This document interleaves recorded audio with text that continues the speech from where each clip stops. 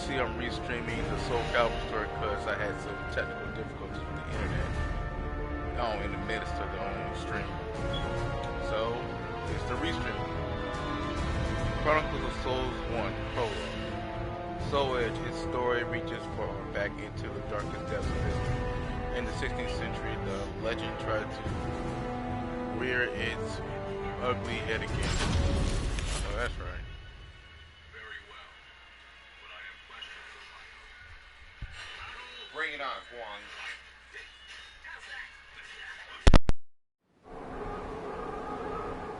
Transcending history and the world, a tale of souls and swords eternally retold.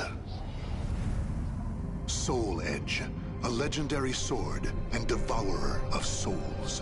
Buried in the darkest reaches of history, it was brought back to light in the 16th century. The notorious pirate Cervantes claimed the sword as his own, setting everything into motion. Soul Edge adapted itself to its new owner by splitting into two. Possessed by the evil weapons, Cervantes began a bloody reign of terror, slaying all those seeking the swords without prejudice. Cervantes was eventually undone. Under the protection of Hephaestus, the god of smithing, a female warrior named Sophitia was able to destroy one of the swords. Shards of the blade flew and lodged into her body, causing near mortal wounds. Seeing his chance, Cervantes raised his sword to deliver the final blow. Suddenly, there appeared a ninja known as Taki, who rescued the wounded warrior. Taki defeated Cervantes in a battle to the death before carrying the injured Sophitia away. However, one of Soul Edge's two blades still remained. Perhaps it was fate. The blade fell into the hands of Siegfried, whose mind was twisted and unwell.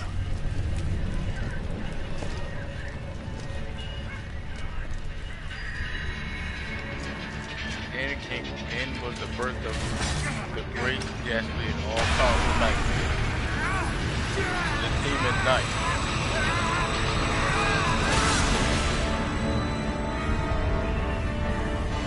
The birth of Nightmare, the Demon Knight.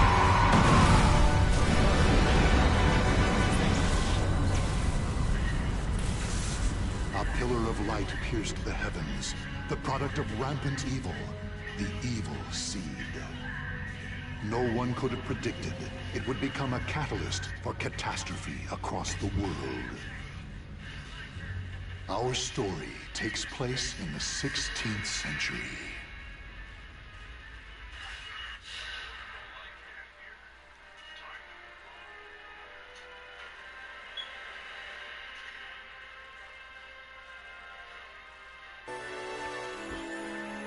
Chronicles of Souls 2, the Ling Xing Su tragedy. When the evil seed emanated from the accursed blade one fateful day in Spain, it released a white light that burst forth, affecting lands far and wide, even as far afield as Ling Xing.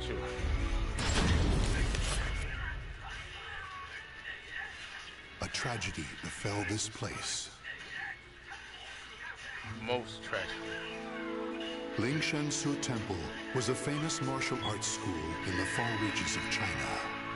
It was there Killick learned to master the staff after he was abandoned as a child. Killick ate and slept with the other students and began his training at a young age. Awesome.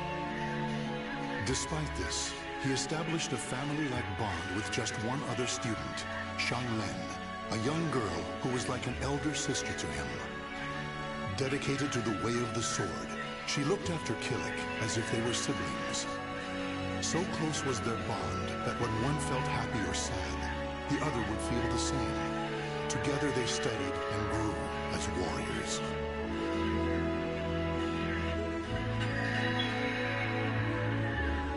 The years passed by.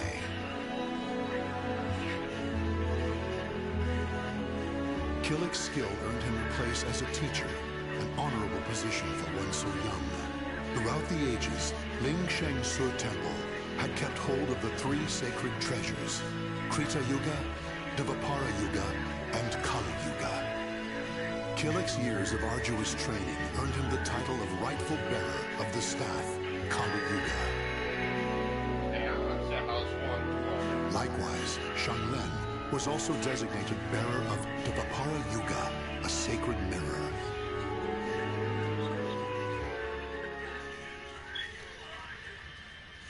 Our story begins on the night before the ritual for passing the treasures on to their new masters. Shanglen, can I ask you something? Sure. How come you were chosen to bear Dvapara Yuga? I thought you'd get Krita Yuga. After all, you've dedicated your life to the sword. Killick, this is not easy for me to talk about, but I'm going to try. The Krita Yuga, it's no longer at Ling Sheng Su. The sword has been gone for more than a decade. All that's left is the Kali Yuga and the Dvapara Yuga. Really? Surprised? Well, there's more. Yeah, that's some The false one who stole advertisement. the Krita Yuga was none How other you gonna than pretend you have all three when you only my have two of the father. three? That's why I don't have the right to bear it. If I were to accept the sword, everyone would be up in arms. That's why, even though it was offered to me, I decided to decline. Of course, I love Ling Sheng Su, and I do wish to see my studies through to their conclusion. It's just, I just don't want the sacred treasures, or my status as a sacred bearer, or anything else to hold me back. You know what the monks I say. understand. Fate is carved with your own hands. Fact. When I spoke to them about that, they decided to let me bear Dvapara Yuga instead. Now I can feel proud that I'm a sacred bearer just like you. You know something, Killick? What?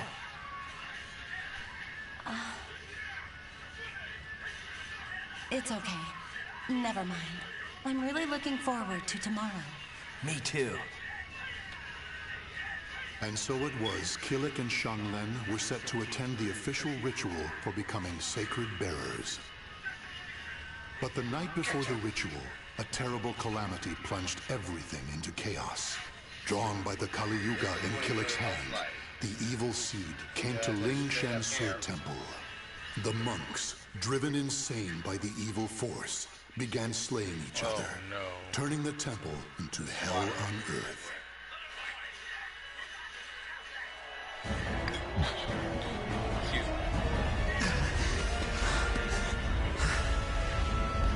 What have I done?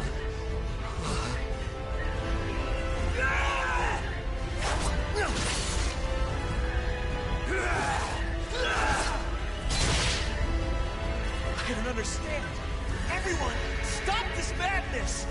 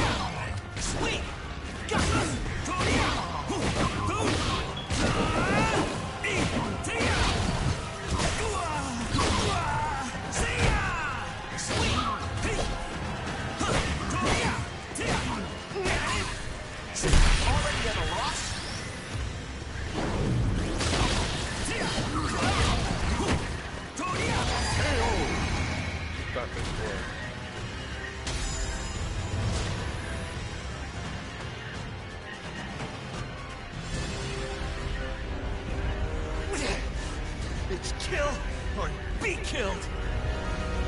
Huh?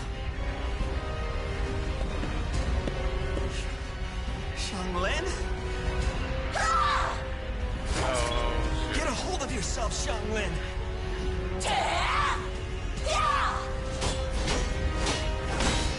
Xianglin!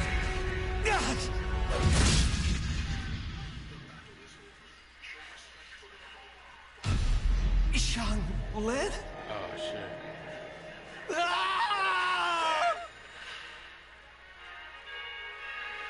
Tragic. You know,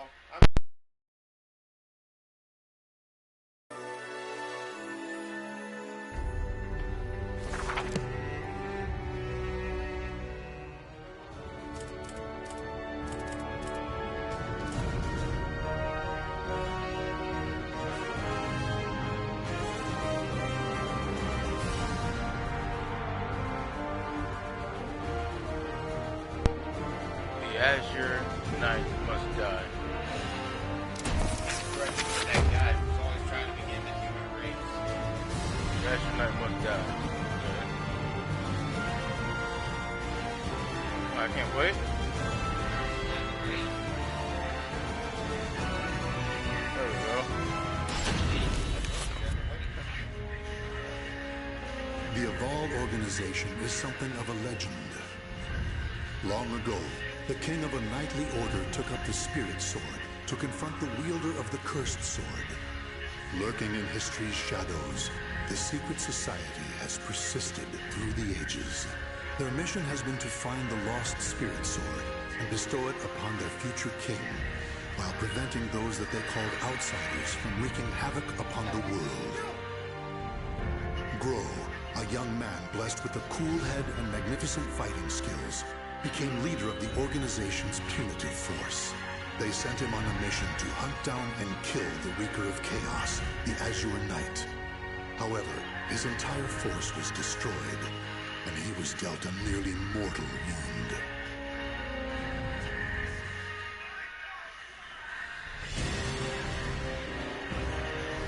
You are so fragile, Nightmare. so weak. Damn you, outsider! Submit your soul to me. Never! You have not defeated me yet! Hey.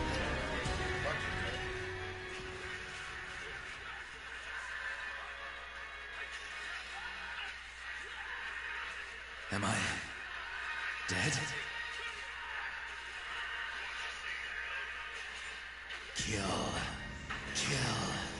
Kill anyone still alive. My soul, it is being taken over.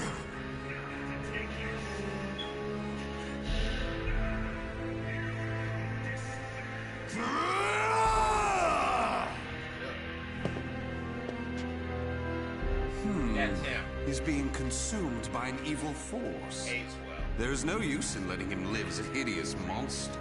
Perhaps I could kill two birds by having him fight that outsider I already experimented on, who's being held around front.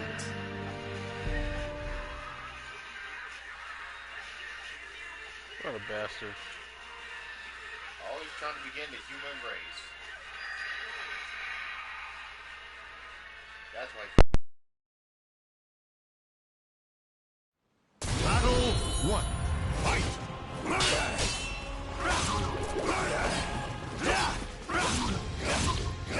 I'll destroy your soul! Destroy! Destroy!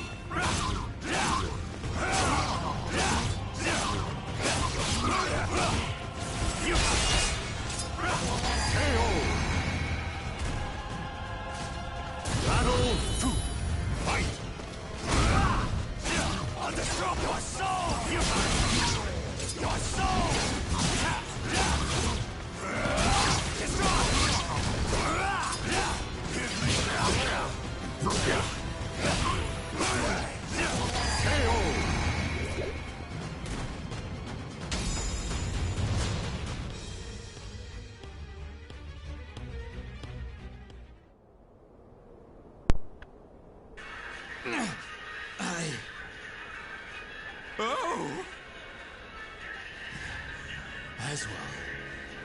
Why are you here? Bravo! Magnificent! You've done well to return to your senses. Dear Grow, you fascinate me! Put a bone. Battling the Azure Knight. And you failed. Without my aid, you would be dead now. What of the Azure Knight? I could not defeat him. It took my all simply to bring you back with me. He's a malevolent king and wields the cursed sword. It would not have ended well for me. Lost. Could we assemble a new punitive force? You wish to challenge him again? So loyal to the organization and the cause! The extermination of outsiders indeed! Sacrificing everything, even your life, to achieve the organization's objective! Is it because of the hatred you bear for the outsiders? Those fiends who took your family, friends, and home? They are evil. What a All sarcastic outsiders must asshole. perish. The deaths of my brothers shall not be in vain. Of course! How could it be otherwise? That's who you are! And so you must be cursed by fate! Oh, the tragedy! The drama is palpable! What do you mean?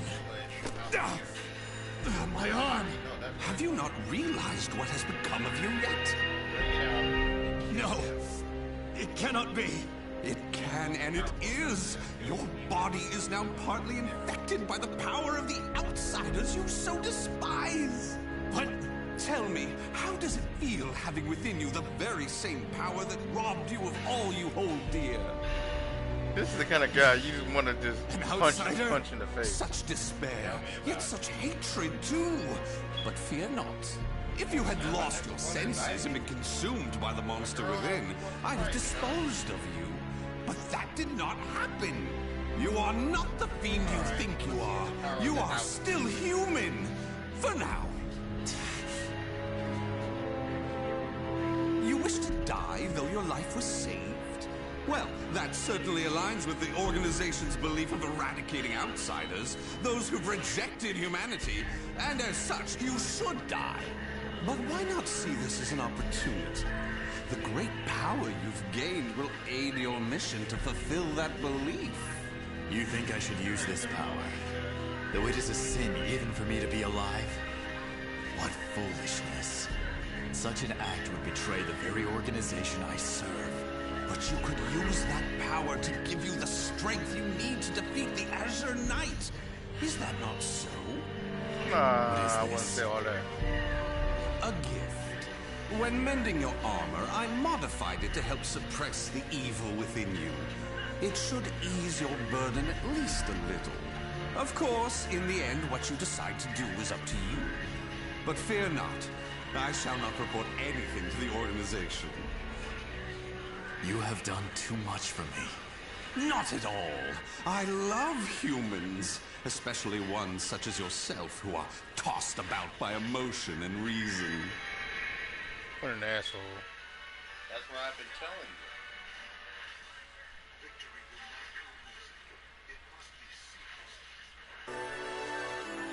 He knows everything about the A visit from a friend. With the help of Aswell, Grow was brought back from the brink of death. After returning from his mission, the wounded Grow received a visit from his friend Curtis. Grow decided to hide from his friend the fact that his left arm was being eaten away by an evil within.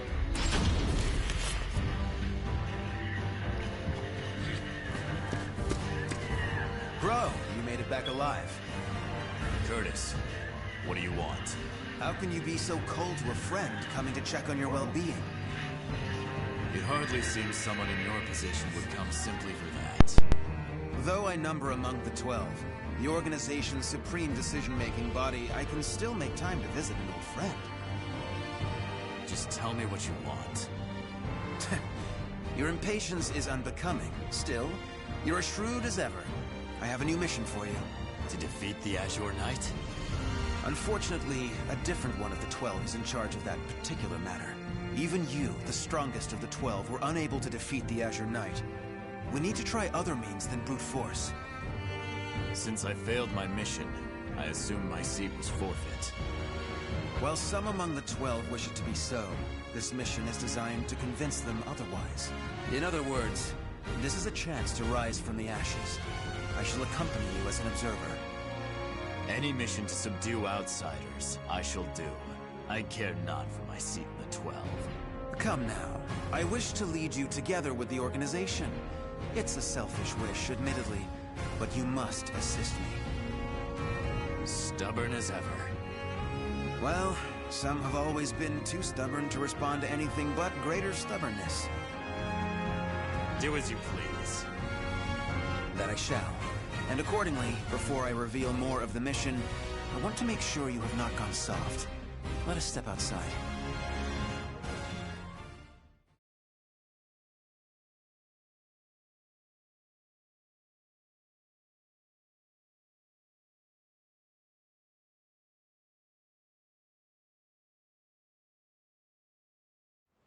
Battle 1.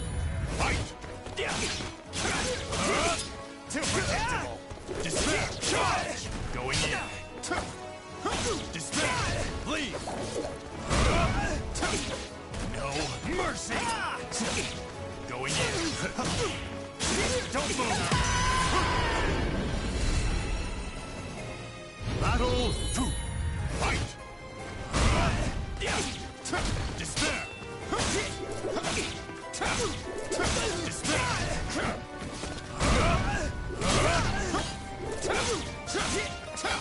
No mercy. Take nothing. Battle 3. Fight! Take it. Scarlet Flame. A storm's coming.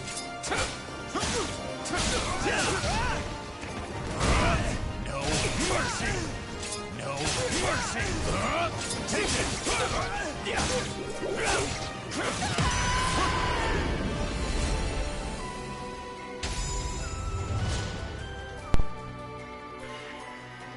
Triple perfects. I like. Not bad. Kill him. Oh, crap. Careful now. I see your time in recovery did not rid you of your mercilessness. Do you wish me dead? Forgive me. That voice. It is the same evil voice from before. My fate is sealed. Fear not. You are not back to your former self yet. How is the wound from the Azure Knight? Though not fully healed, it will not interfere with my mission. Is that so? Always trying to put on a brave front. Well, I concede defeat. Your wound must not be so serious after all.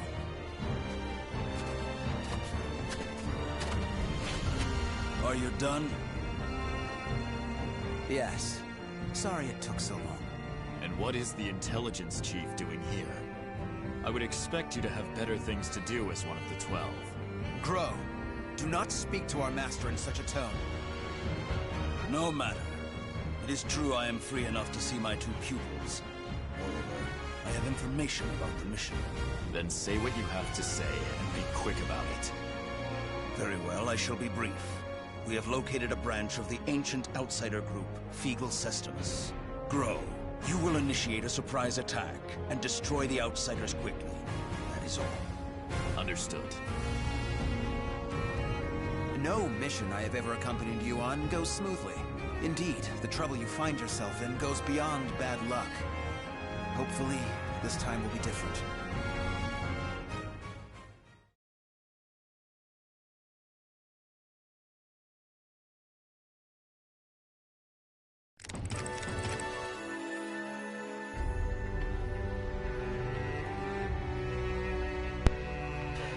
Grow 3. Oval Organization's mission. The evil Cult Fergo Sestumus had grown in strength to the point where the Oval Organization could no longer ignore it. As such, Grow and Curtis were assigned the mission to annihilate one of the cult's subdivisions.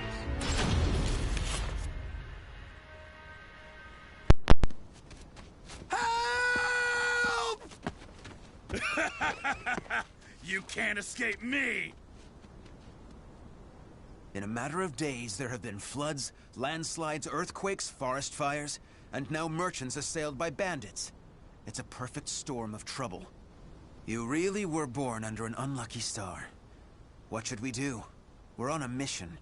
Should we simply move on? Scum who prey on the weak are simply that. But they are not mindless outsiders. They're beyond our jurisdiction. Still, I assume no matter what I say, you will still try to help, no? If so, let us make it quick. He wished to use me as an excuse? How unfair.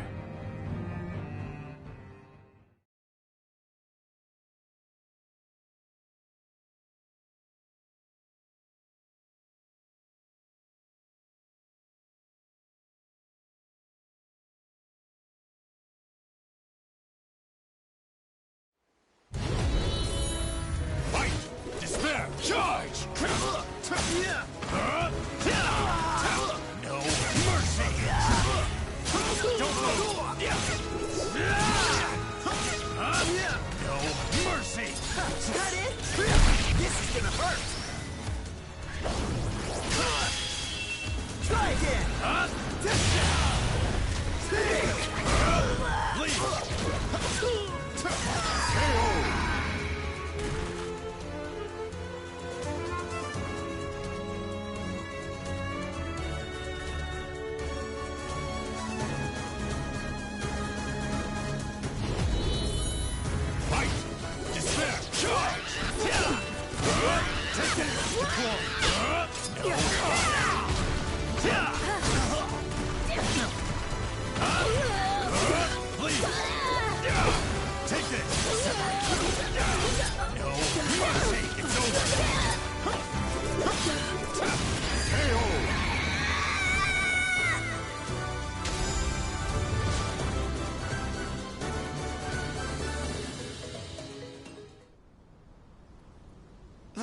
Thank you so much for your help. Take this as thanks. We need no thanks. Just go. Certainly. We have wasted enough time. Let us move on. Wait. Before we proceed, I must clear something up. What is it? When I fought you, something bothered me. And seeing you fight those bandits confirmed my suspicions. Your arm. What are you hiding?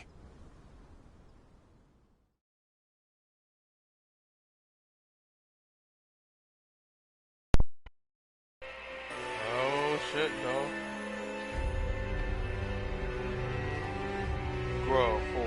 No trust between friends. Curtis sensed that something wasn't right with Grow.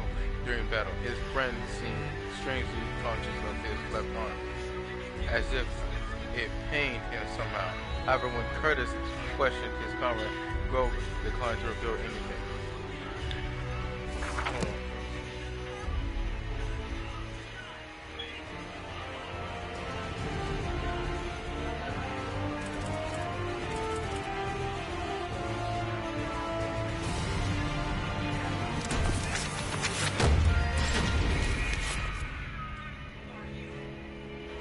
I heard that Aswell saved you. What did he do to you? He simply healed my arm. You know how skilled he is with such things. Indeed. However, is there not more to it than that? You're either trying to protect your arm, or you fear something about it. Aswell created that armor too, did he not? He did. It is simply that my arm still hurts from the Azure Knight. There is nothing to fear. This is my opinion and nothing more. But I can tell you, because I trust you. Aswell is as qualified to number among the 12 as you and I, but he is dangerous. Joining the 12 requires the approval of more than half its members. You and I were both recommended by the Masters before being approved. It was the same with Aswell, but he has no loyalty to the organization. Of course, the organization has its factions. There are radicals such as you who wish to exterminate outsiders above all else. And there is the old guard who consider coexistence an option. Still, all are loyal to the organization. All except Aswell. He acts with his own motives. and I facing believe it is organization only a matter of with time before he revolts. two different beliefs, Knowing him, it is two certainly different possible. mindsets. Aswell seems to have taken an interest in you. If Come he's using you to fulfill band some together. purpose, Basically, an organization with two he different could have done mindsets band something to your together arm. for one goal. Indeed. It works for a short period of time, Even but if then that again, is it so, comes to a head, and that's what when reason would there be to internal give me such warfare comes abominable into play. power? Yep. Do not worry yourself. So yeah, I have no recollection of him doing when anything it comes to untoward. having a factions within an Simply organization itself, Is that the it's not absolute always the truth? best thing to have. within an Ever have you been organization, cursed because with it's best bad that luck everyone and the has propensity to a get one mixed up in trouble? a singular concerned. mindset within an That organization is that all. everybody agrees Do on, not be. which is It is the truth. can be said in this organization, I but see. everybody has their own agenda. Then I am relieved. You're right, Trey. Everyone's a faction within their own organization, apparently. Yep, you're on the ball, Trey. Row 5, the Coast Subdivision. The two warriors finally arrived at the Coast Subdivision, where they spied its members hurriedly preparing for a ceremony. Seeing this as the perfect opportunity to strike, Row and Curtis charged in. Intelligence was right. Souls are being sacrificed to obtain the power of an evil god. These fiends have lost their humanity and become outsiders. Who the hell are you? You dare to interfere with Kunpeku's plans? I waste not my breath on outsiders. Die. No! Bring out the knight! Hurry! What?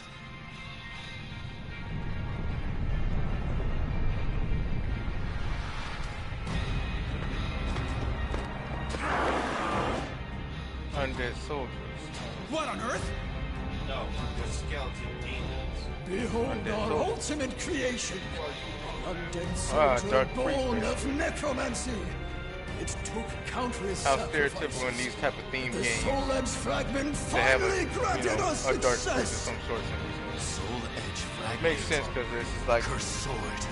kind of a medieval type of game, Yeah, that's Game of Thrones. but an awesome one at the same time. Don't change the fact. I thought you said you didn't care about that stuff.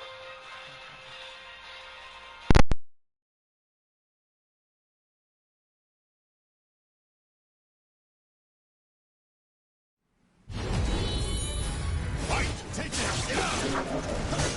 Take this!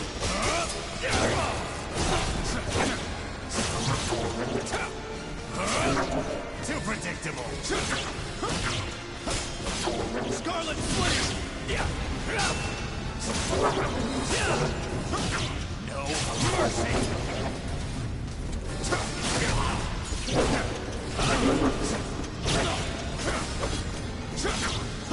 Scarlet Flame! Crumble! Going in.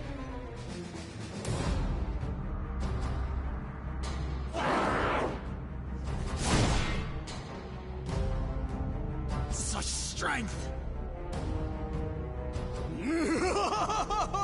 A mere mortal cannot expect to win. You may as well lie down and die.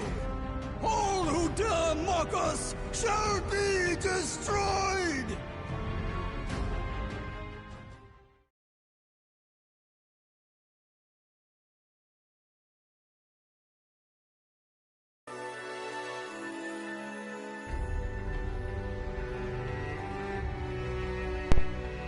Undead. Row 6, the Undead Soldier. The Undead Soldier the cult had created was powerful beyond measure, and Grove found himself backed into a corner. Maybe it was time for him to use the ace of his left sleeve, figuratively and literally. After all, he was out of other options. Well, they certainly kept this ace up their sleeve. How much bad luck can one person have? So the fragment grants enormous power. The priest has it. Your efforts are in vain. This is no mere fragment of steel. Even if you take it from me, you cannot destroy it. Our undead soldier shall hunt you down and slay you, wherever you may be.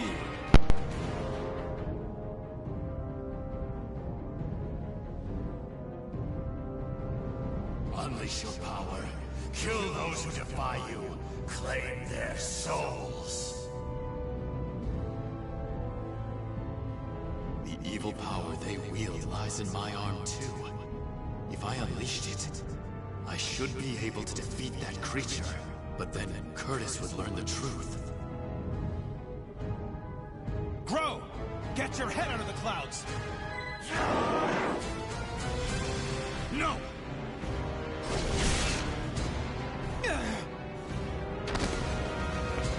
Curtis! Sorry you had to do that. It is but a scratch. I'm fine. And I was to be but an observer. I need not hesitate. Without power, all is lost. The weak cannot protect anything. They are but rabbits to a tiger. Enough! So what are you gonna do? You outsiders shall no longer do as you please. I shall do what I must to protect. Oh shit, dog. I shall harness this power to its fullest!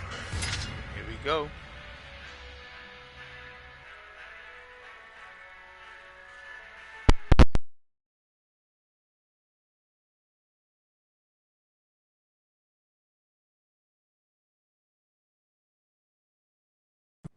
Battle 1. Fight! Despair! Charge! Take it! This is it! Roar for me! All right! Despair! Yeah! Go in here! Deal against me! Roar for me! All right! You will be erased! Thought so!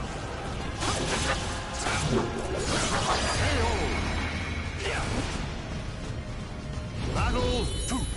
Fight! Despair!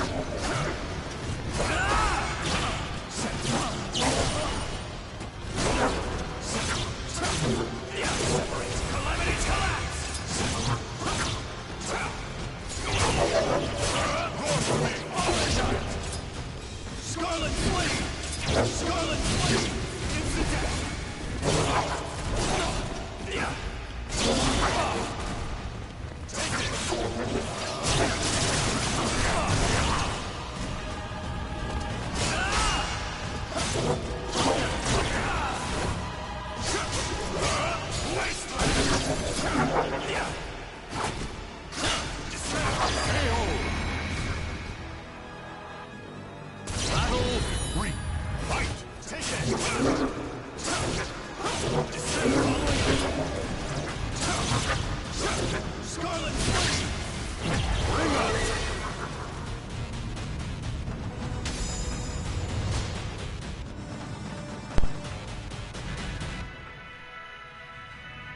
Yeah, that's what I thought.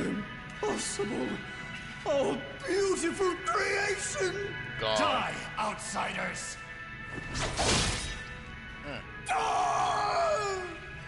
Horrible way to go. That appears to be the last of them. But this is not the end, is it?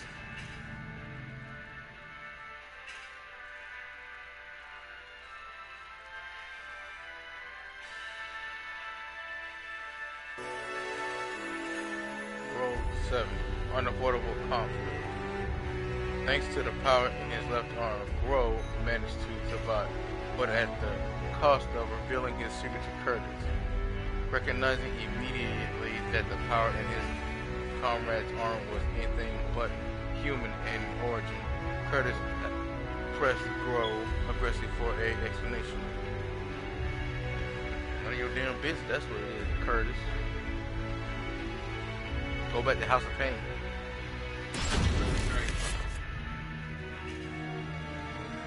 I suspected something all along. But when I pressed you, you tried to reassure me all was well. And I was in denial.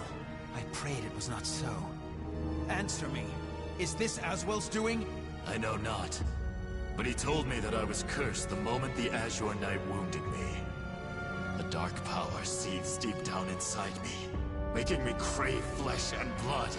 If I lose control, it will consume me. Without your power, we would have been done for.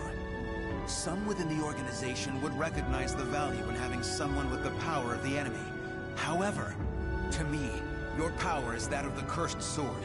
The organization must not allow it. But with this power, we could eradicate more outsiders than ever. You truly believe you can remain in the organization? It is the most efficient means of exterminating outsiders. No question. Yeah, it works. In that case, you leave me no choice. How about you? This place shall be your grave! The goody two-shoes. A rules guy. About a book nerd.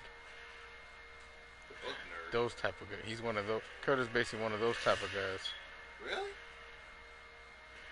I always thought you was a stand-up. Battle 1. Fight! Watch this!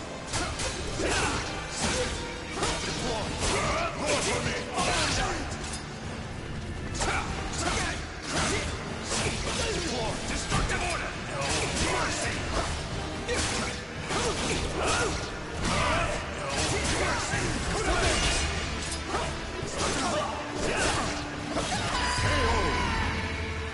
You thought this was. Battle 2. Fight!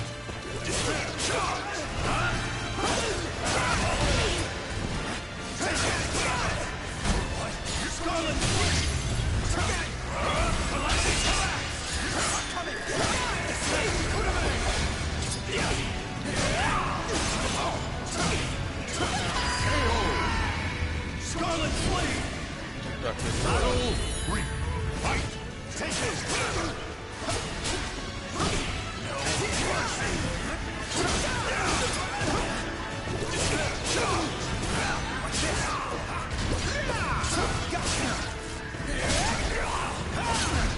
Don't pay for that. Scarlet Flame Signal!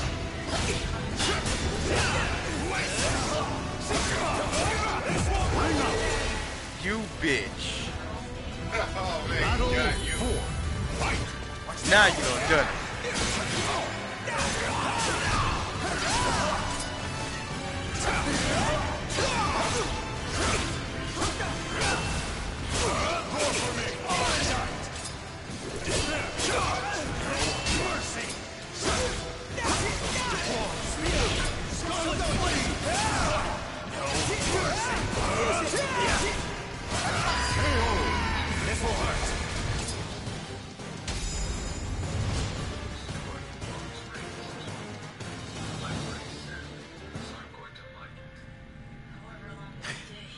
Why do you not kill me?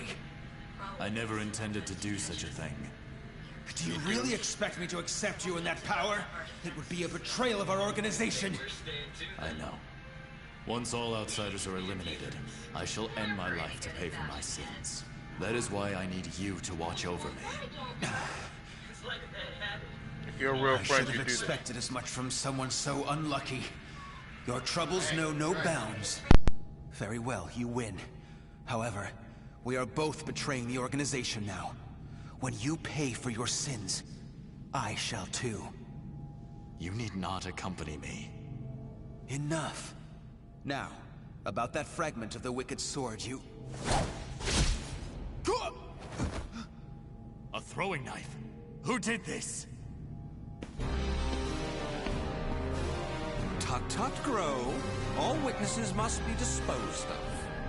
Even if that witness is an old friend alongside whom you have fought so gallantly.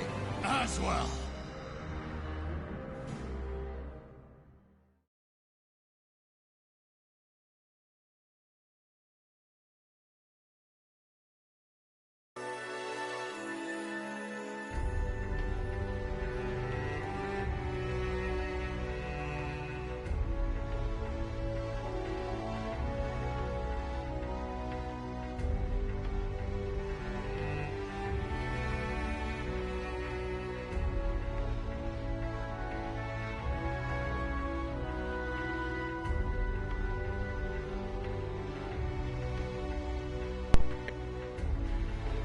Grow 8. The tragedy begins. Aswell appeared suddenly and knocked his unsuspecting Curtis to the ground. The traitors seem to be after the fragment of the cursed sword they stolen. That's what I said. Stolen. No, I didn't. Stolen from the cult. However, that didn't seem to be the only thing he had in mind. I knew this douchebag could be trusted. I shall be taking this fragment. Neither of you know its value. Damn you! See this fragment? This is how you use it. What are you doing, Curtis? Let us see what happens when a fragment of the cursed sword is embedded within an able, ranking member of the Aval organization. Such an intellectually stimulating subject, don't you think? I will not allow this! Huh? As a researcher, I couldn't possibly stand a chance against one from the punitive force. Or so you thought. However, by harnessing the energy from the cursed and spirit swords fitted into this glove, I am able to battle you both! Incidentally, it was I who manipulated the resonating wave energy to create that throwing blade. No! How could this be? Curtis! The corruption has begun. The stage is set for more of your sublime drama.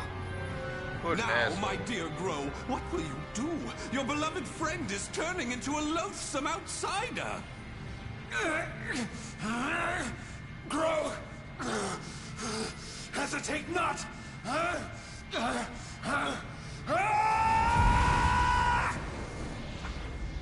Damn you! Oh, great. Now he's controlling Curtis.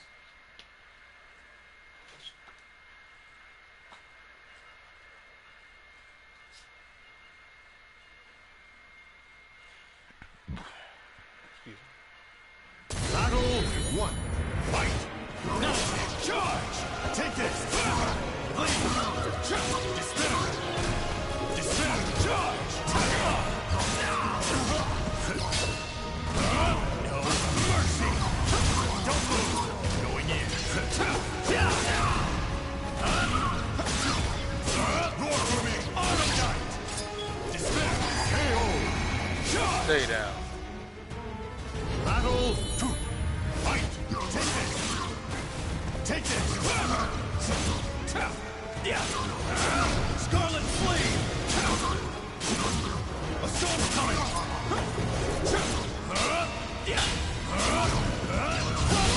No mercy! Don't get back up. Battle 3. Fight! Despair! Charge! No mercy! Scarlet Flame! Scarlet Flame! No! Scarlet Flame! Oh, you got it.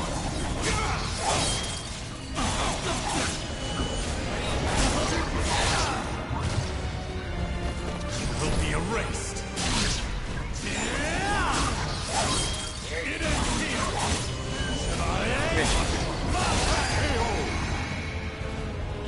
Tells me for the sin of weakness.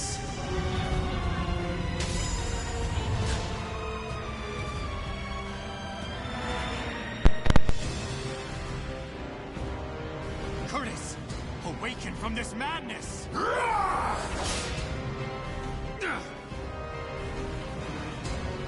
He has utterly succumbed to the beast within. Such a shame he'll not be joining us. Curtis, get a hold of yourself! Damn!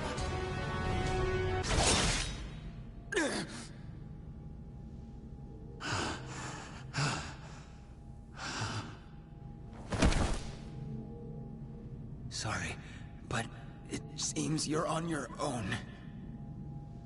Don't you worry. All will be fine. All will be fine? You really are a simple man, Grow. Thank you for all you have done for me. I shall take care of the rest. Yes, I believe you can.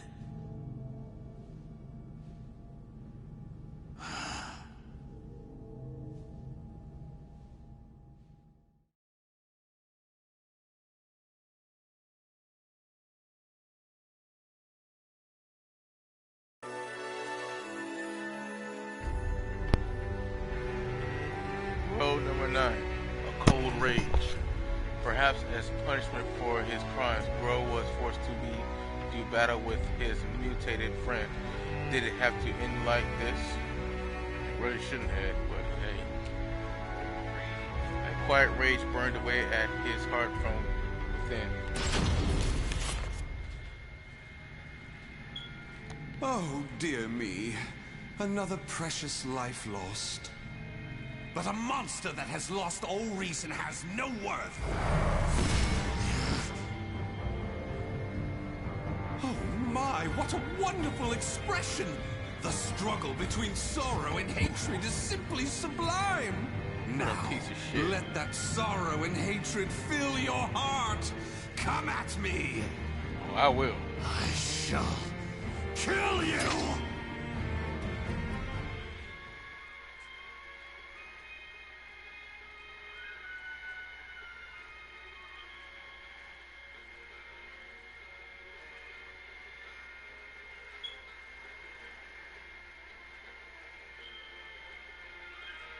Battle 1. Fight!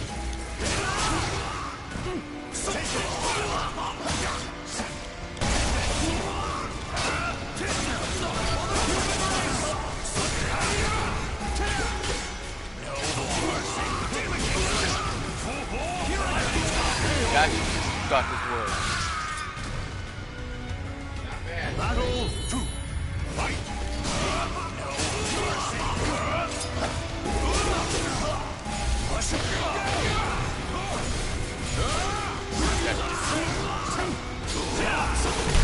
Diagnose, sir. Study complete. Got you. Take it! Scarlet Flame! Got you. Battle miscalculation. Fight! Kuname!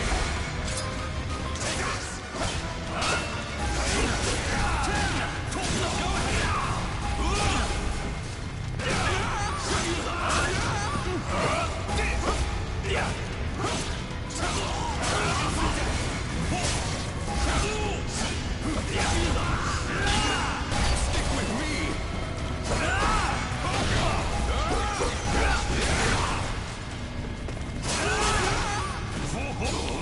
Will be erased.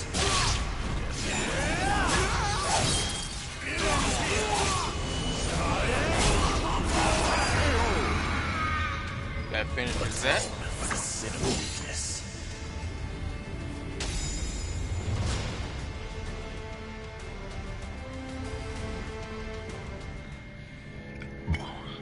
Wonderful. Though driven by hatred and sorrow, you could resist your destructive impulses. Such a magnificent sight to see. However, Shut up. I am spent. I could not possibly take any more of this drama.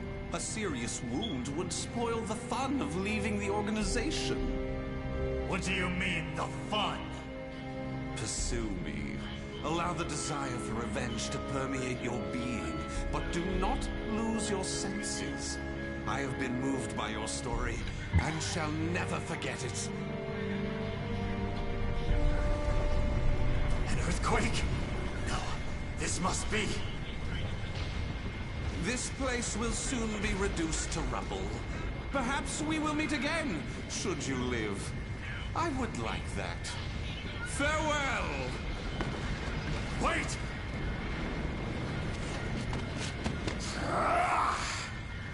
Damn these infernal fiends! Get out of the way.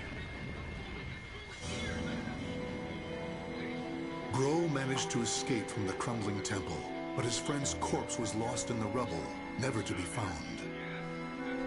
Grow returned to the organization to report everything that had transpired with Aswell.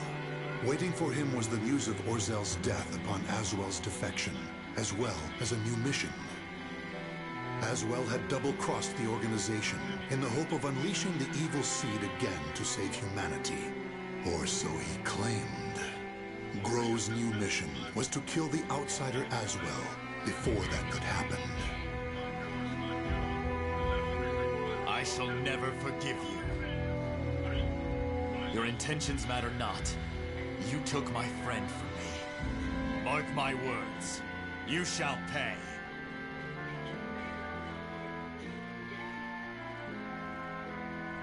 The end. The names of the warriors whose fates were bound to the two swords have been etched into the very fibers of history.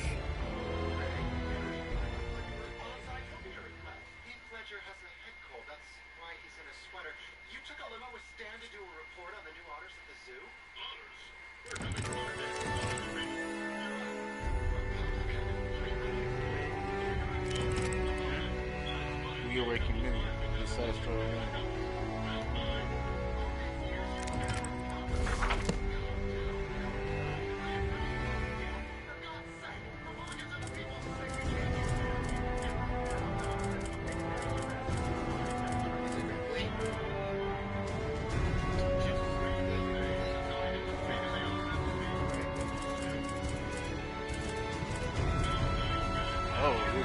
the Magic Clan's full page.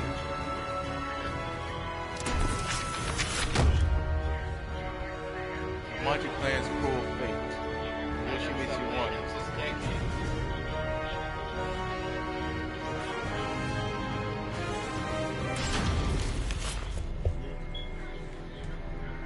The Manchi clan, a group of Japanese ninjas known for their unusual powers, maintained neutrality even as their country was embroiled in civil war. Fearing their strength and their defiance, the nation's chief warlord ordered every man, woman, and child be killed. That's fucked However, up. one They want to be survived, neutral. Yoshimitsu, next in line to succeed the chief and a master swordsman. He single-handedly took on the warlord's army, dealing them a hard blow, but they eventually overwhelmed him, severing his right arm. Despite the countless pursuers sent after Yoshimitsu, he vanished without a trace. That is until one day, an agent for the warlord received word that Yoshimitsu had been sighted. Yoshimitsu, that truth, bro. It was in this vicinity, sir. Japanese warrior. He lurks around here, you say? You're sure of that? Yes, sir. He matches the description. He even had a mechanical arm. So, he escapes deep into these mountains. Finally, good tidings for our lord. Huh? He did not escape. He just wished to converse with you. Tonight, a demon runs wild. What are you? Some kind of monster? It has been a while since I've met such lowly dogs. Is that really you, Yoshimitsu? Why do you look like that? My hate for you all has transformed me into a demon. Now it is my turn to ask questions. They are about the soul edge you seek. You will get nothing from me. You sure about that?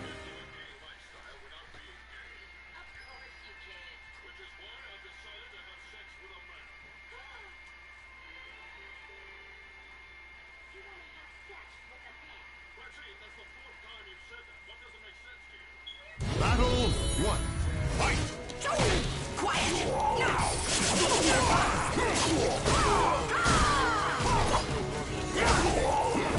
From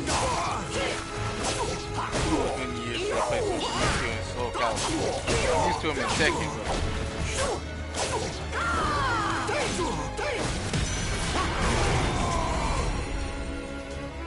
Battle 2. Fight!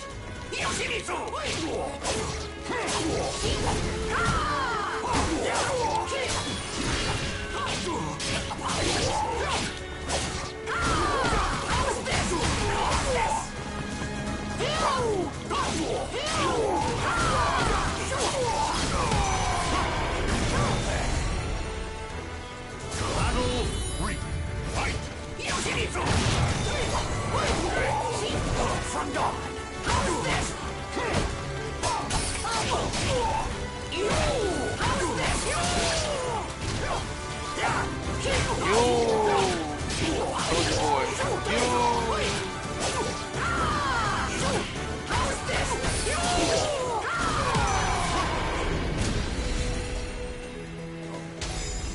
Mitsubishi can go.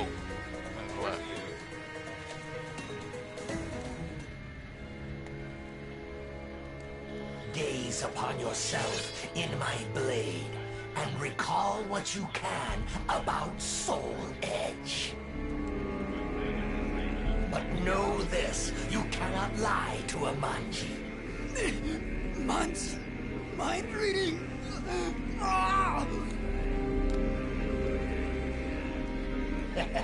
So it is as the rumors say. Soul Edge is indeed an invincible sword. You appear to have searched for it far and wide. But now, that task shall lie with me. And then, with that power, I shall teach you fiends the meaning of hell on earth.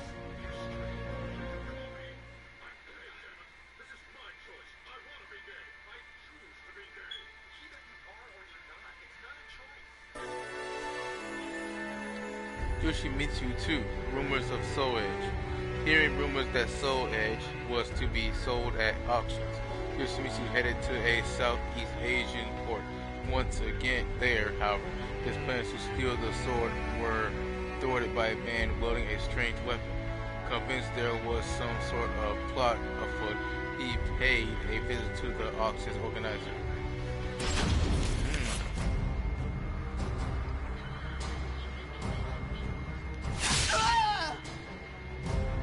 Tell me what you know about that sword. Look at my blade.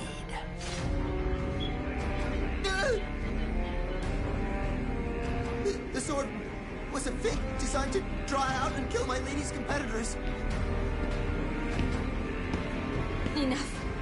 My, what a black day this has turned out to be. So you are the one who spread the rumors. I know what she found herself. Oh well.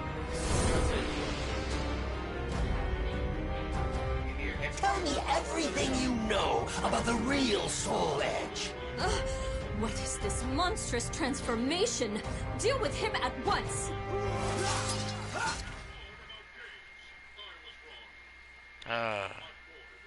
She has Taki style. Yeah, I'll tell you, you are right. She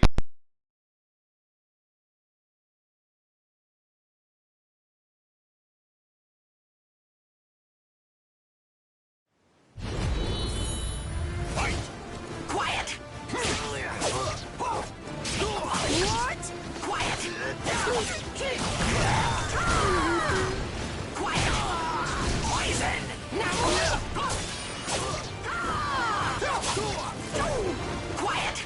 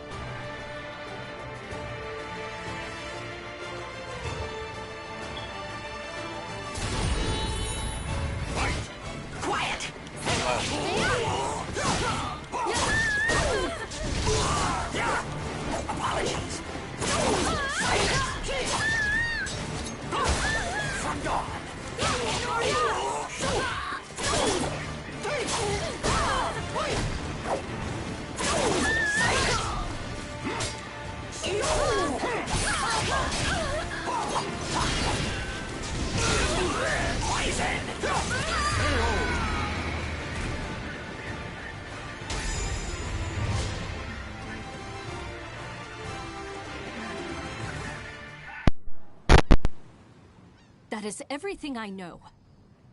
But it is all hearsay. Make of it what you will. So, the rumors multiply as one heads west?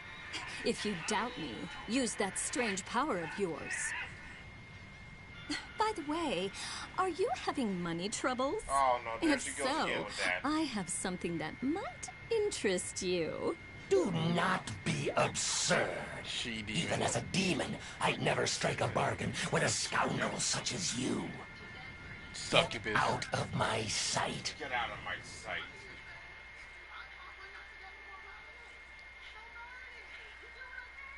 Can't fool Yoshimitsu. What's wrong with you, bitch? Yoshimitsu 3, the color of gallantry. Yoshimitsu's pursuit of information relating to Soul Edge took him to the Ming Empire. It appeared that they were obsessed with the weapon, which they called the Hero Sword. I don't know where they're going there. So much so that the Emperor had dispatched an investigation unit to search for it. Rampant with violence and rebellions, the Empire was teetering on the edge of collapse. Perhaps that was why the sword was so desperately sought after.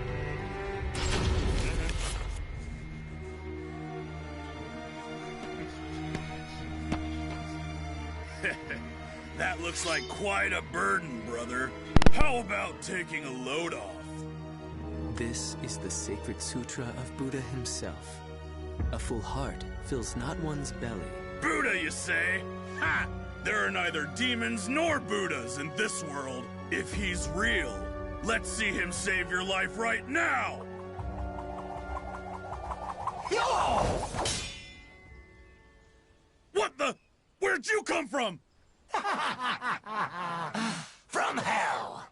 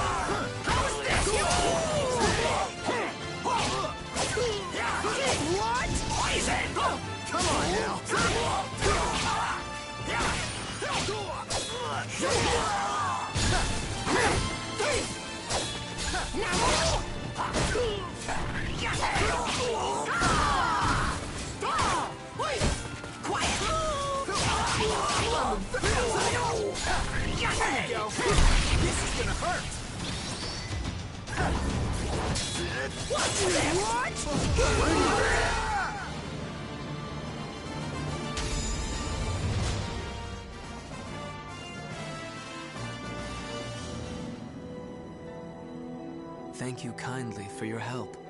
Your swordsmanship and your kindness remind me of a hero from ancient tales. Such nonsense. I merely took pity on one who willingly submits himself to death. Many speak of great intentions, but few are those who act to save others. The feeling of commiseration is the beginning of humanity. You walk a noble path. You know nothing of me.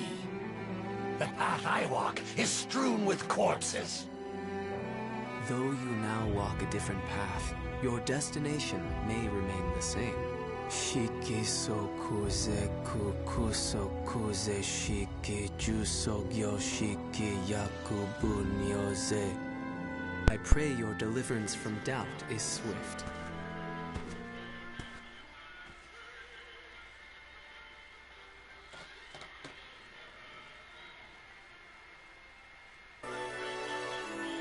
Yoshimitsu 4, Seeds of Courage. Once, though, the Ming Empire and continuing went, Yoshimitsu stopped off at a village in the Middle East to replenish his water supply. There he heard word of a group who enslaved strange creatures and abducted people. They too were searching for Soul Edge, or so it was said. It wouldn't have had anything to do with him, and yet, for some reason, he felt like he couldn't ignore it either.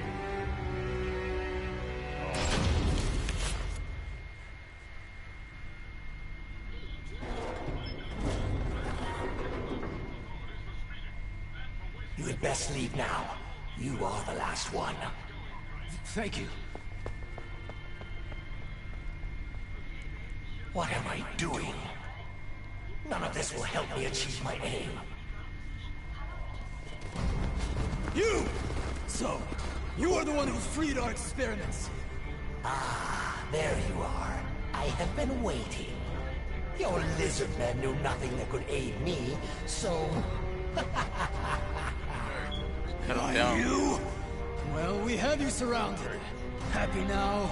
Tear the intruder to pieces! He shall make an ideal sacrifice to Pelgaea. Lizard Man. Lizard Man. Wonder what fighting style he's gonna use.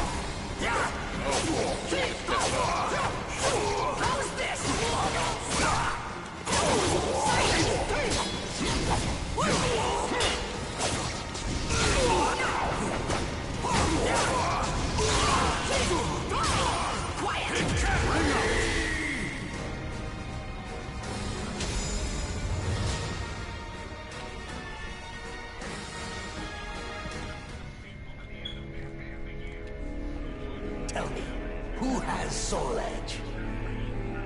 They call him Nightmare. The vanguard of High Priest Kumpetku is waiting for an opportunity to strike. Final question. Where is this Nightmare?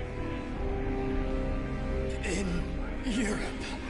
Ost-Rhine.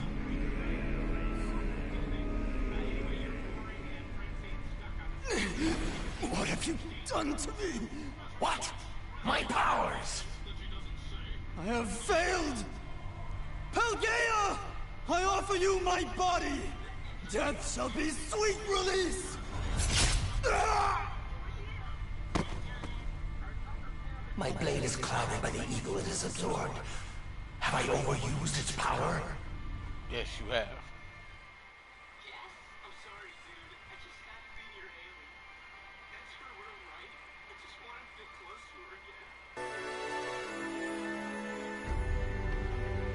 Yoshimitsu 5, is revenge the answer? Yoshimitsu made it to Europe, where the rumors of Soul Edge were said to have originated. While searching for Nightmare, the current owner of the Soul Edge, he began to feel his mental state deteriorate. This must be his doing. Such cruel. Wherever the Azure Knight, Nightmare treads, only darkness and the stench of blood remain. Pretty much. His relentless evil makes me sick. My determination to avenge the slaughter of my clan has not faded. But does that not make the Azure Knight and I one and the same? Is this what my clan would want after suffering such bitter deaths? Is my soul now clouded like my sword? No, I cannot allow the flame of vengeance to fade. I cannot. decisions. Yep. Yoshimitsu 6 in Cursed Lands.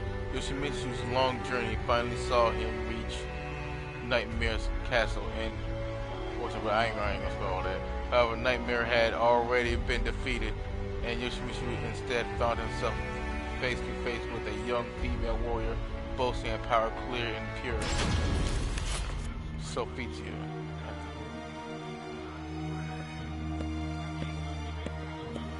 Thought so. The evil aura. It belongs to you, does it not? Did you come here in search of Soul Edge too? Yes. I need to avenge my clan. Young lady, if you know anything about Soul Edge, tell me.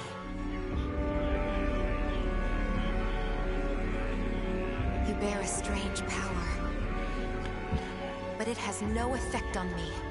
I am protected by another, and by the gods. If it is evil you seek, I shall have no choice but to stop you.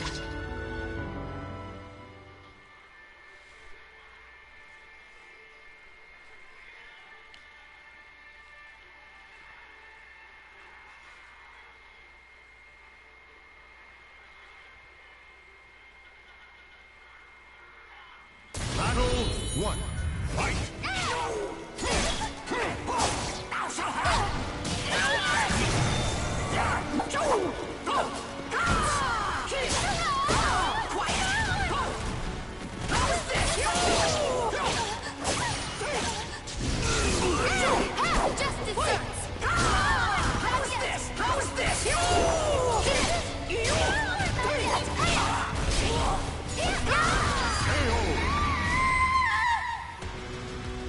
Battle 2. Fight!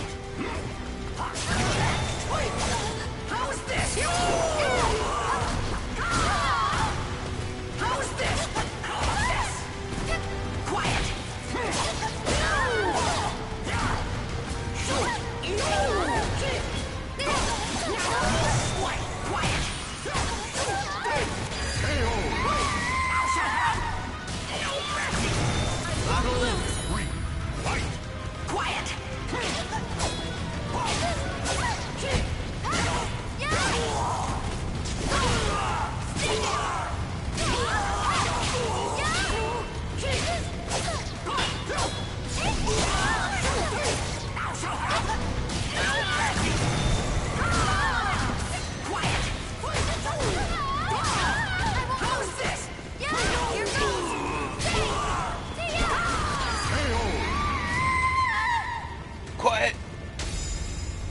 Nice job.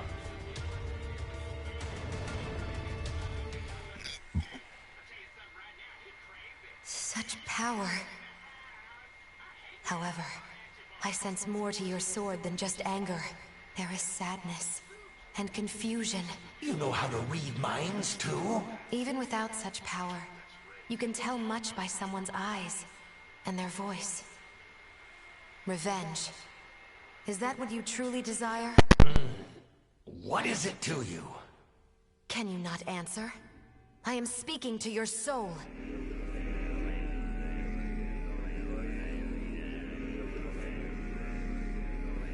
I do not know.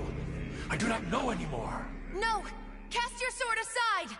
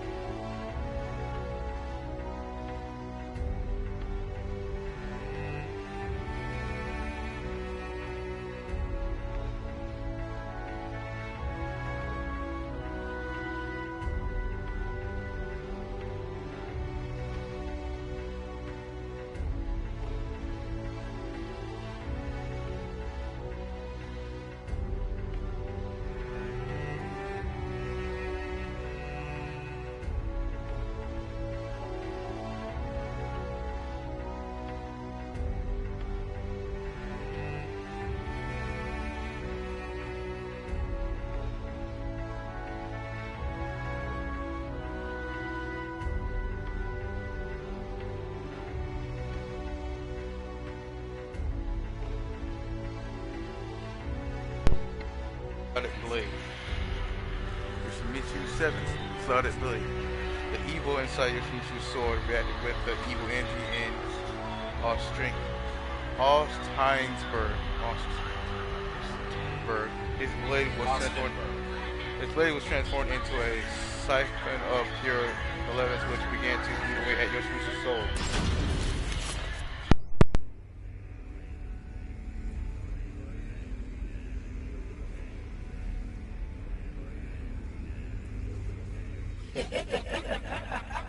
Tonight, the demon runs wild again. Who are you? You wish to know my name? I am the demon of the sword. Hatred is my purpose, and blood sustains me. I see. I know your name. My name is of no importance. I shall take your body and use it to reduce this world to ashes.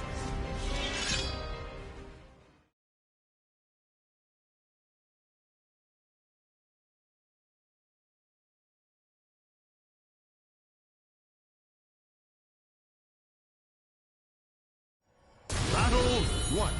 Fight!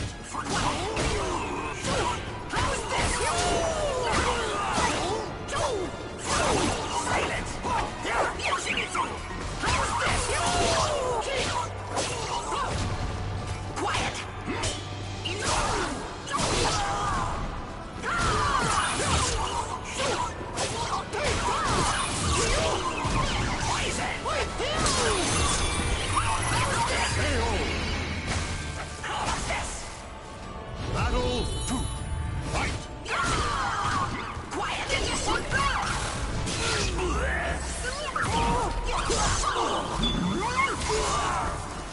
So vile!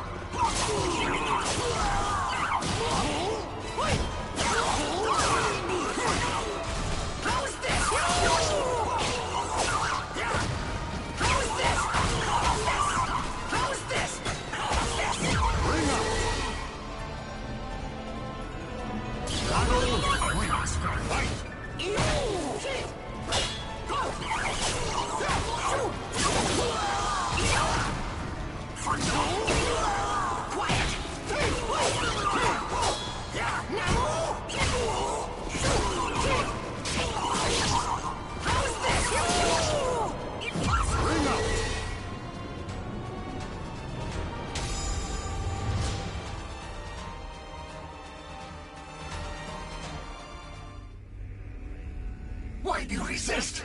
I shall grant you what you desire. Enough. You are not the demon of the sword. You have another path open to you. Your name is Yoshimitsu. Now be silent.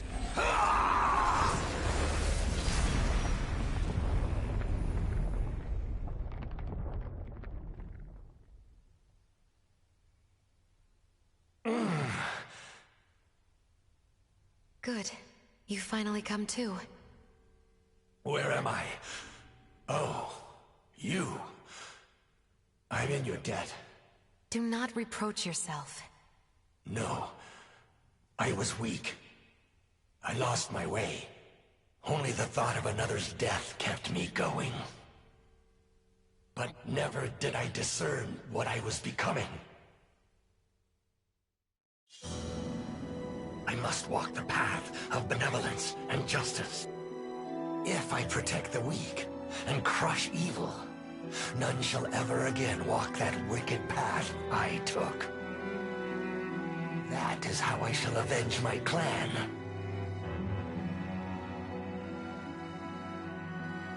My people, watch over me as I battle for justice.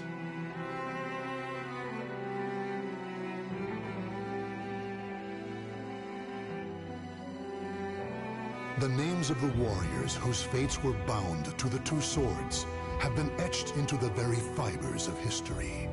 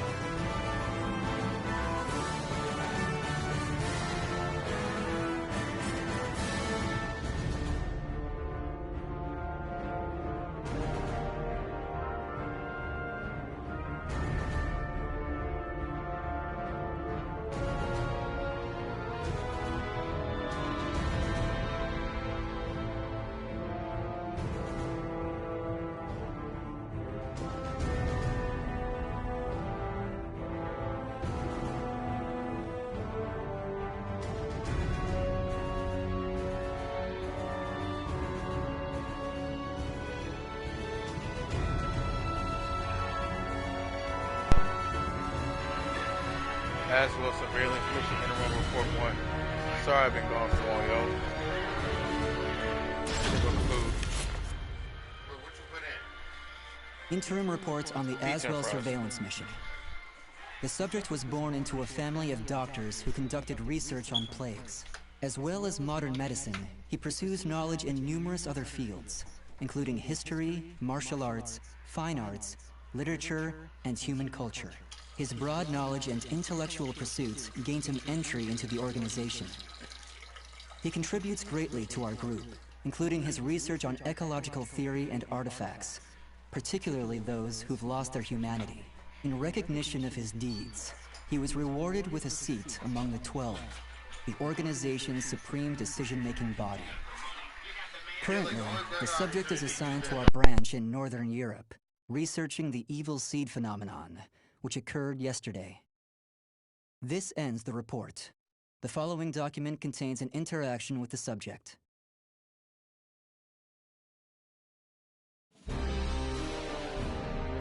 I have a hypothesis. I believe the evil seed was caused by what is known as the Cursed Sword, the yin to the yang of the Spirit Sword, the symbol of the Aval organization. The fragment of the Cursed Sword, gathered by intelligence, emitted a wavelength similar to the one observed from that pillar of light. Furthermore, those filthy miscreants who deplore the human race emit the same wavelength as the Cursed Sword. In other words, individual variations aside, the evil seed steals the minds of those with the same wavelength, turning them into fiends. This sword dares to populate the world with fiends who threaten my beloved human race. Disgraceful, isn't it? It is. Still, that abominable evil seed has sparked an idea in my mind. But let's leave that aside for the moment. In regards to the cause of the evil seed, if my hypothesis is correct, then it lies with the one who wields the Cursed Sword, the Azure Knight.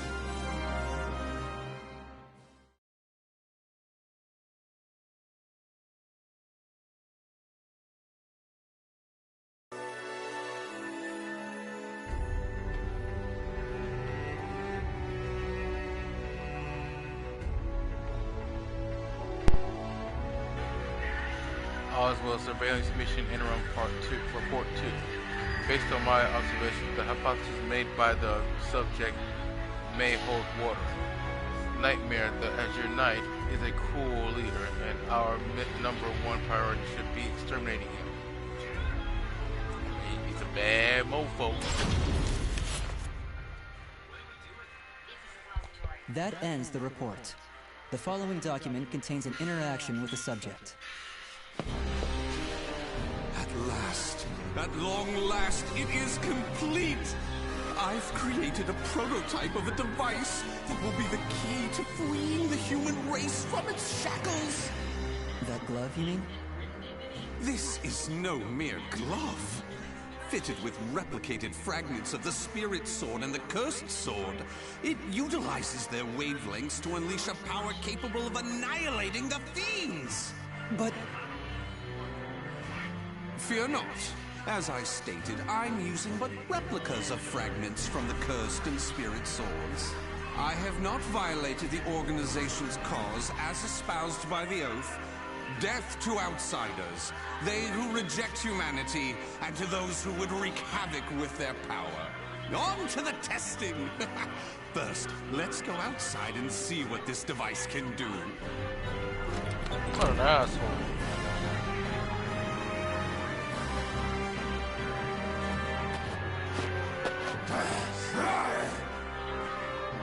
There's no cause for alarm. That filth is an outsider I captured for this very purpose. Let the experience begin.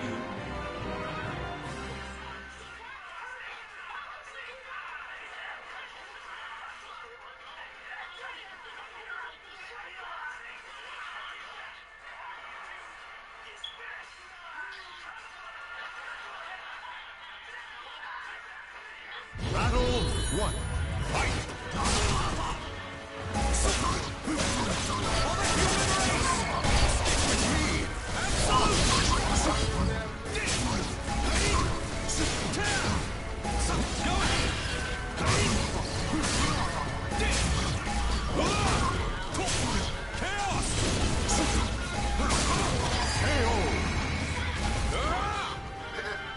Battle 2.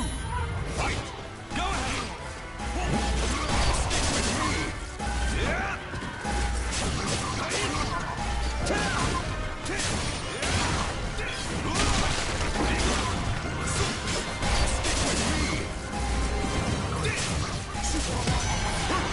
Sweet dreams! Not bad. Like gameplay wise.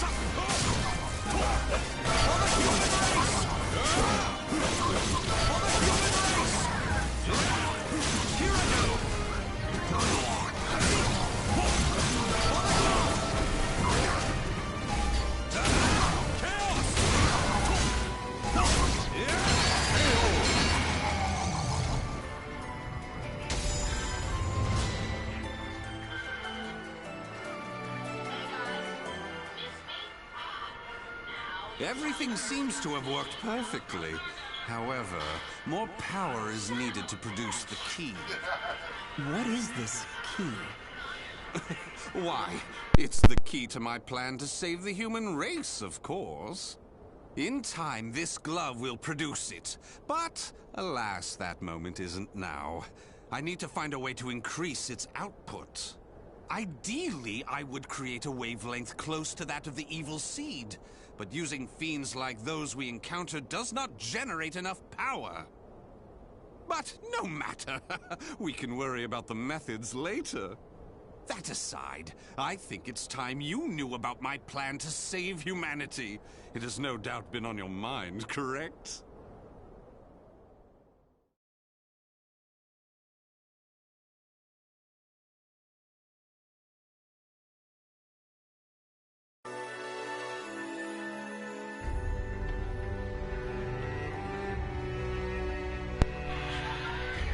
Oswald Surveillance Mission Interim Report 3. The subject has not only created a replica fragment of the cursed sword, he has also captured an outside element on whom he has been performing nefarious experiments. I shall demand that this is brought to an end, as well as continue to monitor the subject's movements with extreme caution. In the process, let's commence the field test and rid ourselves of some filth. We shall go investigate the dimensional rift, the astral fissure that was discovered. According to the report, the astral fissure produces fiends similar to the ones we all know and despise, but that are even stronger. If I just sit around here twiddling my thumbs, our precious human brethren in the surrounding area may be transformed into filthy fiends. Onward to the astral fissure, to investigate and to exterminate. A stronger wavelength. This is most promising.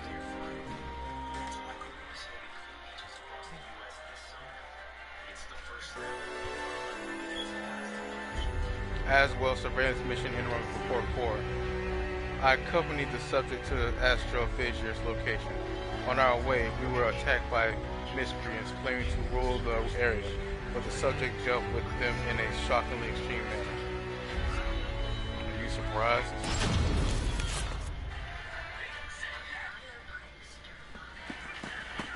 If you maggots want to pass through here in one piece, give us everything you got. Well, what's that?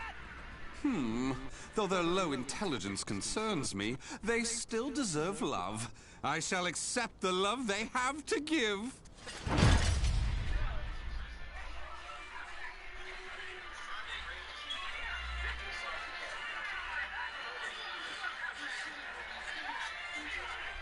Here we go.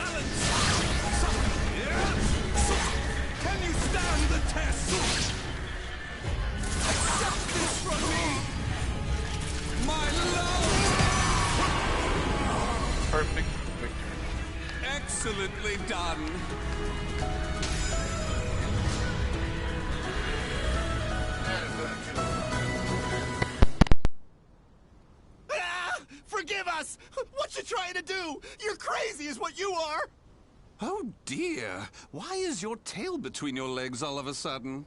Well, I do love that look of fear in your eyes. Your bluster and limited vocabulary was so precious. Please, it's as you said. Forgive me. I'll do anything. Will you now? In that case, how about you all fight each other to the death right now? The victor goes free. Huh? You refuse, you die. So take up your weapons and use them to kill your beloved friends. Your life depends on it. Ah!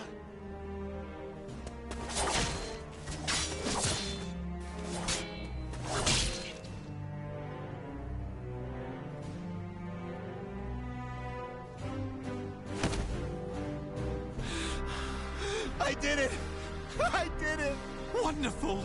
Marvelous! What a splendid, drama-filled performance! Well? First, illuminate me. What were the names of those you just fought and your relation to them?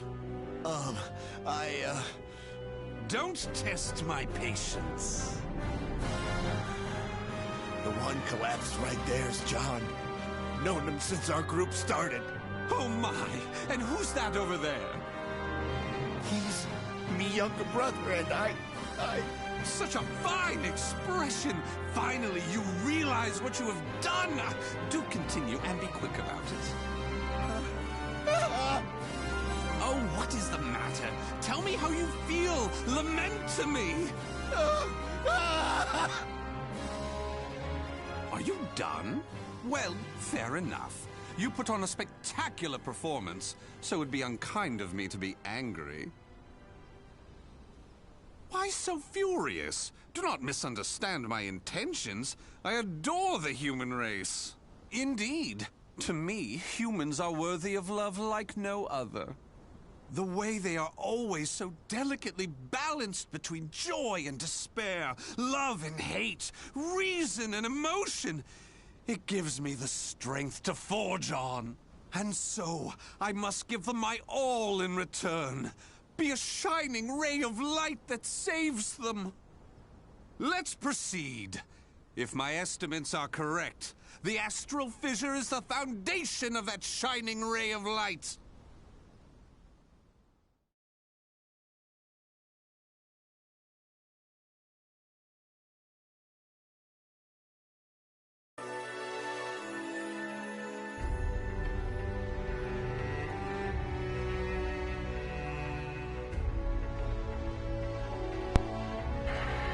Aswell 5. Aswell Surveillance Mission Interim Report 5. The subject is planning to utilize the astral fissure. Although verifications are yet to be made, the increased number of outsiders in the vicinity makes me almost 100% certain the fissure should be dealt with, and my attempts to use it punished accordingly. And any attempt to use it is punished accordingly.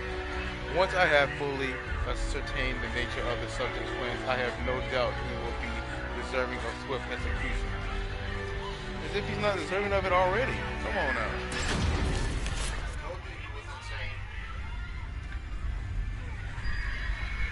So this is the astral fissure? Glorious! Que grande! Yes, yes. Its wavelength and output seem to match the evil seeds. I can safely conjecture that this is the cause of the increased filth in the area. While I do need to consider their extermination, for now I'll try to enhance my device.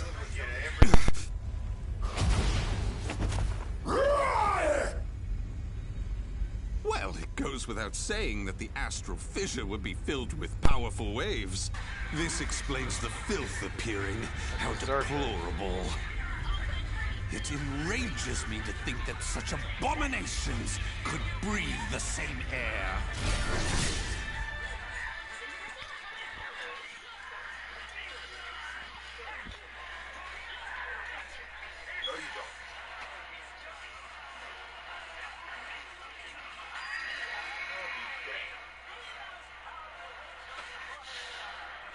Battle 1. Fight!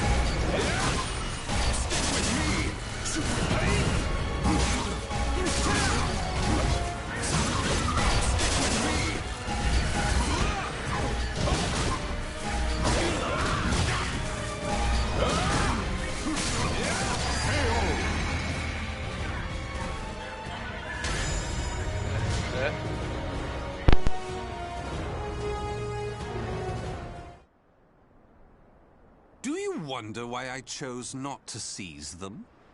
Naturally, I wish to see all fiends destroyed, along with any monsters who pose a threat to the human race. What annoys me most is that they dare resemble my beloved humans. Such blasphemy. My experiments and observations on the filth have concluded. All that remains is to eradicate them. Now, it's time to enhance the device. Oh my!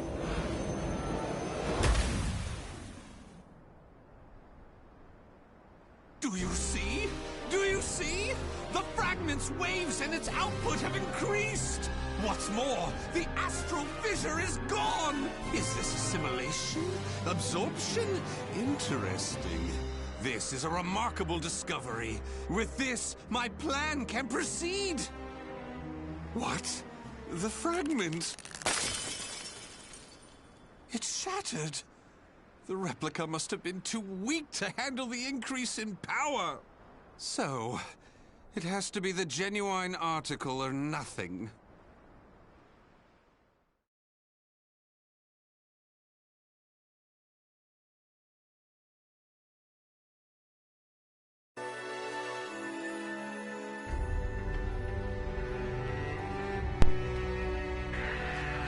As well, surveillance mission interim report final.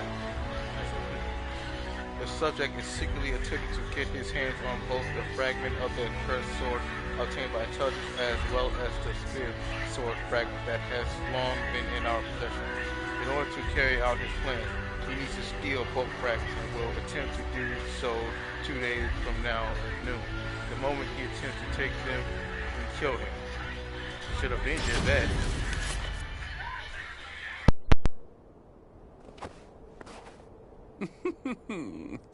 The organization must be on high alert by now. They've been fooled by your false reports, and they worship the replica spirit sword fragment. Even though the 2 fragments have been recovered. To think we could be controlled like puppets. My, what a pleasure this is! The leader of intelligence himself coming to say goodbye. You got here quicker than I anticipated. Well done. Why have you betrayed the organization, huh?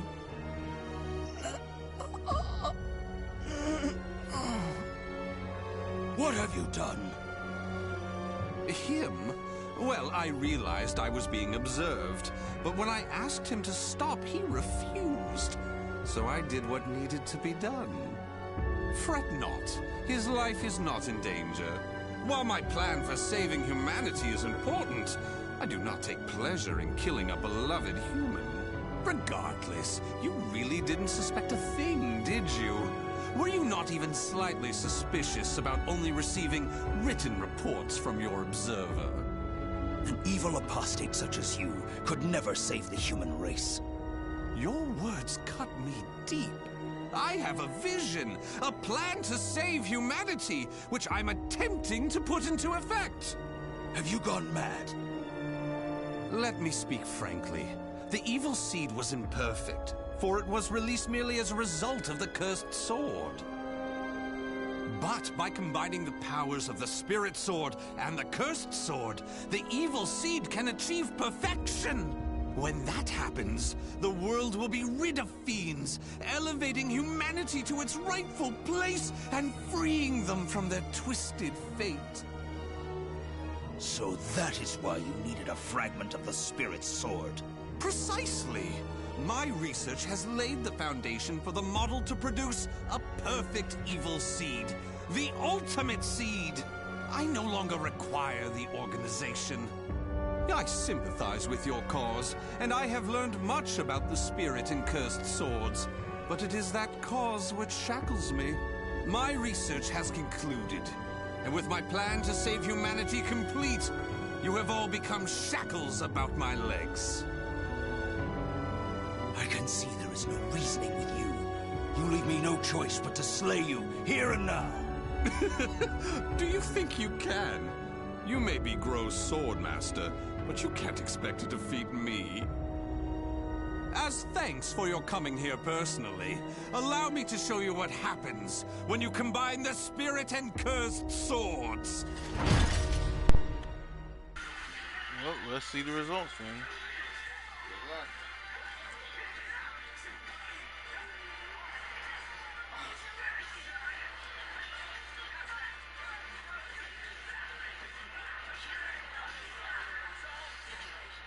Battle 1. Fight! For the human race!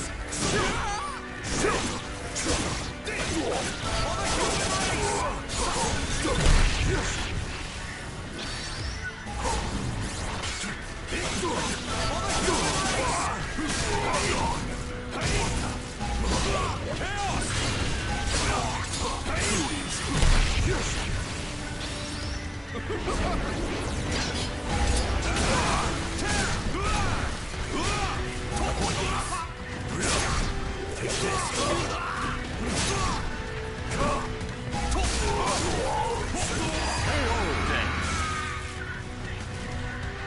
Battle 2. Fight!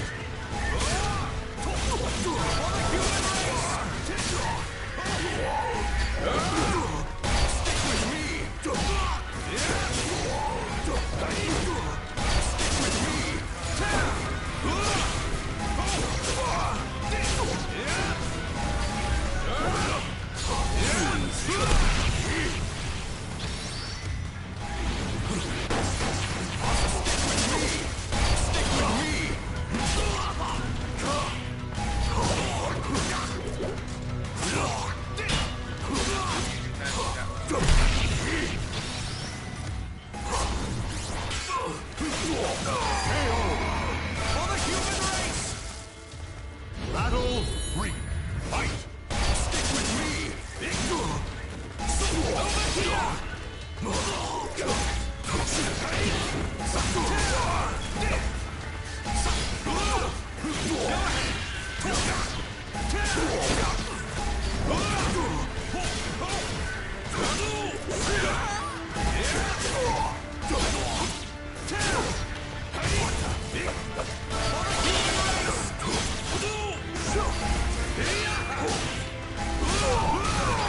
Human race. I had a feeling you would go. Battle 4. Fight!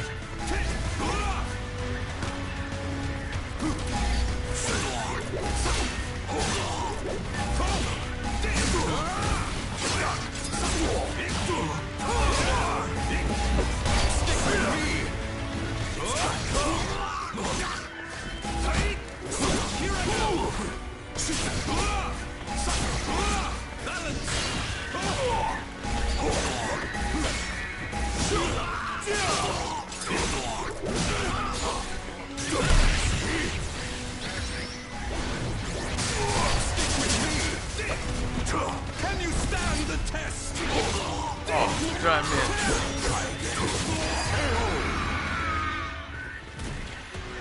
As I expected. Fight! Take this!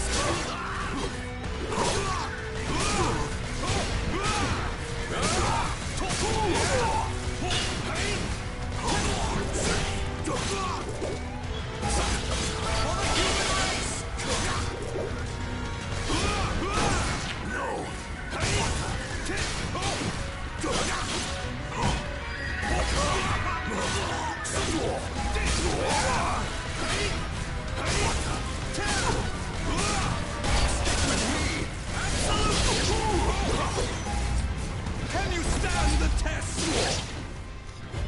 Accept this from me. My love, you passed. Chaos! Ready?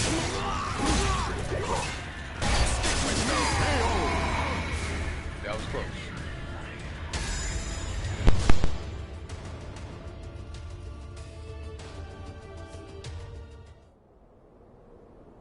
Where did you obtain such power? You can still stand? I suppose I should have expected no less from one of the 12. Sorry to keep you waiting. Finally, some backup. Kindly take care of this. I was careless. to assume you were the only betrayer. How dare you oppose Lord Aswell? Miserable swine!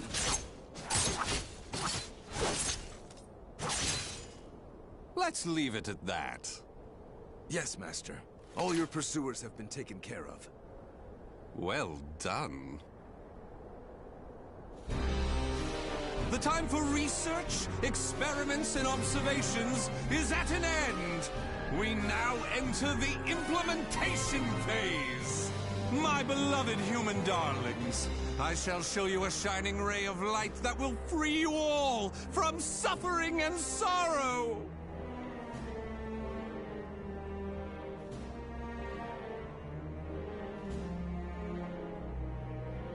The names of the warriors whose fates were bound to the two swords have been etched into the very fibers of history.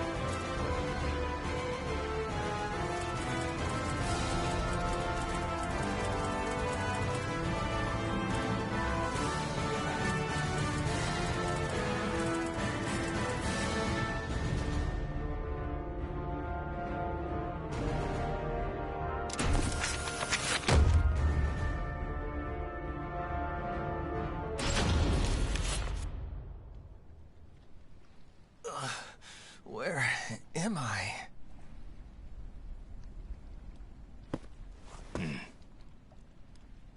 Did you save me? Who are you? You have yet to recover from your injuries. Rest. And that mirror, Devapara Yuga. Wear it always. There will be grave consequences if you do not. Understand? Oh,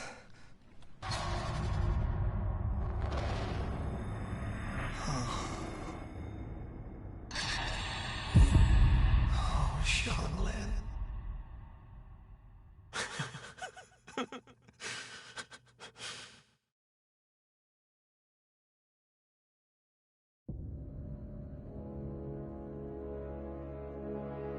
So, the power of Devapara Yuga saved me. That means Xianglin. She gave it to me. She sacrificed her life for me.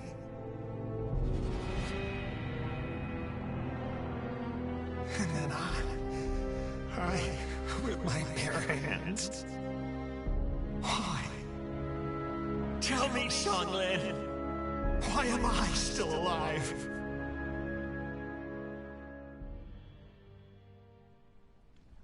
Have you not realized yet? You are being protected. Devapara Yuga suppresses the evil within you. Evil? The old man proceeded to tell a tale. He told Killick about the evil seed. How Divapara Yuga had pulled Killik back from the brink of insanity. How Kali Yuga had the ability to absorb power, and how it was falling under an evil spell.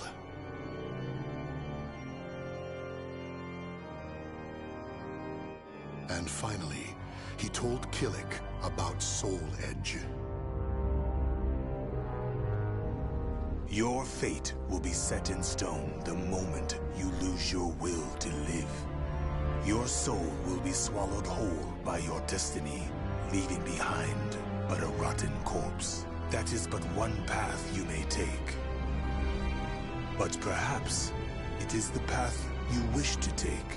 To submit to that evil sword and its wicked power? Is that what you wish? To become a thrall? Do you see? All is in your hands. Xianglin, she told me fate is carved with your own hands. Xianglin gave her life so I could live. That leaves me only one choice. From that day forth, Killik bore the heavy weight of his karma. As Xianglin's slayer and the last living member of Ling Shengsu, he chose to face his cruel fate head-on.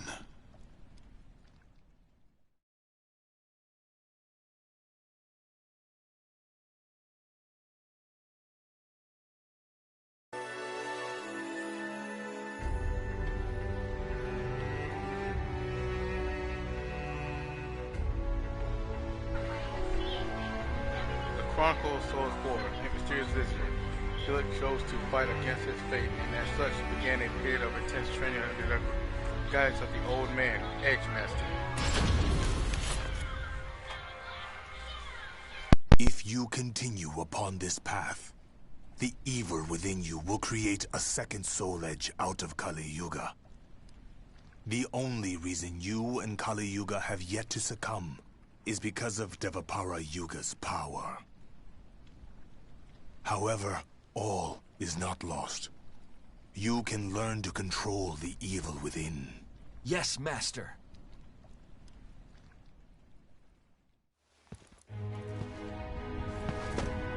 Is that it? If this tests you so dearly, how do you intend to stand up to evil? Sorry, Master. To control evil, you must first control yourself. Mastering your own will is the key to overcoming malice. Yes, Master. The enemy is powerful. You must stand strong, whoever your opponent. Yes, Master.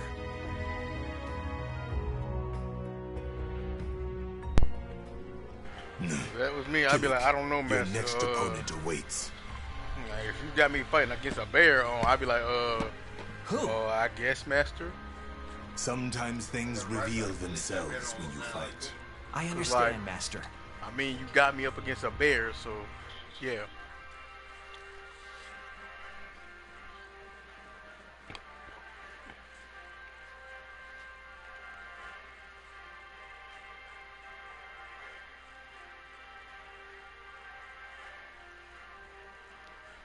Battle 1. Fight!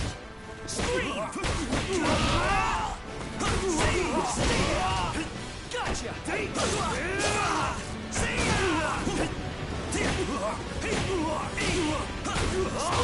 Not over yet! Take that!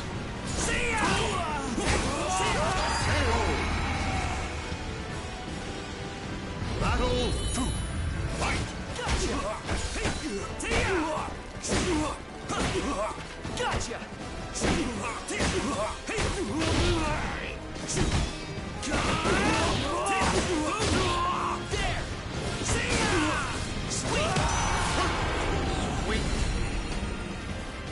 Battle 3. Fight! Gotcha! It must be done! Not too easy!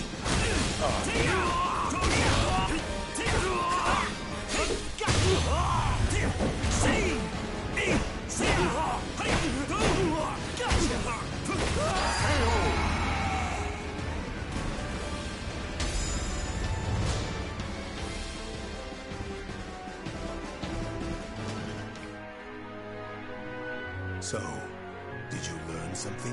Yes. I believe I felt how delicate the balance is between myself and evil.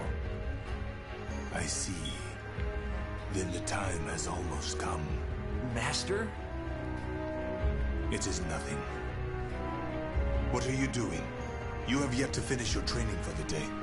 Yes, Master.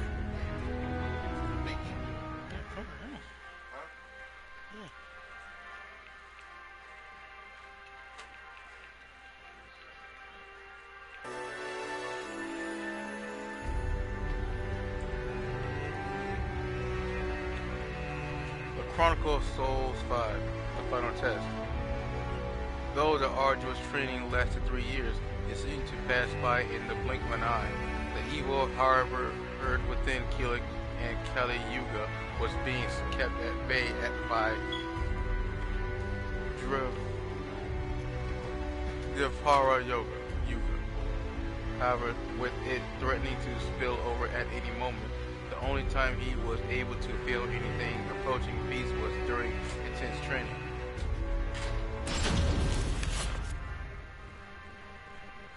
Kilik, you have borne the burden of your training well.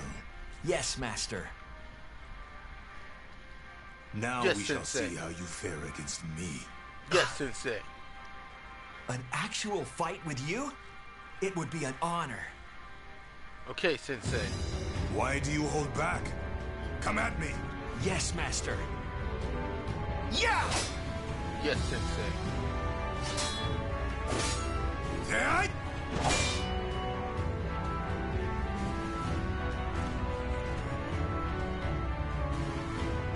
You have improved. I understand why you were chosen to bear Kali Yuga.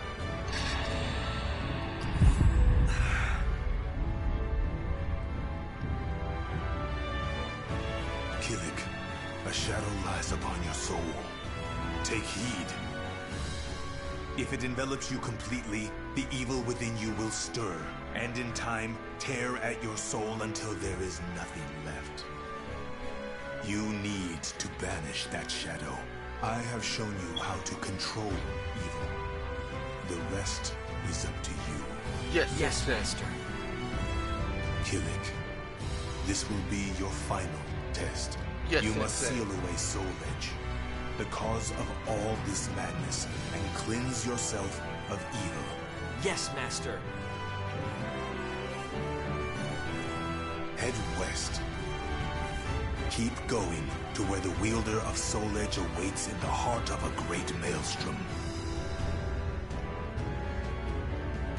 You must live on, as have I.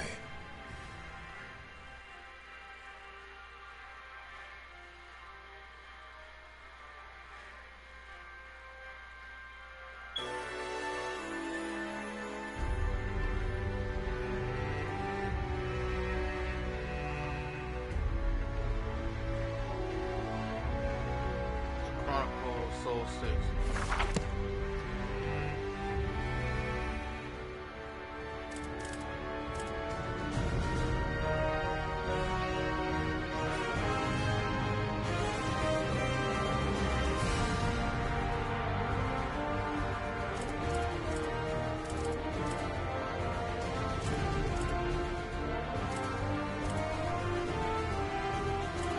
Nightmare. When nightmares stir. Nightmare stir. Nightmare 1.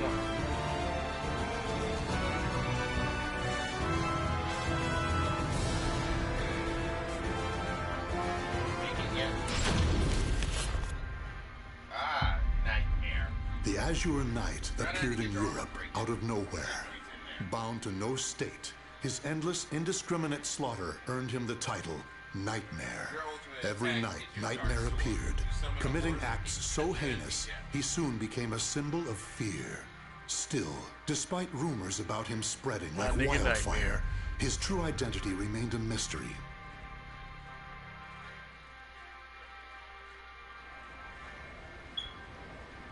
It's just a rumor, nothing more.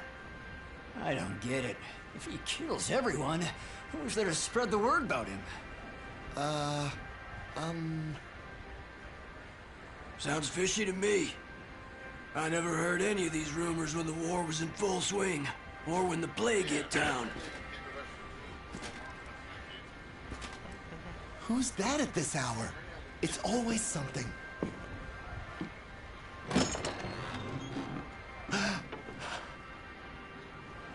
Boy, what's going on? Who goes there? Who's that? Huh? He's dead.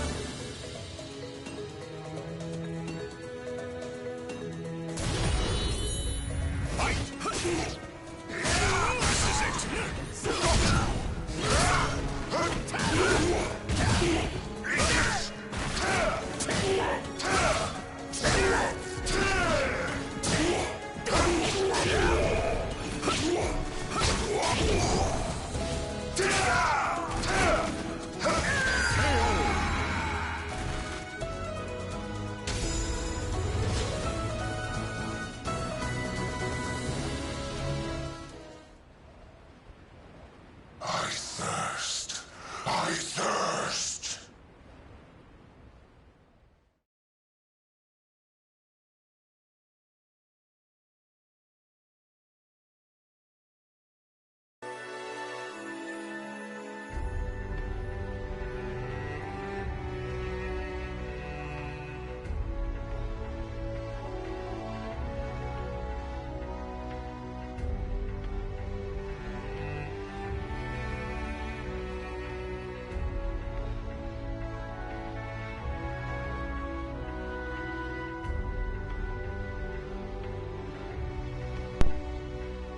Nightmare 2, A Nightmare Unleashed. There was no way of knowing where Nightmare would wander next. However, as long as there is great power to be had, there will always be people eager to harness it for their own purpose, whether good or evil. Plotting an insurrection against those in power, a feudal lord approached Nightmare with a plan in mind. Oh, you know that don't sound good. More blood.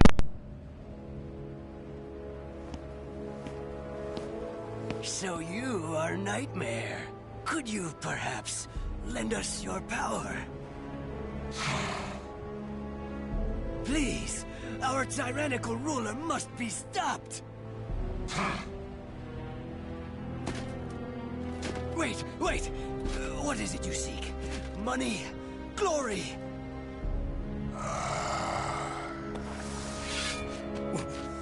What are you going to do?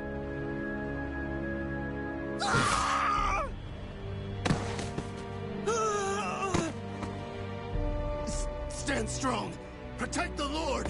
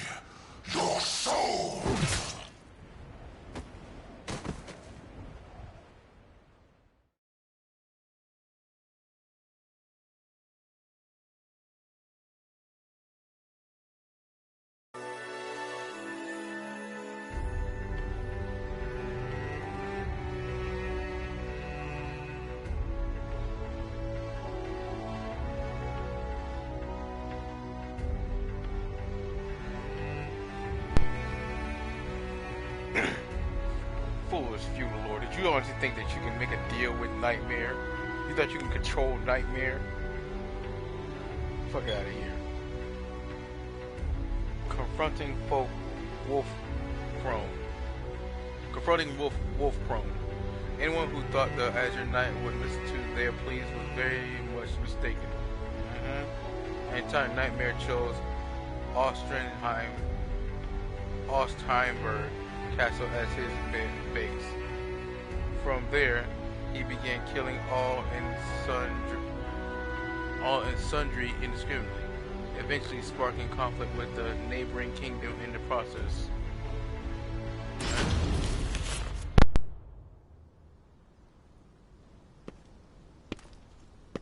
Ostreinsburg Castle. Is that really where he dwells?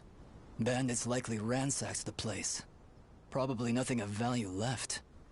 Keep your voices down. We've lost too many soldiers around these parts. Huh?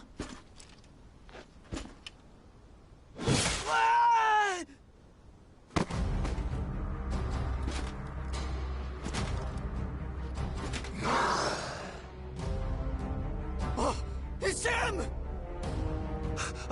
How dare you haunt our lands? Haven't you?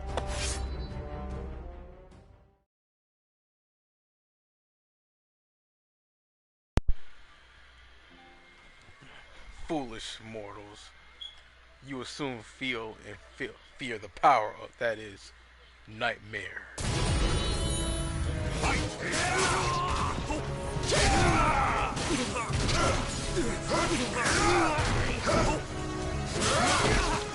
You're finished!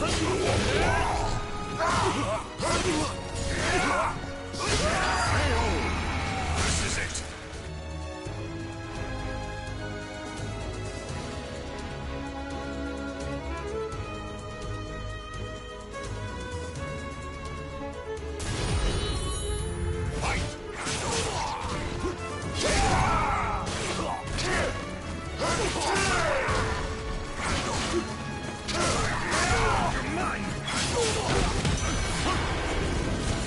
Perfect victory.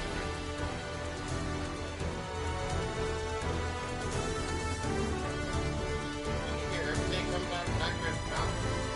Yeah. When you start talking,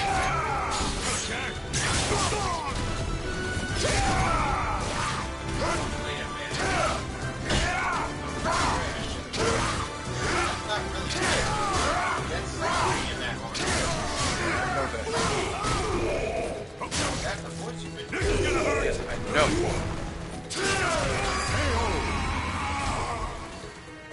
Unless you know how to break that arm in.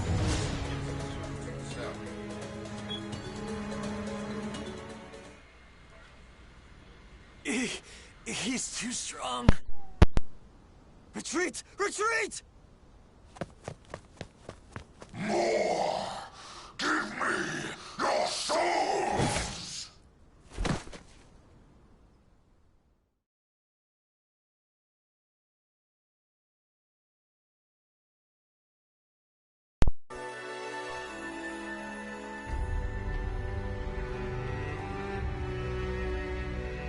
Nightmare 4, the Covenant Shield. Nightmare's thirst for bloodshed knew no bounds. The Azure Knight and his army of mutated beings continued their savagery of gathering souls until their reign of terror had all but consumed Europe. At Nightmare's side throughout were his little band of associates, his so-called Covenant Shield. Though none could have guessed at his true intentions. Huh? That's So shouldn't Tiro be by his side? Nightmares growing more egregious by the day. What if he is? His cruelty is a feast for the eyes. But all that killing for killing's sake? What could he hope to achieve? Even I cannot tell. He no doubt needs plenty of souls. His appetite is insatiable. I'm starting to doubt this is about resurrection. Of course it's not. What? I guess the prettier they are, the sexier they are, the dumber they are. Intruders? You really mean that?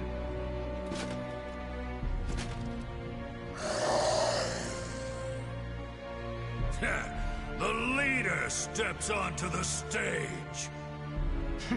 Is he still not satisfied? Of course not. Keep your nonsense to yourself. We look forward to seeing you in action.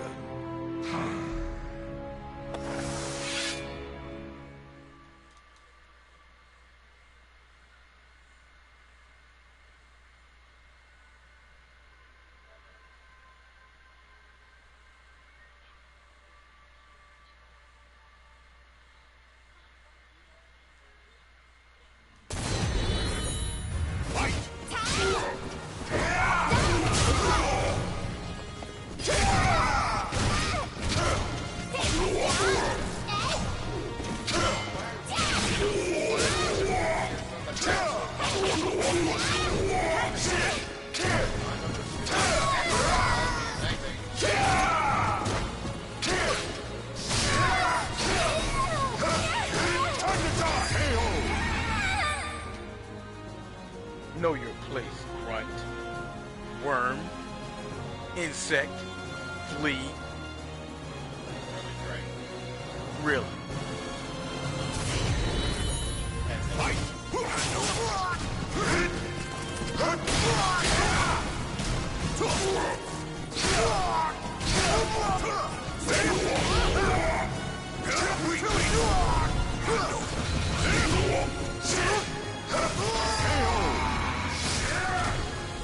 Fool.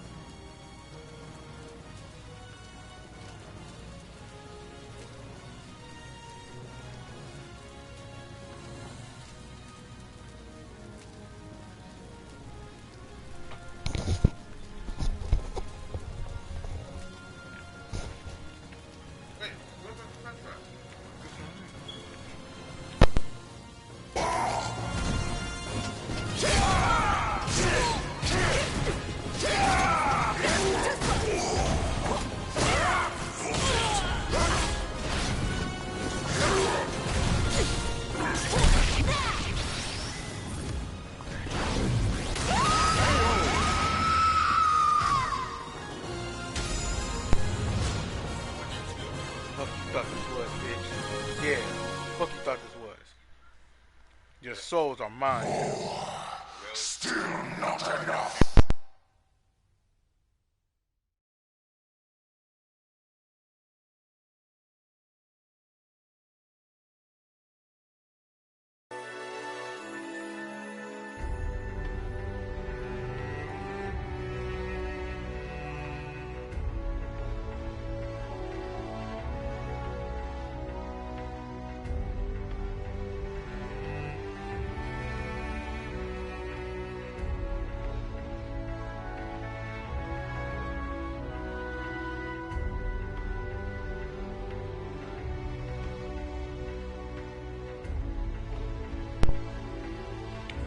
Nightmare 5, Soul Seeker. Austrian-Heinsberg was attacked suddenly by the APOL organization, a secret group intent on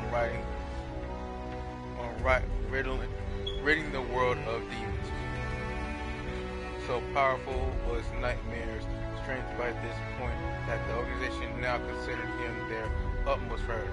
Upon declaring a state of emergency, they swiftly went in their lead. They swiftly sent in their leader, but with Nightmare's craving for even ever more powerful souls at its zenith, this latest development played directly into his hands. It's kind of strange how Nightmare. We have to stop him, here and now! It's Soul Edge! Maintain your focus. He is but one enemy.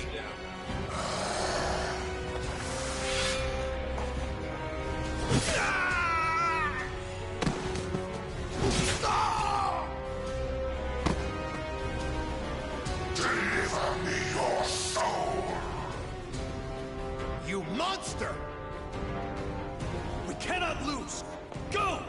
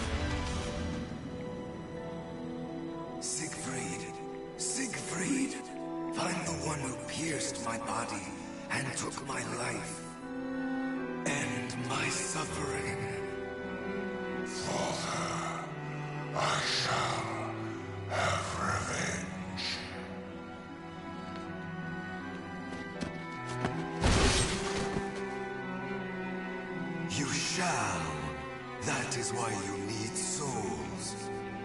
With them, all your wishes will come true. Call me back from hell. More souls. That's my boy, Siegfried. I need more souls. The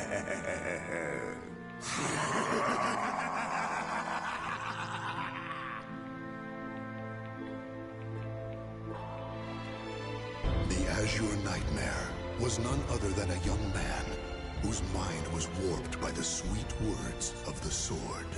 As its puppet, he relentlessly harvests souls, and once he gathers enough, the Soul Edge will return to its former glory. Soon, Father.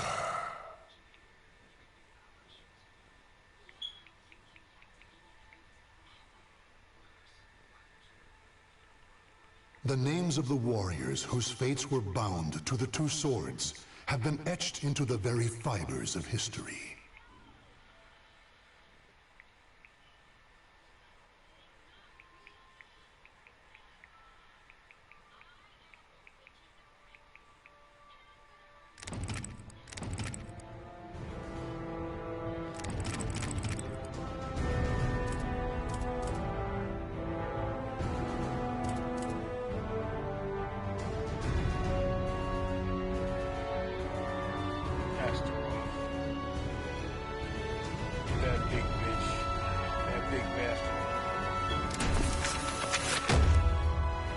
Cataclysm is born.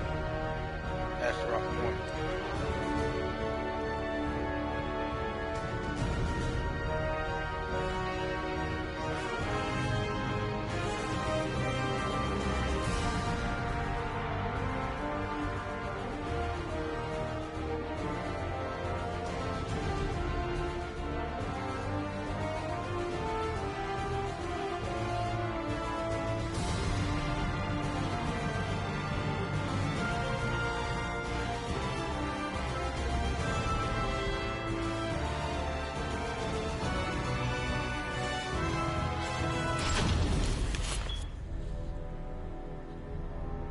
The malevolent cult Fegal Sestimus, or the Guardians of Truth, worshippers of Paldea, the god of destruction.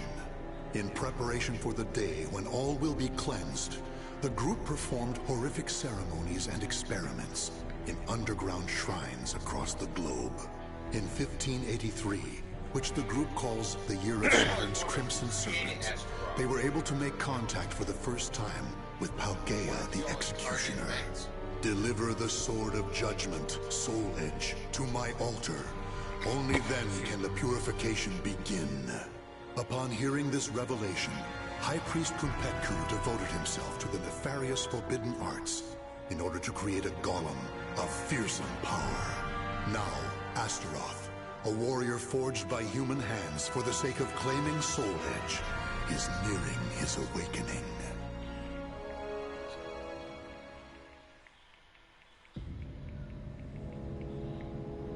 Ista el tuk palgria el ku, munzia tudadia, ela uvia, astoralote.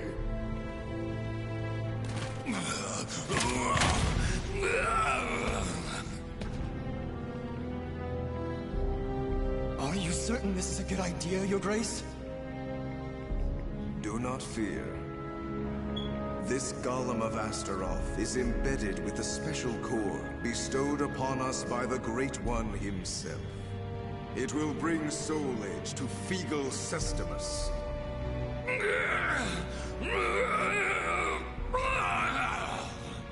He moves. Are we ready? Yes, I shall bring the chimeras now.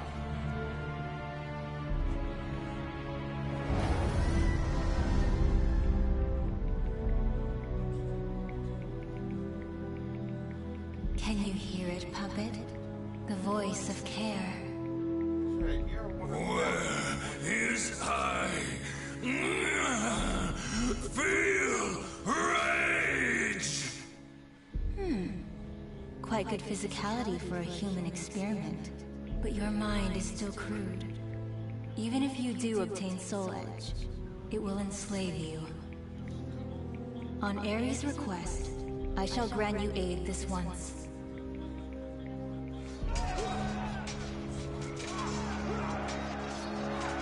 What you do?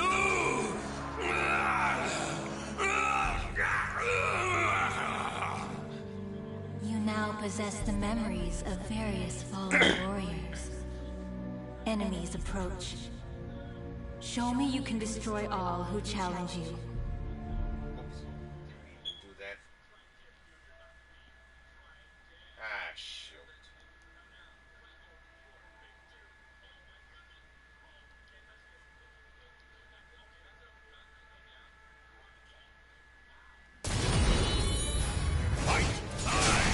Now that's how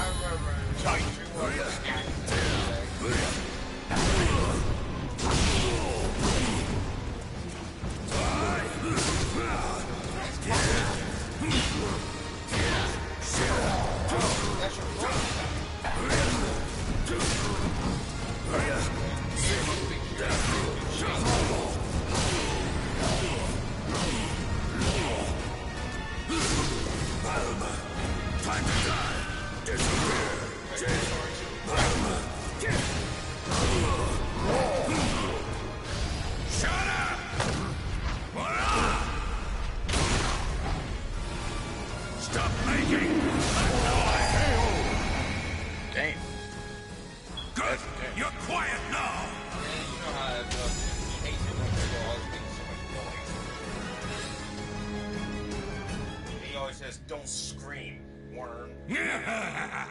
I could get used to this. Just look at me go. You are a success. Your master, the war god Ares, deserves your thanks for bestowing upon you such wisdom and skill. A war god? So he is my master. Splendid. The chimeras were swatted like flies. Do you see? This is what my research has brought us. I am worthy of a god. This human doesn't know his place. Should I kill him? I, the High Priest Kunpetku, ruler of Mother Earth, command you! O Astaroth, claim Soul Edge and present it to Paldea the Executioner. All shall know the glory of Kunpetku and Fegal Sustamus! This fool will pay for ordering me around. But for now, our objectives are the same. I'll use him to my advantage. I am ready, Kunpetku, my lord.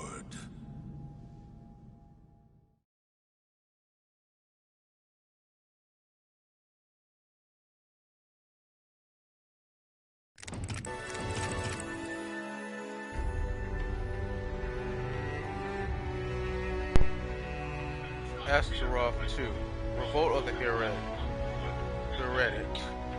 Under Kunpak, whatever his name is, under order, the old dude, Kunpaku's orders, I don't really care. Astaroth made his way straight to Europe with an army of lizardmen in tow. Half man, half beast warriors, spliced together by the coast. With the memory of numerous warriors, grisly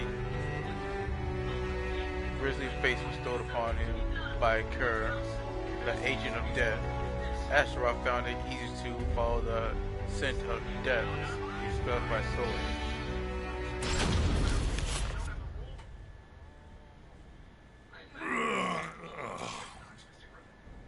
A mission to get a sword? Talk about boring. Okay, wake up. I'm yawning too much. I need to see action.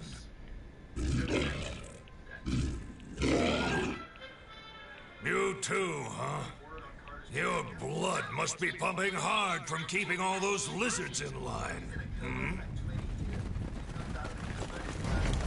This is as far as you go, you pitiful drones! That opportunist Kupetku cannot be trusted to lead the sect. Kalnipalk, priest of Mars, has ordered the cleansing to begin. Likewise, Kelny Polk, priest of Venus, says... Silence already! I don't care about squabbles between lowly worms. Those worms. He always says that. Alright, bro. Little no homo. What's he talking about? Huh? Hello. If you're watching this, it means they didn't. So what's he talking about? As a result, I'm now dead. Fight! I do. Silence.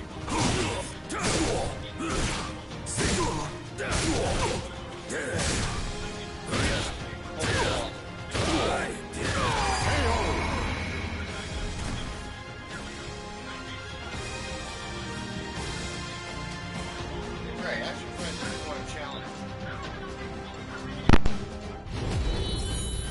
Fight! I ready.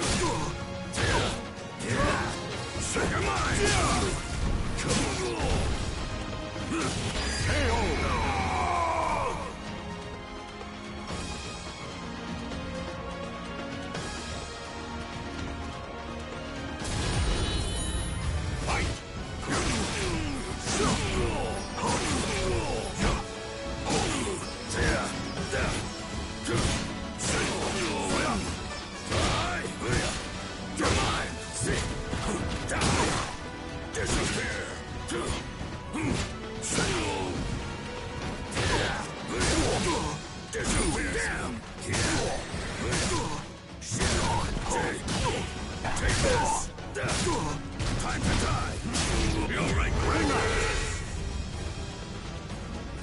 The soul of a warrior now lays here to rest.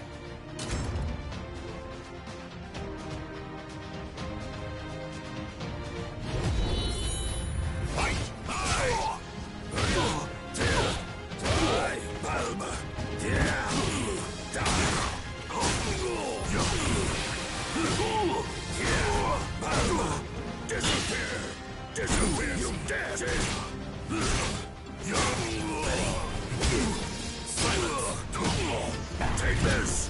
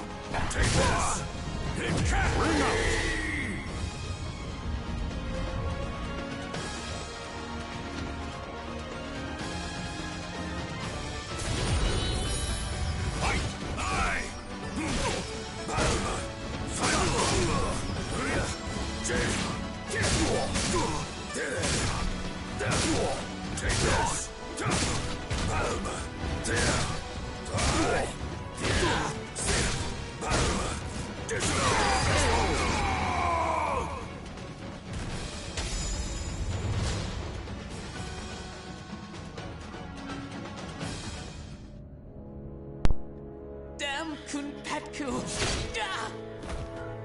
Of all the stupid last words. Bunch of idiots. Still, that yell was kind of amusing. It's a shame a worm's dying scream can only be heard once.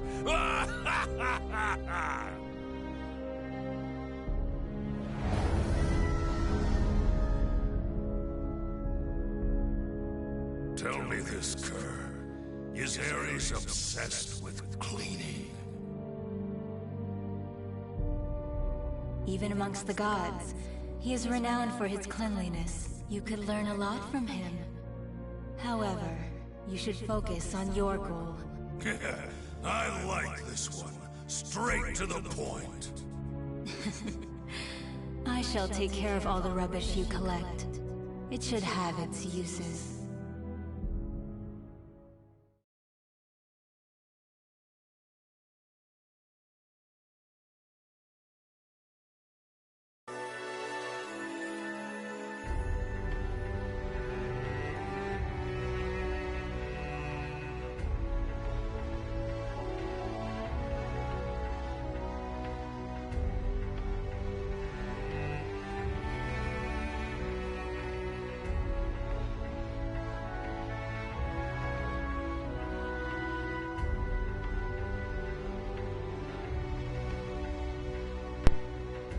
Astaroth 3.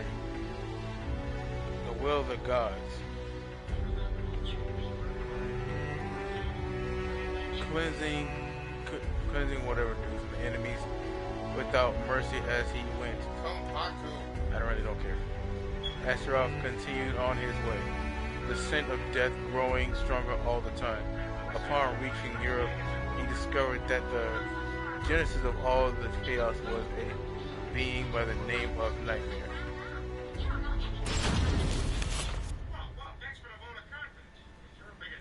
Nightmare caused all this destruction?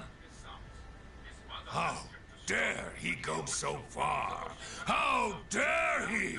There's nothing left for me to kill!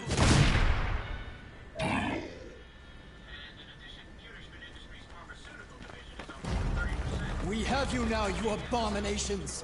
Your evil ends here! Ares, god of war, grant us your protection! God of war? Now you've really made me mad! You're gonna wish I just killed you!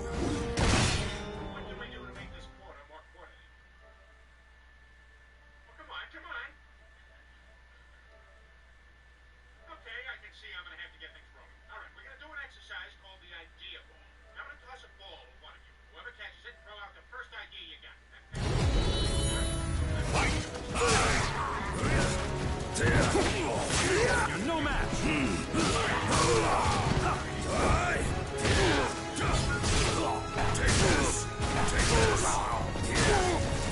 You're mine!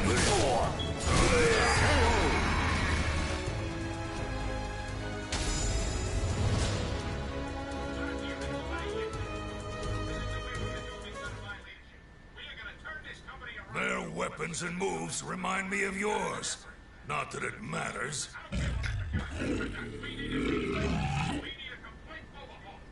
All right, on to Nightmare.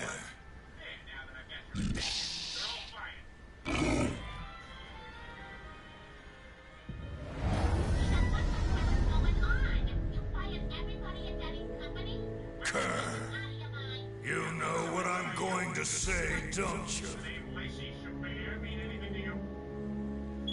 Astute as ever, Astaroth, for various reasons. Those humans were also blessed with the power of your master, Ares. Seems like even war gods have a lot on their plates. Still, it's none of my concern, as long as I get to run wild. You are a team of executives I can trust. Brian, Quagmire, Mort, you are going to be my creative team. You are going to help me lead this company into the future. Astaroth 4, Master of the Cursed Sword. Though irritated by the whim of the gods, Astaroth finally entered Nightmare's dilapidated castle. The smell of death was overwhelming. Before he knew it, he was surrounded by a group of twisted creatures and the Azure Knight himself, who wielded an immense sword with a single eye.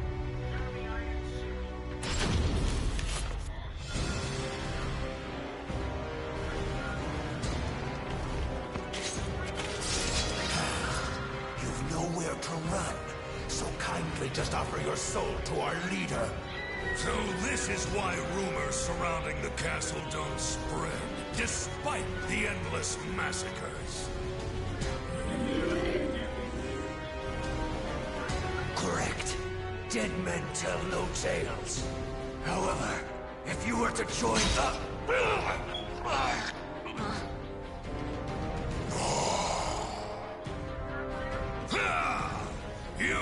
insignificant maggot! I'll crush your head with my bare hands!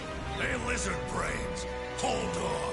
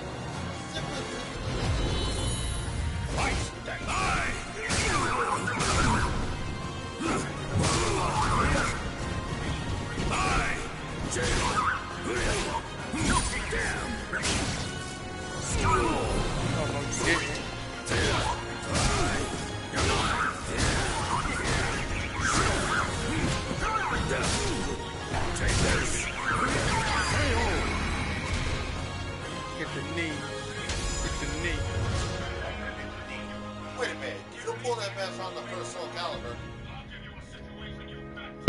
Impressive, Astaroth, cult follower. The regular Malfested are no match for you. Nightmare, right? Tell me what you know. I shall be direct.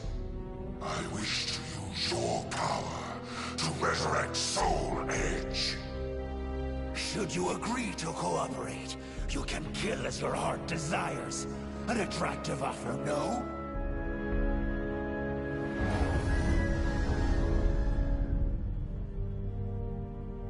What do you think, Kerr? Though he is cunning, he speaks the truth. At present, Soul Edge is at half its usual power. Ares would not be happy receiving it in such a state.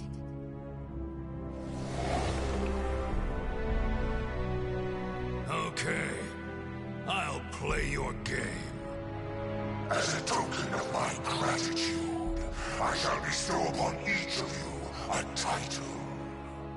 Astaroth, you shall be Sinister Sable.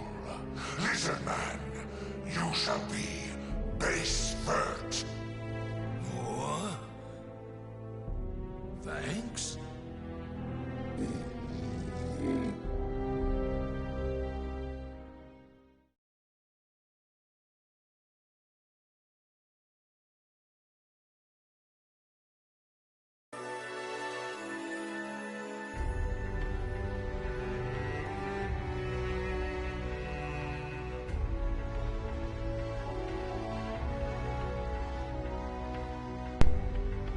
Suspicions deepened. Astaroth 5. Occult suspicions deepened. Soul Edge was incomplete, not at all fit for his master. Astaroth surmised to restore the sword back to full strength. He would have to cooperate with Nightmare for the time being. Besides, if worse came to worse, Astaroth could kill him in his sleep at any time. However, the malevolent cult saw Astaroth as having become too complacent and dispatched someone to deal with him. Oh. Okay. They also function now. Okay, so it's like that. Don't tell me you're gonna betray Lord Konpetku. Do not be ridiculous. We were charged with finding and claiming the sword Soul... The High Priest told me to claim Soul Edge. So then, you defy me. That is the same as defying Konpetku. Why are you? Ungrant me! What the High Priest wills, Paldea wills too. So it is you who have defied our god and must die. Anyway, send the message to prepare more troops. I don't care if they're golems, lizards, or automatons. Yes, sir! It's almost time to strike. If I could just crush that Brett Killick. And Ivy. Soul Edge should get pretty full.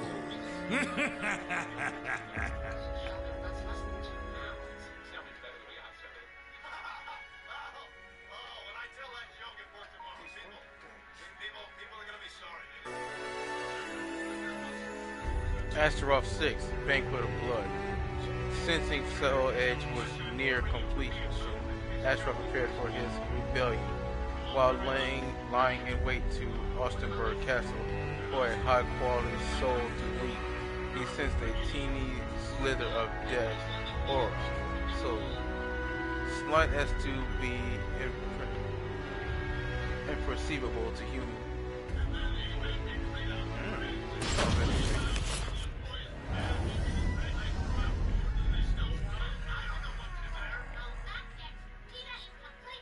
Are you aware that someone has taken the hidden path? Of course. They carry a similar odor to that brat. There's no point in hiding. Your stench gives you away. You smell like a rotting carcass in a ditch! Blast. I know what you're thinking. Most react the same way. He looks strong, but he's probably slow and stupid. I can't describe how good it feels to defy expectations! I admit, I am shocked. You both have a way with words and smells. As I'm in a good mood, I'll overlook your insolence. But you reek of one modified by human hands, the most repugnant of odors to me. I can't let Nightmare feast on rotten garbage.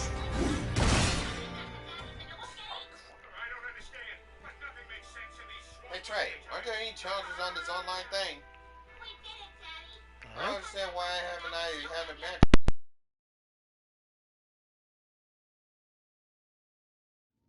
Battle 1. Fight! I shall overcome. Try me if you think you really can! You're mine! Useless!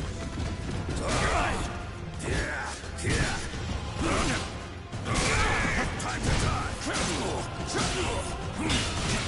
Take that! Best! Time to die!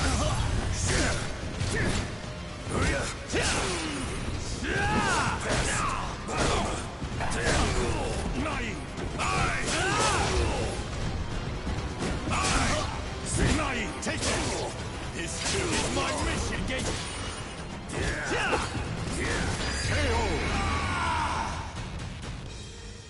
Battle 2! Fight! You are done!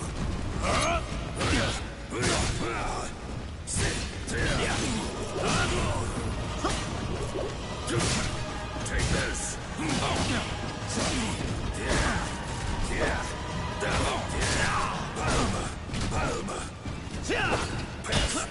Time to die!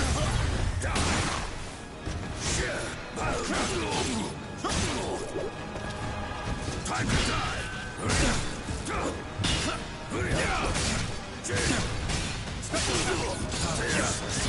You shall not leave alive! Unbelievable!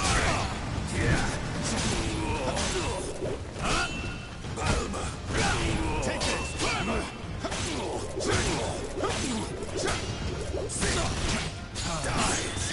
You shall not leave alive! So obvious!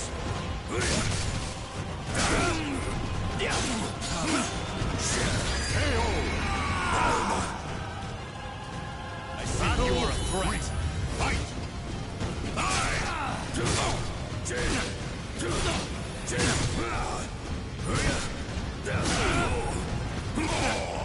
You hurt! Foul beast! You're weak!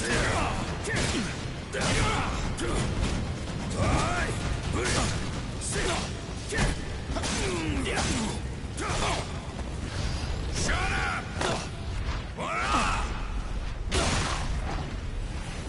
Stop making that noise! Still moaning? Useless KO! As expected, you're nothing!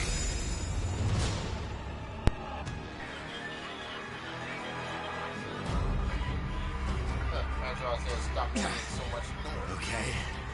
What now? Still trying to think of a way out. You do realize I can smell the odor of others in this castle, too. As long as I'm here, you're never getting through.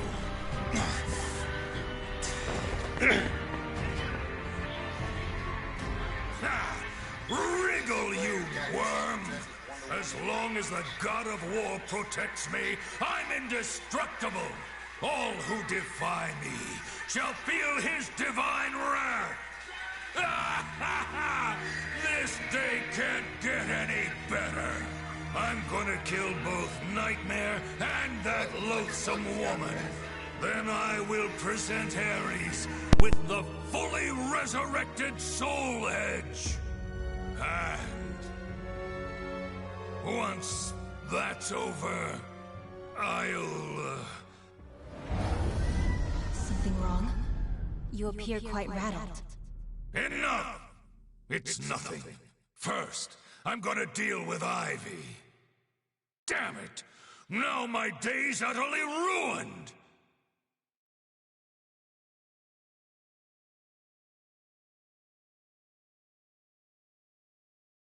The names of the warriors whose fates were bound to the two swords have been etched into the very fibers of history.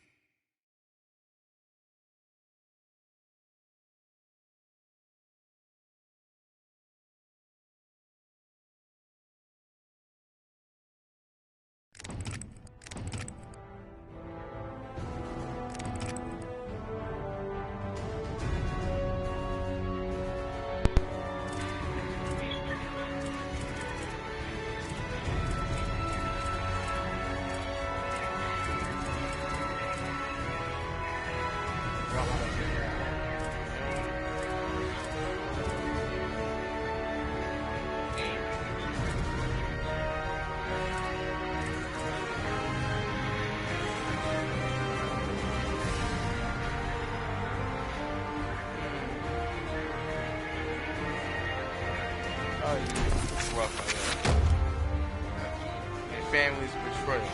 Number one.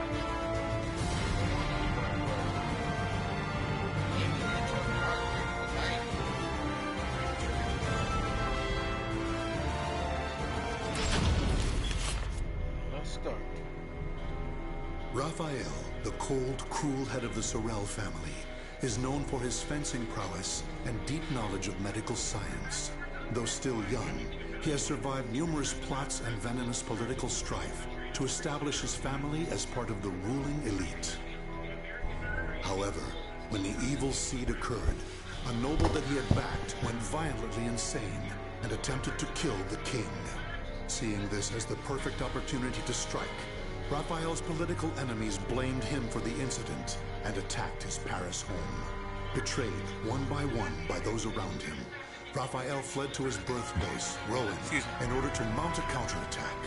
Though he arrived safely after shaking off his pursuers, he did not get the welcome he had hoped for.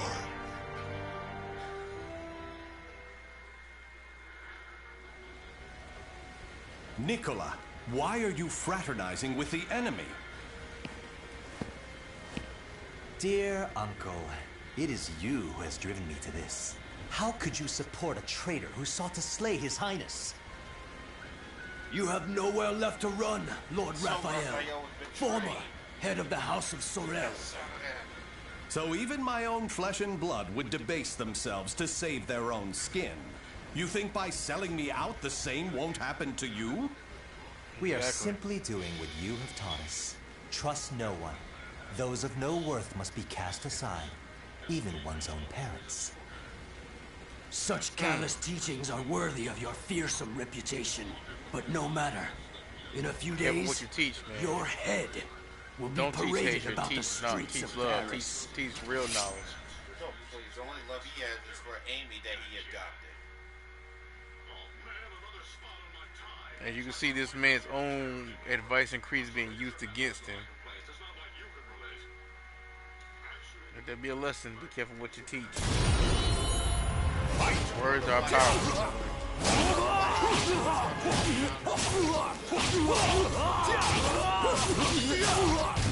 Let us begin.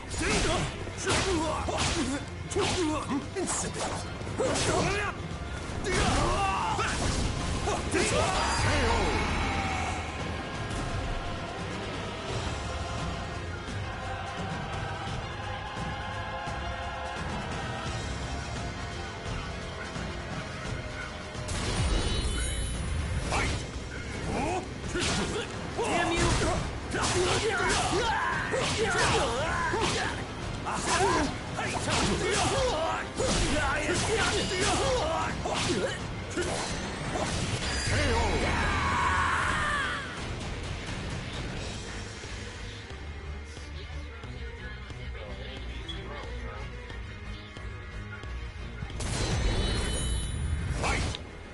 Let us begin. Feel this?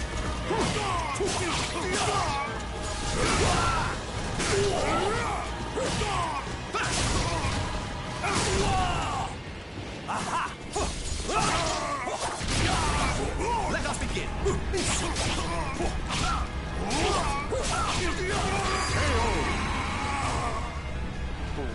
No, you play.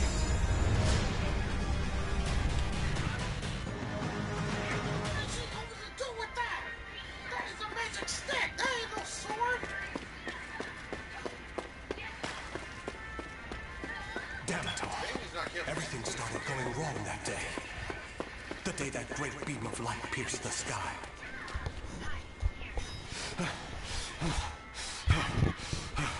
Blast! How many more pursuers must I slay? He's headed into the slums. You lot secure the surrounding area. That's where you met Amy. I have nothing left. Life is but a series of betrayals. None shall give me a second glance if I look like this.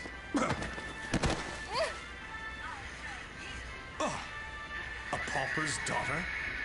I heard something over here. No. This back alley can't be my end.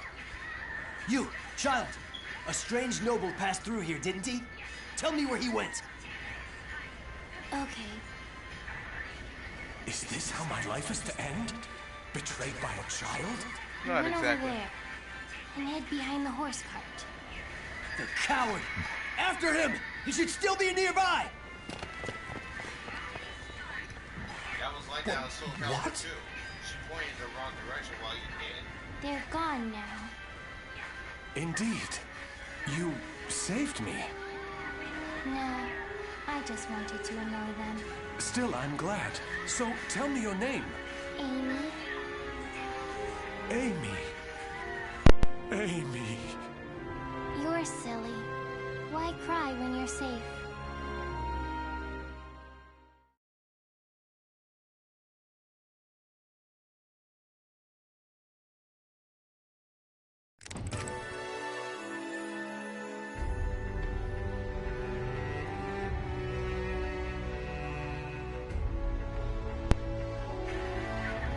Raphael Part 2, The Slums. The young girl from the slums had saved Raphael's life. For Raphael, who had never relied on anyone but himself, having someone come to his aid was no small matter. Even if his salvation was born purely of a child's whim, Amy's actions were enough to aroused emotions Raphael had long forgotten.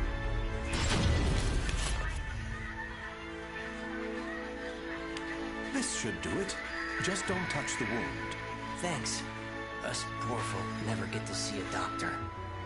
Then again, it's not as if we've any reason to live. In my short while here, not one of these people has spoken with hope. You know, life's strange sometimes. Red's a loner and normally doesn't trust others. Speak of the devil. Farewell.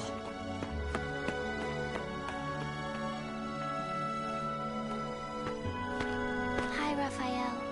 I have some bread. It's not much, but here. You're too kind. The money I earned... Oh no! He left without paying! Dummy. I've been wondering, Amy. Do you not have a family? Don't know. I've always been alone as far back as I can remember. It must be tough for an orphan to fend for herself. Hope only leads to despair. At least when I'm alone, no one can betray me. Right? From a young age, she's never trusted anyone.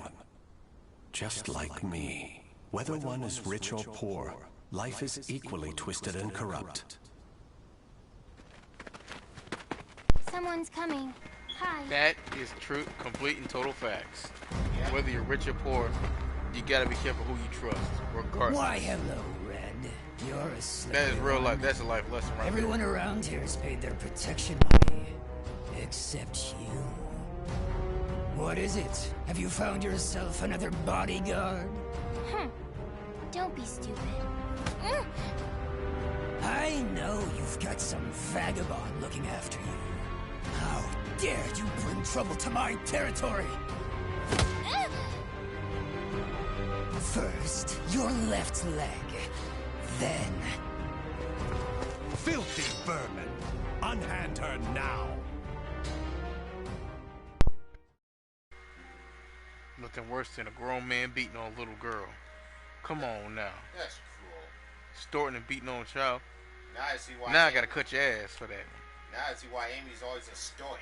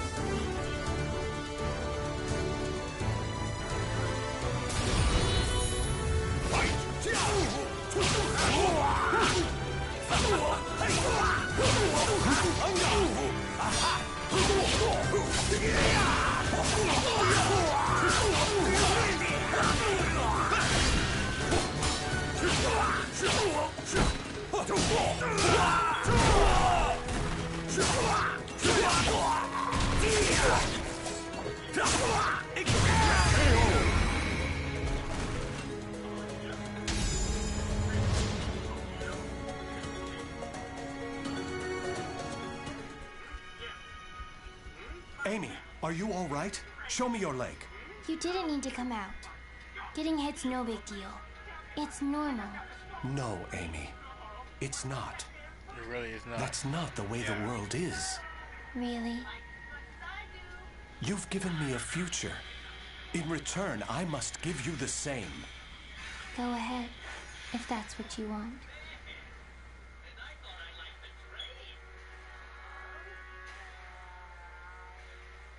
Hey, that girl's not blind.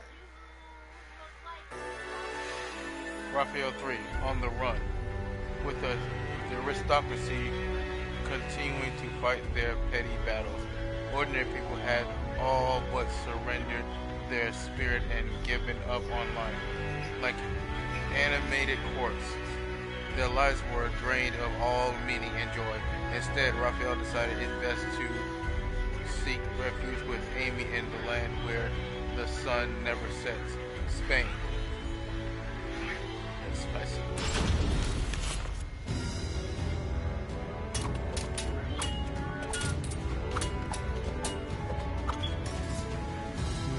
Your blade is sharp, but a little too straight.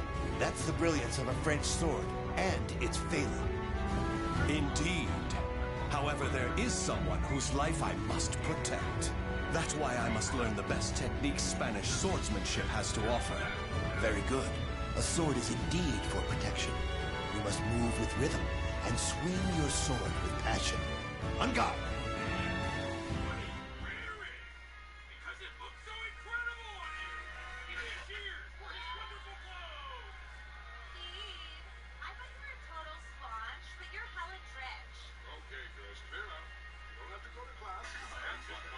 Battle 1. Fight!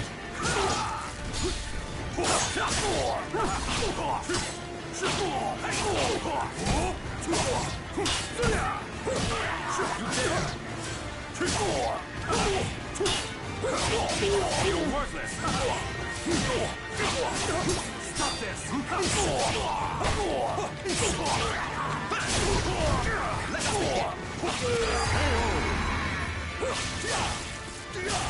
Battle 2. Fight! Ready?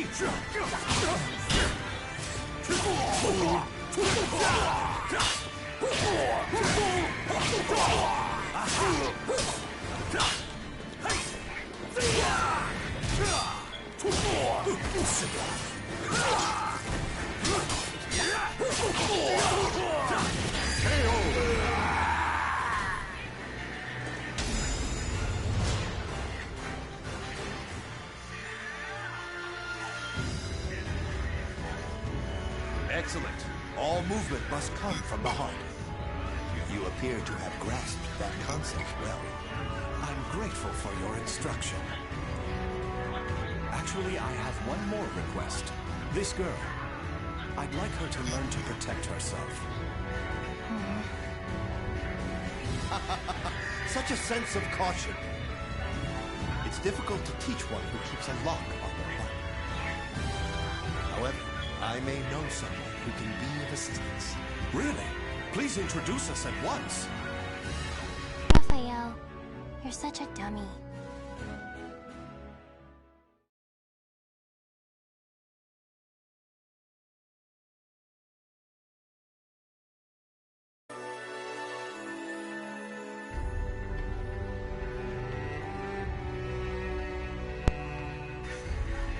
Raphael 4, The Road Home.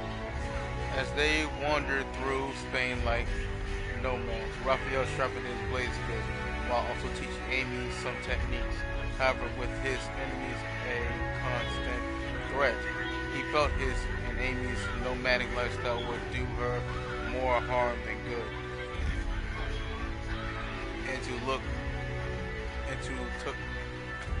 And so took the risk of crossing the border back into France.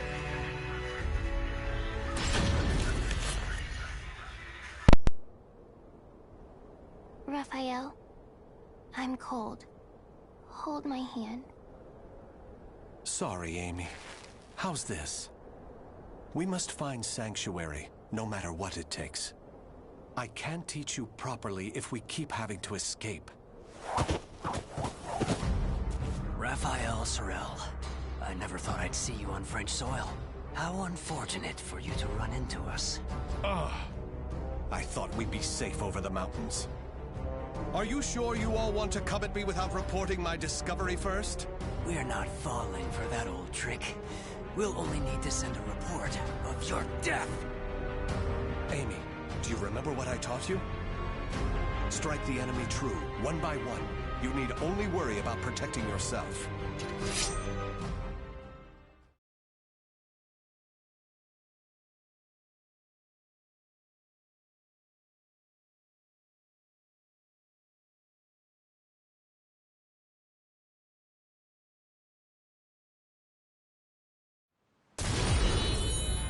Fight! Let us begin!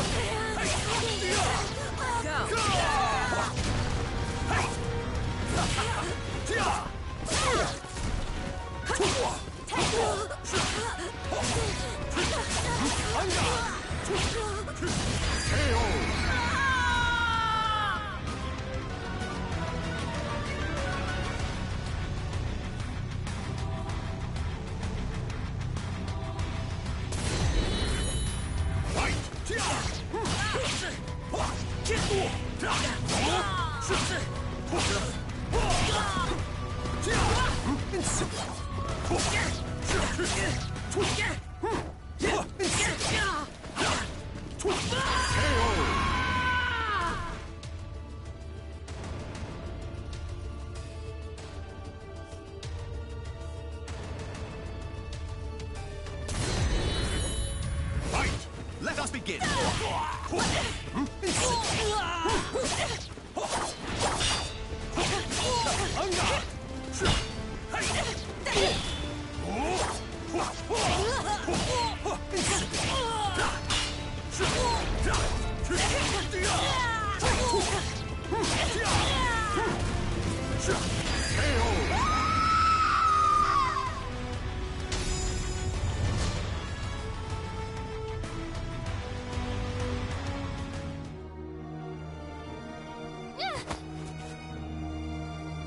It's over! You don't want anything to happen to the girl, do you? Amy! Let her go! Certainly. In exchange for your life. You win. Amy's everything to me. Raphael! You dummy! Amy? Cut that branch! Ah! What the? The snow! Damn you! Yeah!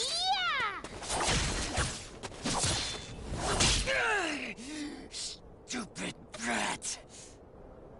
Is that all of them? Yes. Every girl you got did well, skills. Amy. Nobody should follow us, for the time being at least. If it weren't for Amy's quick thinking and skill, we'd be done for. I can't protect her with only a sword.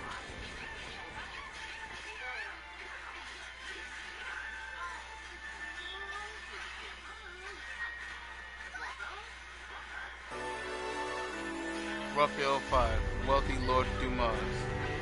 After crossing the mountains, Raphael and Amy arrived at a citadel in the south of France. To ensure her safety, it occurred to Raphael that she would need a decent home and financial security.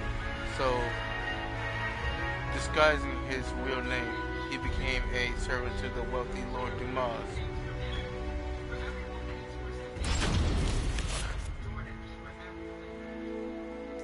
You do too much for me, Raffi. You are supposed to be my guest, yet it is I who remain in your debt. You have allowed two strangers into your home, Lord Dumas. I am simply returning your kindness. My servants speak very highly of you, too. You possess great wisdom, quick judgment, and charity. That is why I feel most distressed. Will you not rethink dueling on my behalf? Certainly not, my lord. I am your sword and staff. I merely wish to protect your honor and name while you are ill.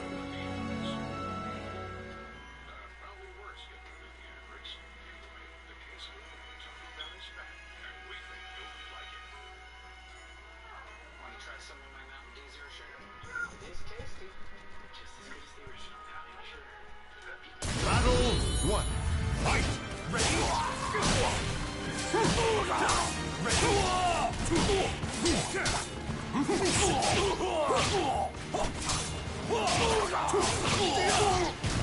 Let us begin.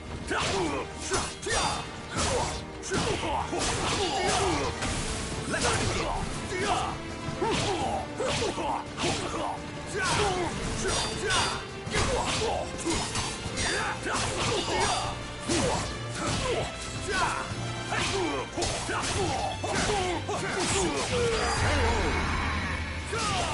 Incident. Battle 2. Fight.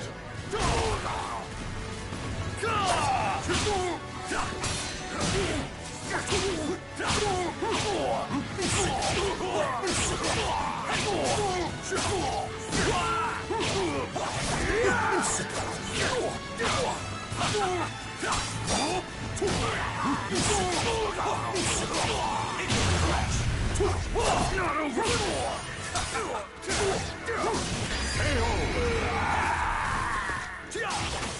Battle 3.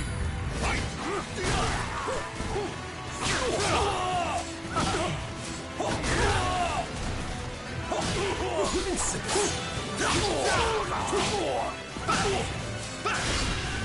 What's that?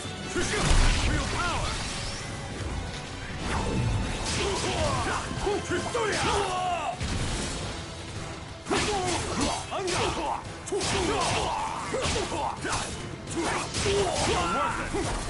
You're worthless.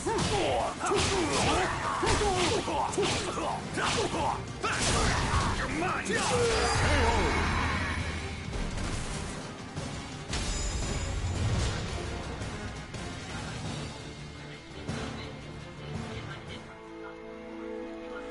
Very good, Raffi.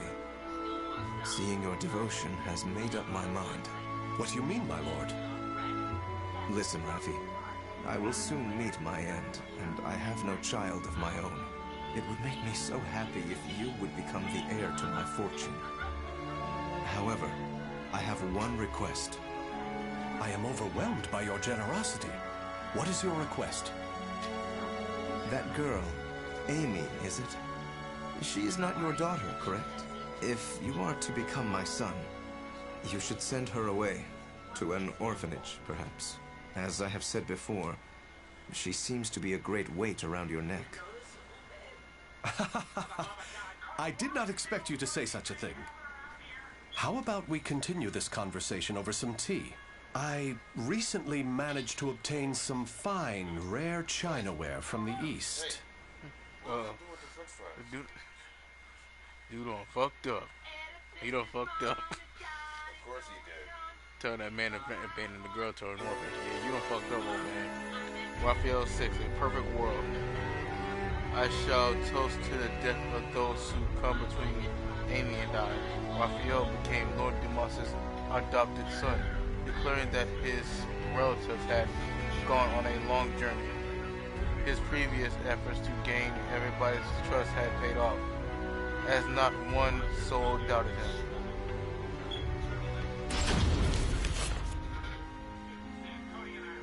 Thank you.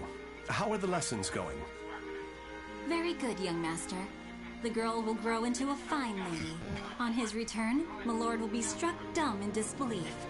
Still... Raphael, I think I'm more suited to sword practice. Can't you teach me, like you used to? Amy, you're smart enough to understand. If you want to carve a future for yourself, you need an education and manners. I know, but... You meanie. As you can see, there is still some way to go. Amy.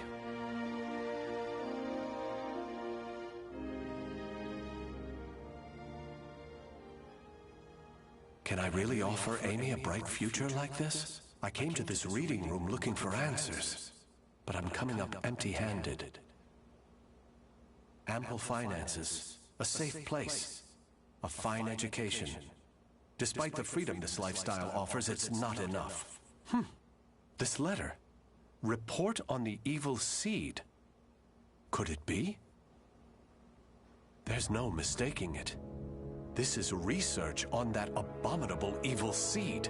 Malfestation? Madness? The evolution of humanity? Interesting. It all sounds so fantastical. This was written by Scholar of the Future.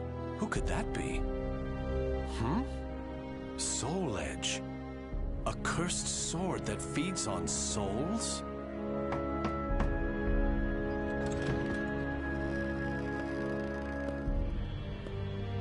Raphael? I see. An exchange is made for power. Maybe this sword is the key. What is it, Raphael? Oh, Amy. Why the long face? I was waiting for you to come back. I thought maybe you were mad about earlier. I've been scared recently. I never knew what it felt like to have something to lose till I met you. You have nothing to fear. I shall make you the perfect world. Raphael? Are you in here? Of course. Here's a thought. How about some hot chocolate for a change?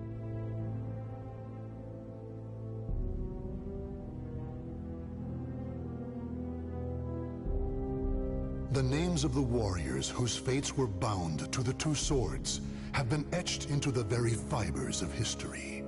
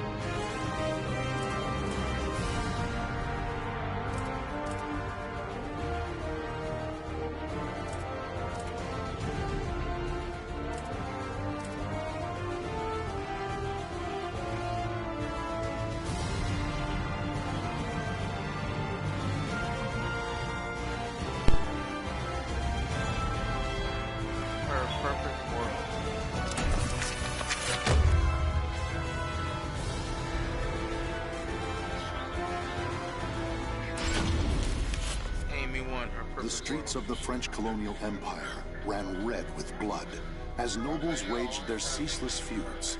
But such power and politics were far removed from a young girl who knew only the slums of Rouen. Growing up surrounded by crime, depravity, and violence, she learned at a young age how to look out for herself and survive. She built walls around herself until her world consisted of nothing more than a single chair. That is, until one fateful day.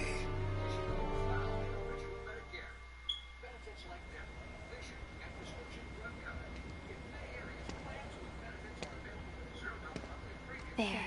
Now I can eat for a few days at least. Check it out. Red's wandering around on her own again. That girl. It pisses me off how she ignores us. Relax. She'll turn up face down in a gutter soon enough. What do you say to a little wager on when that'll be? Sounds fun. You're on. What a bunch of evil bastards. Of course they are. They're lowlifes. Always the same scum everywhere. It's not like I'm alive because I want to be. Soldiers. They're armed. 3, 4. There's someone over here. A pauper's daughter? I heard something over here. No. This back alley can't be my end. You, child. A strange noble passed through here, didn't he? Tell me where he went. Okay. Soldiers always act so high and mighty and annoying. No reason to help such self-important buffoons. You went over there and hid behind the horse cart. The coward! After him! He should still be nearby!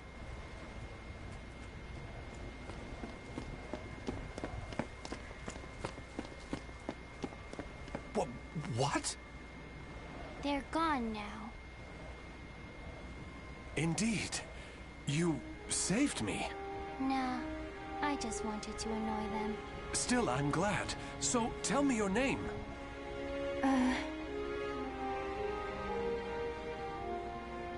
My name? I'm Red. Wait. Amy? Amy. Amy. You're silly. Why cry when you're safe?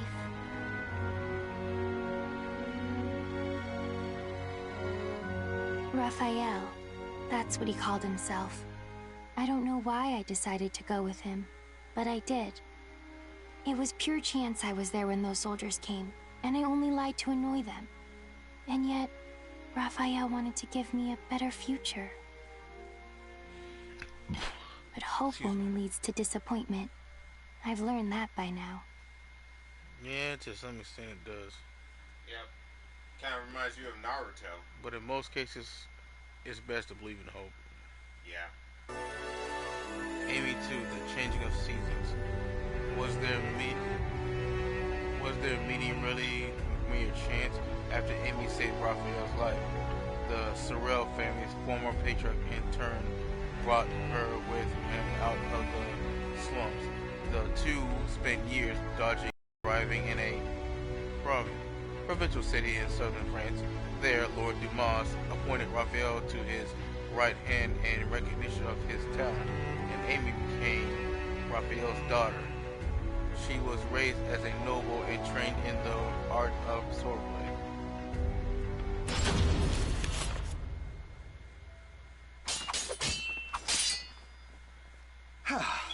That's enough for today. You've become far more skilled than I ever imagined. Amy, you've a natural talent, not just for the sword, but for the battle. And yet, you still hold back.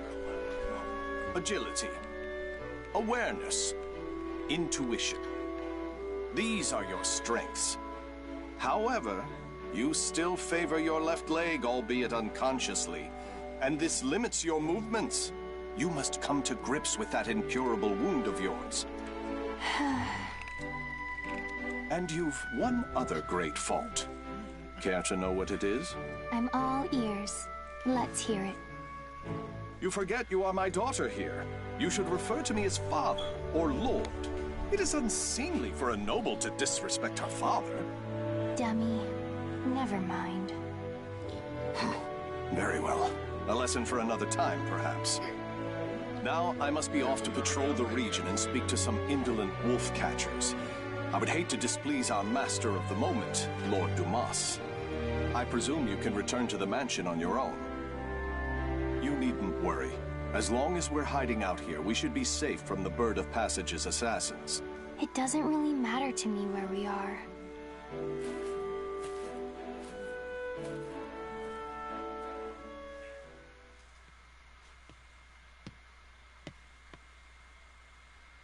My weakness, my injury, that day. Don't be foolish. Stealing the Holy Stone? You must know the truth by now. The Aval organization has betrayed the Lady of the Lake. It's Lord Dumas. But who's the other guy? How do you know of that? Your knowledge of their betrayal is why you left them, is it not? You are a devious man, Lord Dumas. If there was someone you wished me to meet, you should have just said so. What nonsense do you speak now? Wouldn't you agree? Do you always lurk behind doors and eavesdrop, young lady? Amy, is that you? My apologies, Lord Aswell. This young noblewoman is a guest staying in my hall. She is still new here and must have gotten lost. I'd expect nothing less, Lord Dumas. You are trying to test me. The light of emotion burns dim in her. Her caution rivals that of beasts, and she does not hide her fangs. This girl is no noble woman. She isn't? But then... Ah, wisdom dimmed by age is a beautiful, exquisitely human sight.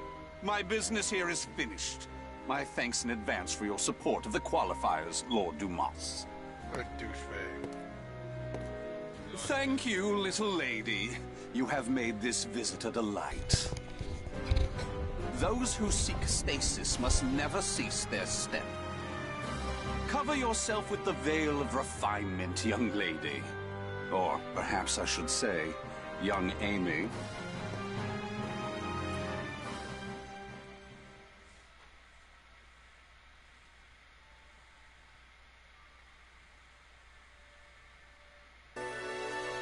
Amy 3, Birds in the Night. No matter how extreme the changes experienced, one can be said to remain the same person if they maintain a single, unbroken thread of memory. Whether she wanted it or not, Amy and her world continue to change dramatically. The humble, red-headed orphan girl from the slums now lives in a high-born lady of the French Empire.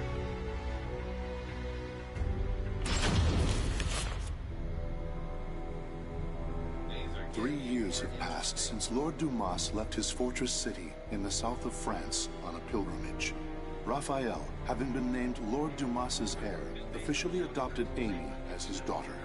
Amy spent her days receiving a noblewoman's education, while further honing her unparalleled skill with a sword.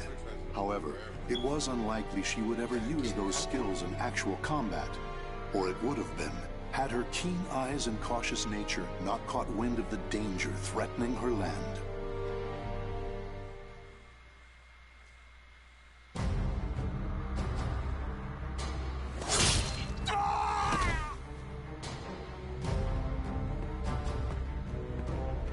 I'm impressed. The other birds of passage were more talkative. Damn it! How much do you know? I know your plot against this land's lord. First, you capture his daughter and hold her hostage. Then you steal his wealth, give him a sky burial, and plant fear in the hearts of his people. Those cowardly fools. But you still don't know everything, brat. Then why don't we see if I can loosen your tongue?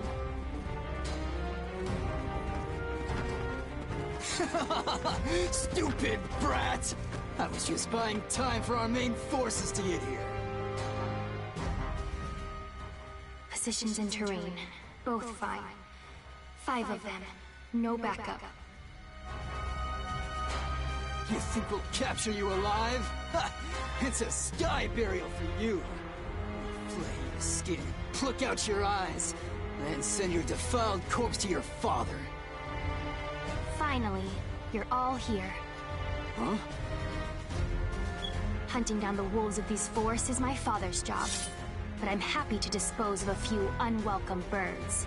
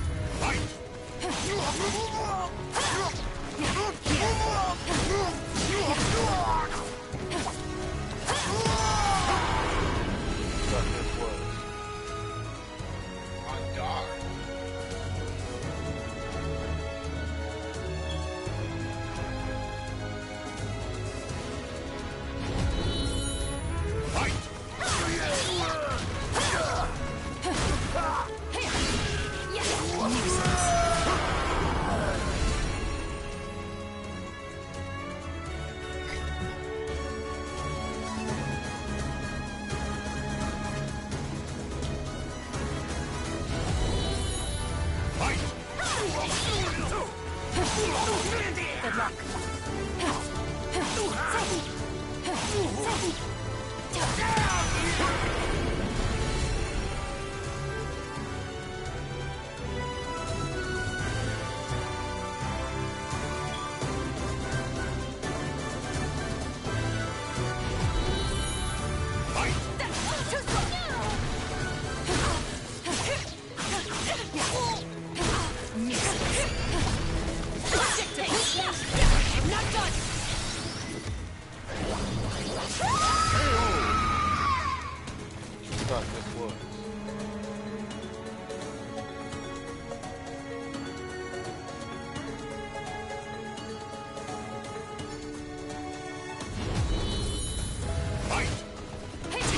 Was it by chance that you targeted us? Shut up, you corrupt noble swine! I see. Got it. Is there anything else I should ask?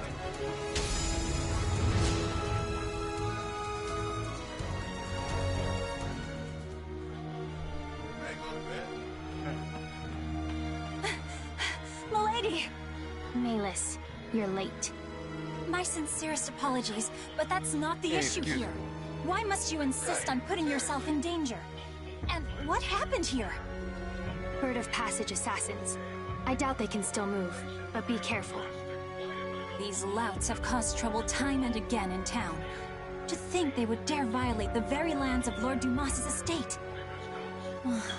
For Milady to have uncovered and foiled whatever dark deeds they plotted is proof of your extraordinary talents. But please, no matter how skilled you may be, do not go to battle alone. Without a proper escort, you will find yourself in dire straits one day. And more importantly, I'm sure our young lord worries about you. Malis. A butterfly learns it can fly when it leaves its chrysalis. So, what about a bird? When it leaves its nest? When it flies. Raphael's probably worried. I'll go home now.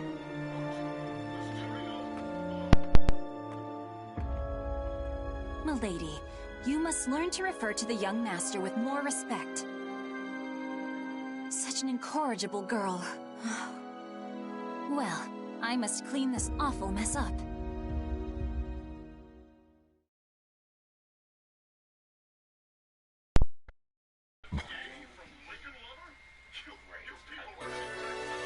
Amy, quote number part 4, A Mystic Rose.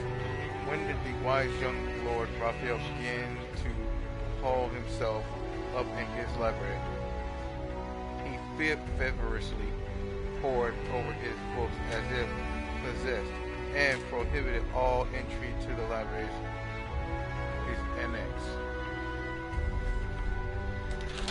Amy watched with a sense of dread as her foster father was consumed by some strange obsession.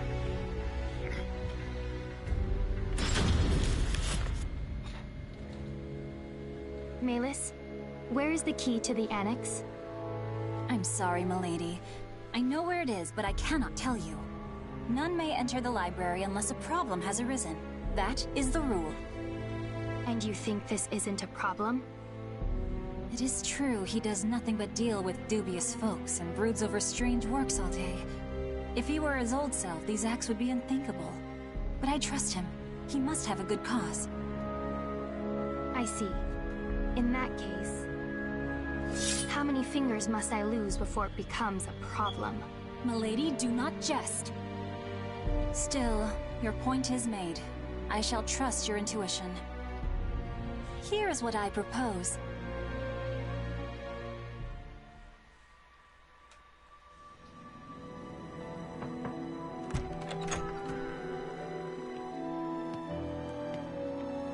Raphael. Amy, what are you doing here? I trust there is a problem that demands my attention. I came to change the roses.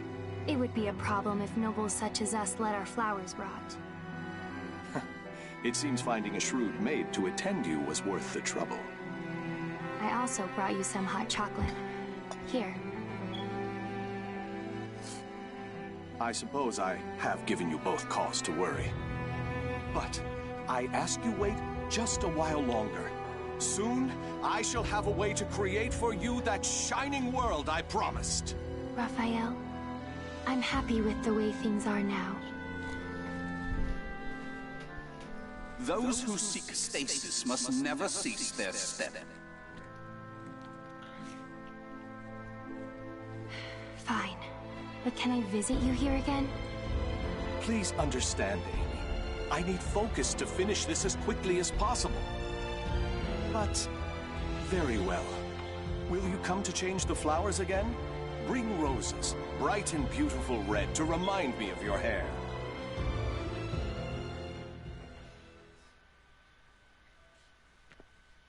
What I want is... It was only coincidence that I saved him. Which means me being here is also...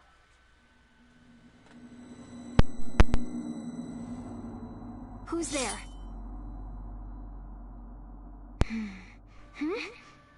Over there? Presence is gone, and they didn't leave any traces. But I know someone was watching me.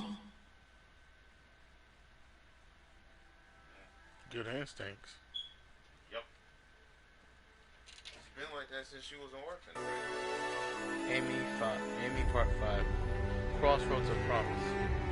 Who could have foreseen what was to come? When Raphael left the isolation of his annex, the desperate weariness was gone from his eyes, replaced instead by the light of determination. With the object of his research now clear, he set off on a journey for the sake of Amy, and Amy alone. Both father and daughter stood at a crossroads, their fate uncertain.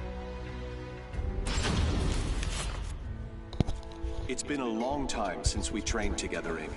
I shall stay until you are satisfied, since we won't meet again for quite some time. This journey, you'll be gone long? Yes. However, my destination is clear, as is the home to which I will return. I shall finally fulfill the promise I made the day you injured your leg. Do you remember your other promise? Of course. The fate of that promise is still in your hands, as it has been since the day we first trained together. Good. Then today, I will prove myself.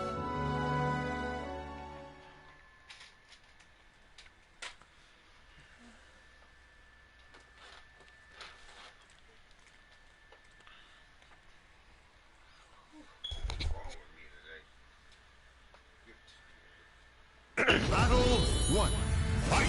This reminds me of when I swore to grant you one wish when you proved yourself a true swordswoman. Here. Why did you promise me that anyway?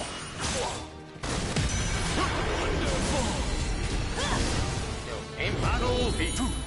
Fight! Perhaps I was enamored with the idea of promises, with vows.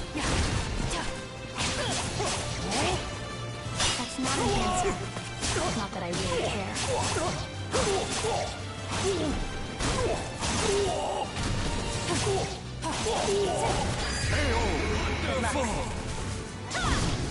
Wonderful as ever, Amy. Fight!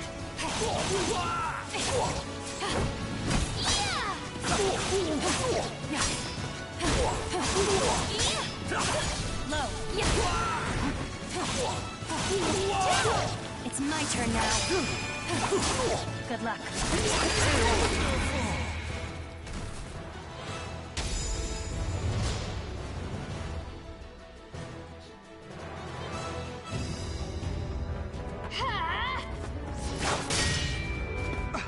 What? Checkmate. Indeed. Very impressive, Amy. I was sure you had yet to overcome your habit of favoring your left leg. But I was wrong. You shorten your step, weakening your strikes while allowing you to quickly transition to your next move.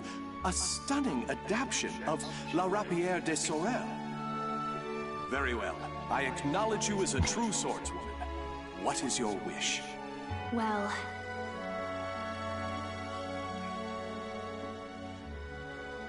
what I want...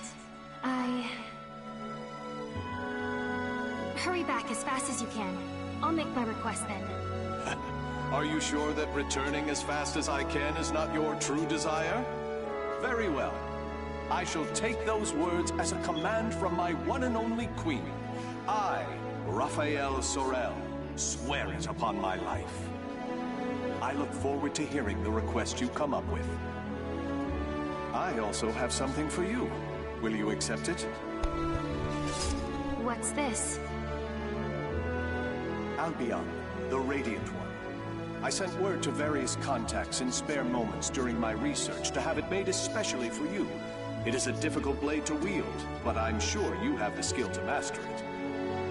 I hope the bond between us is never severed, Amy. Even when I am gone, this sword will keep us linked. I truly believe that.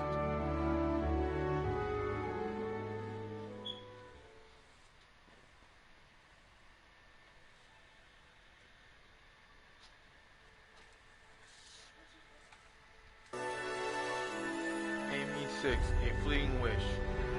It had been many days since Raphael left on his journey, while Amy waited restlessly for his return. She reflected upon what she should ask him. She struggles to find her buried emotions equipped only with a faint light and an internal roadmap featuring few guidebooks.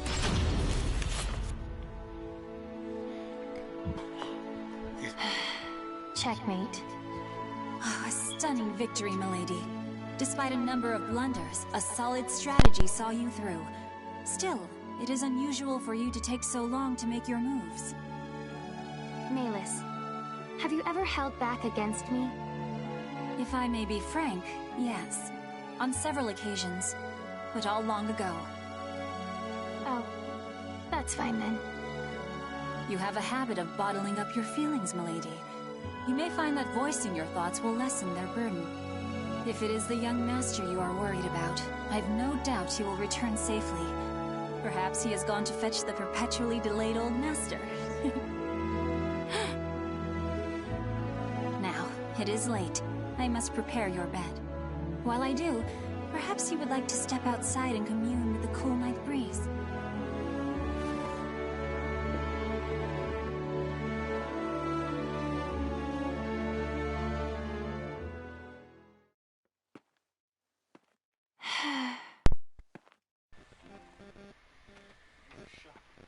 Ever since that day, it feels like my emotions are somewhere else. Voicing my thoughts will lessen their burden.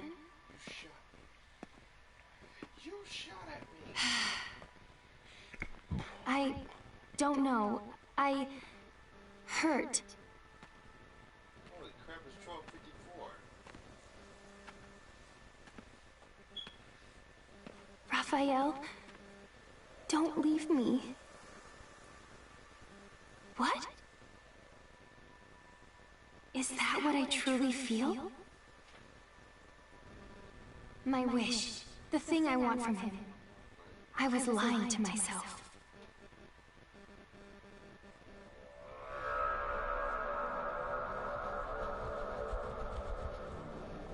This feeling.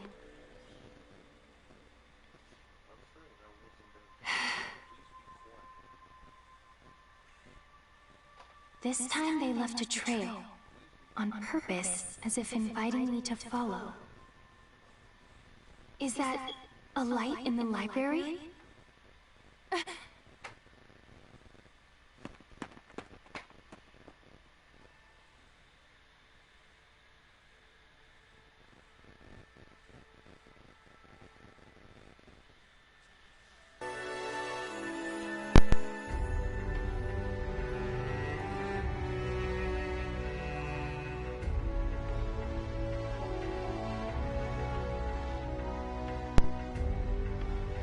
Part 7, Omen of Loss.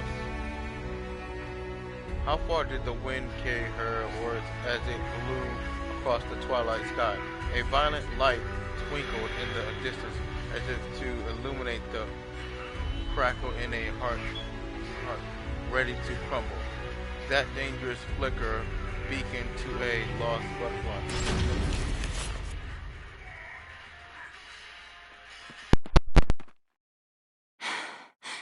I know you're there. It has been ages, young Amy. Although, I'm not sure you even remember me.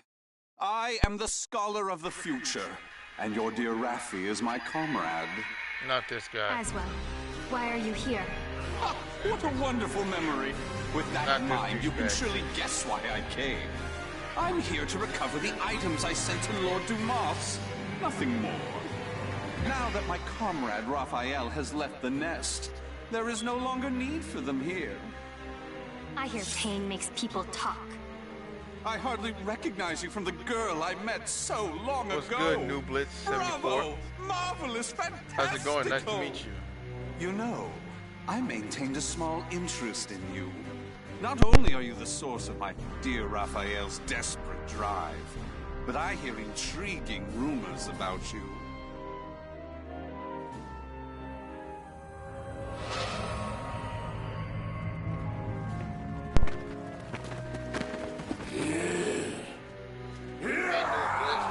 Shout outs to New Blitz 74. Now, young Joining the stream. Show me what it is that keeps your feet rooted in this place.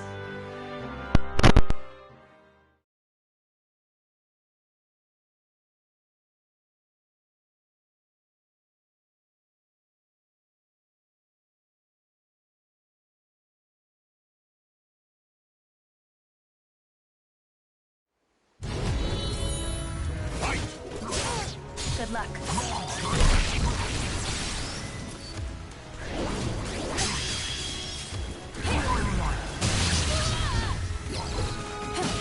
Good luck. Good luck. Nuisance.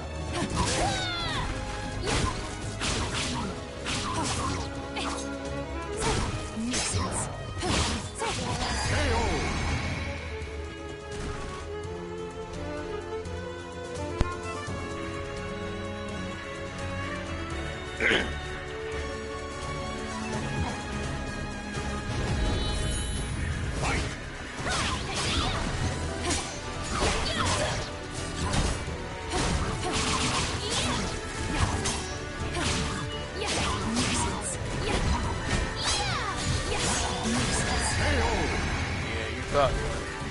Sweet.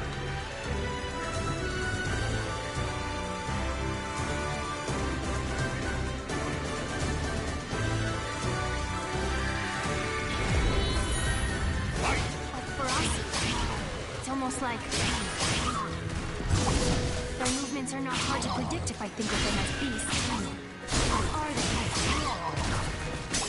They'd be on the ground by now if they were normal.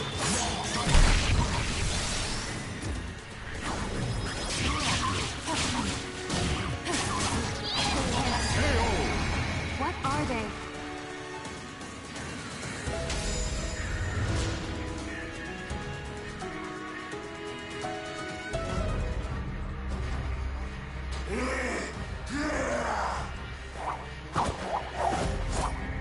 And that's the last one.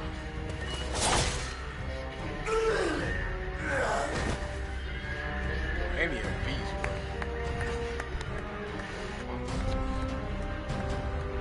I used some of the better filth at my disposal, and yet you bested them with ease. I had heard your intuition was sharp. That does you an injustice. It is almost as if you can predict the future. I believe you will make an excellent match. What are you scheming? What lunacy did you fill Raphael's head with? Very well. You've passed my test. As a reward, I shall spill the little secret Comrade Raphael and I share.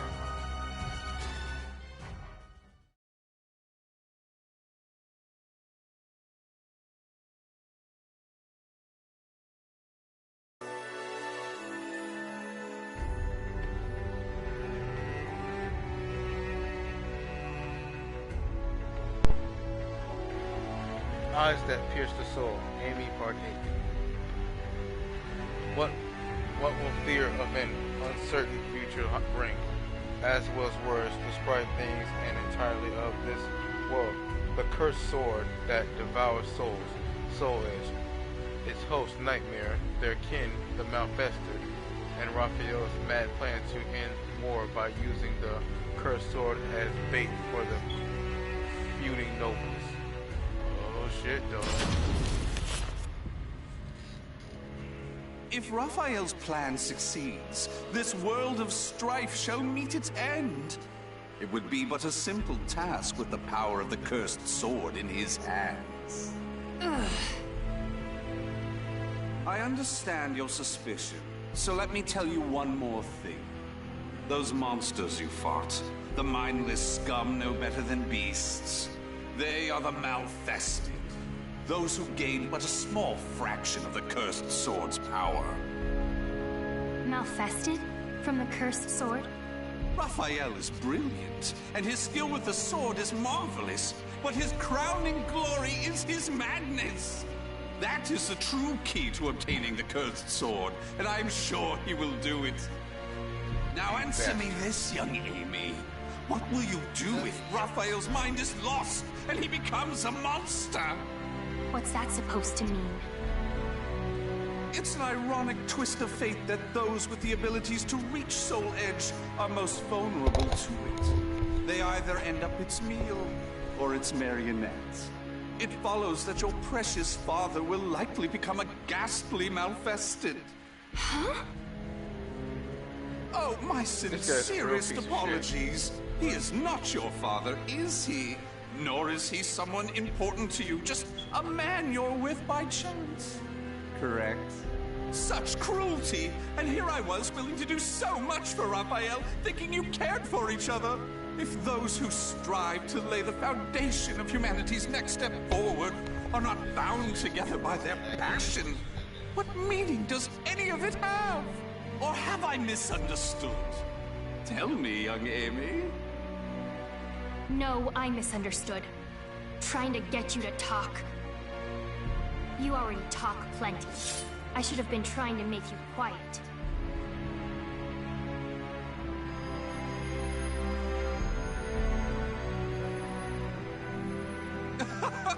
What a lovely color.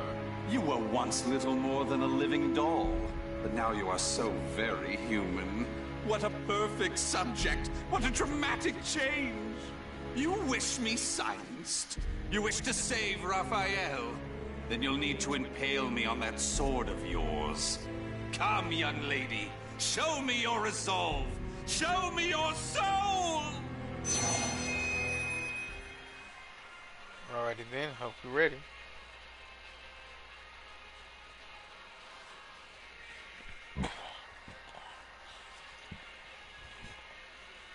Excuse me.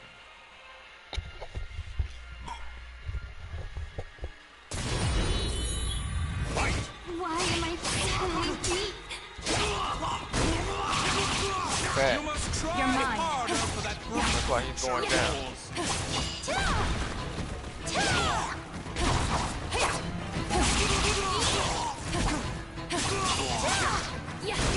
Good luck. I see! Perfect. Just give me a little bit Time more. for bed. That's the spirit!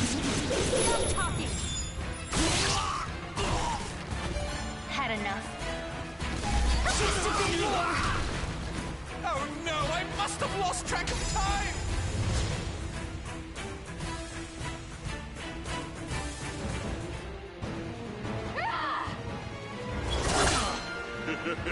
What's the matter? I thought you wanted to silence me! I'm not done yet.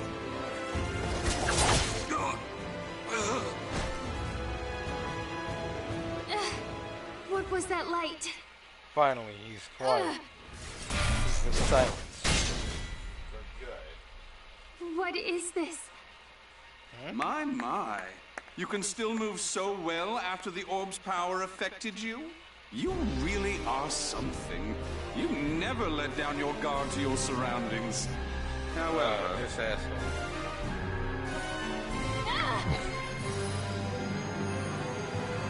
No matter how acute your perception, you cannot predict the impossible, can you? How? You shouldn't be so careless, young Amy. You hesitated before striking the final blow. When you're angry, your left leg leaves you open. It's so delightfully human of you.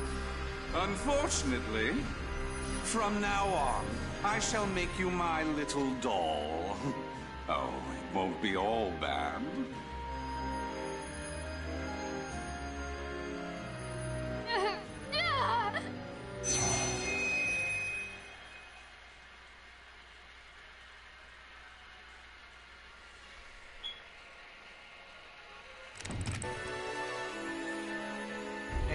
Part 9, Her Imperfect World.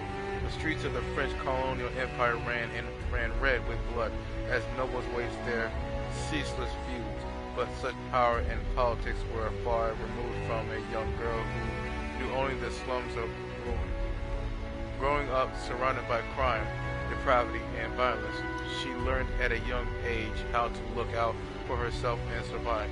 She built walls around herself until her world consisted of nothing more than a single chair. That is, until one fateful day.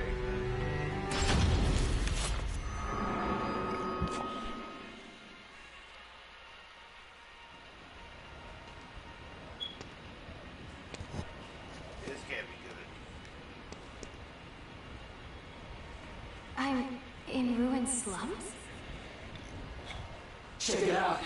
Red's wandering around on her own again. That loathsome brat.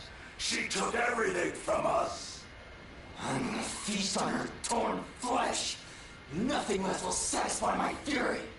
You must know the things you've done. You deserve this. What's going on here? Soldiers?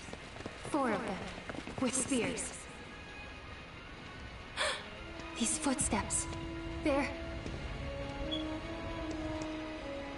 I have nothing left. Life is but a series of betrayals. Raphael! None shall give me a second glance if I look like this. Raphael! Can't you hear me? Raphael! This way! Over here! No. This back alley can't be my end.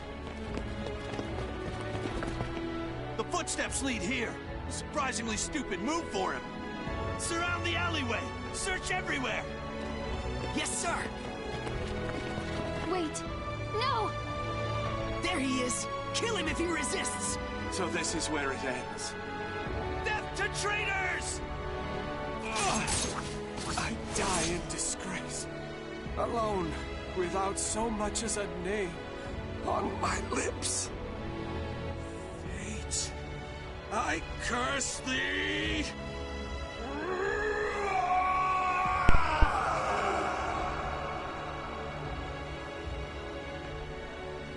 Raphael! Raphael!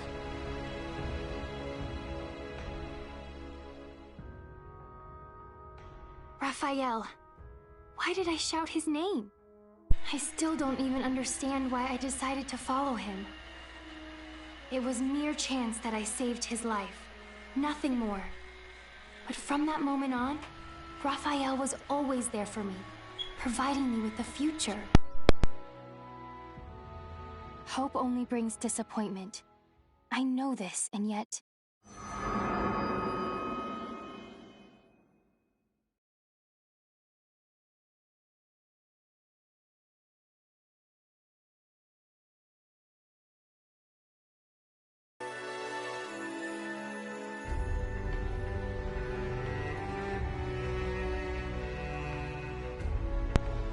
Amy 10, the radiant one. Amy, part 10, the radiant one. What meaning was there to the illusion as well Forbes showed Amy? Was her glimpse of Raphael's final moments a hint of the future to come? What path will this young girl take? Raphael. Milady! Thank goodness. Malus? Then you found me unconscious outside. Yes, I thought for sure you'd gone and put yourself in danger again.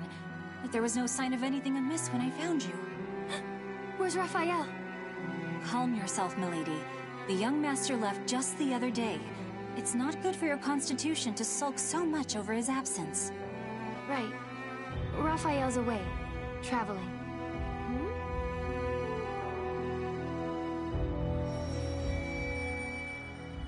He's searching for something.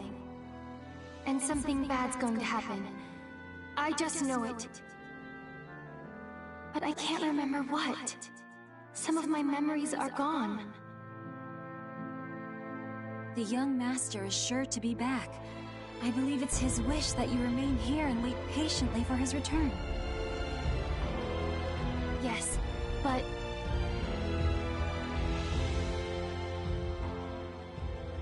Those who seek stasis must never cease their step.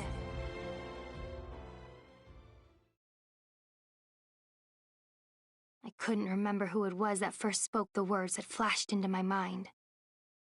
As I said them to myself, I was filled with a powerful sense of revulsion. Still, they somehow resonated with me. Malus, my sword. Also pack my things. I'm heading out. No, milady. Is what I'd like to say, but I expected this. There are 2 conditions. First, you must take me with you. And second, you must find a skilled guard to escort you. And if I refuse? Well, perhaps I'll chop off a finger each time you resist. That's unfair. But I'm glad. Something has changed in you, milady. Take it. It is your sword, Albion.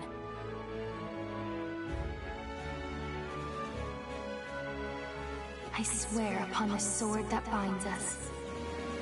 I'll live so as not to lose. No matter how dark the road I must travel, this sword will light my way. Albion, the Radiant One, his hope, his dream, and mine.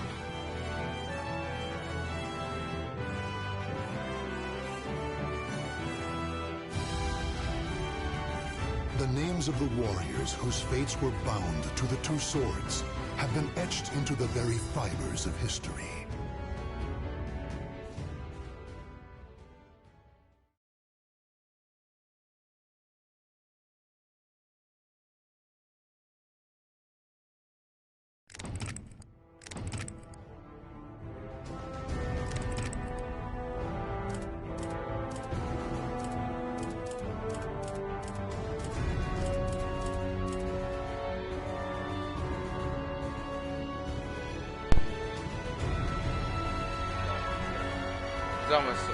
Prologue, Soul Edge.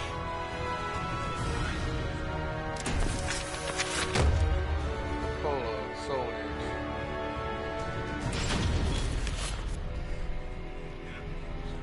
Across all history, the truly strong remain shrouded deep in darkness, hidden from society. They carefully erase all traces of their existence, so that when later generations look back on history, it is as if they were never there. But sometimes, even the most perfect plans to erase one's tracks leave unexpected loose ends. This tome was one of those loose ends, left behind in charred ruins. What secrets lie within?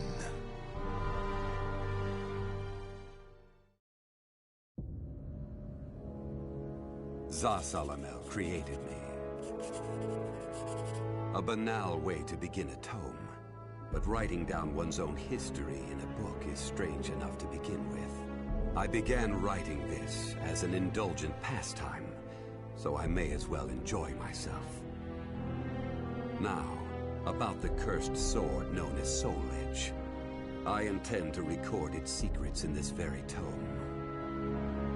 However, I must exercise caution. A fitting end awaits all who seek the cursed sword. Some may laugh and call this an exaggeration. Should anyone who has held that sword ever read this tome, though, I'm certain they'll agree with me. The origin of Soul Edge is a mystery.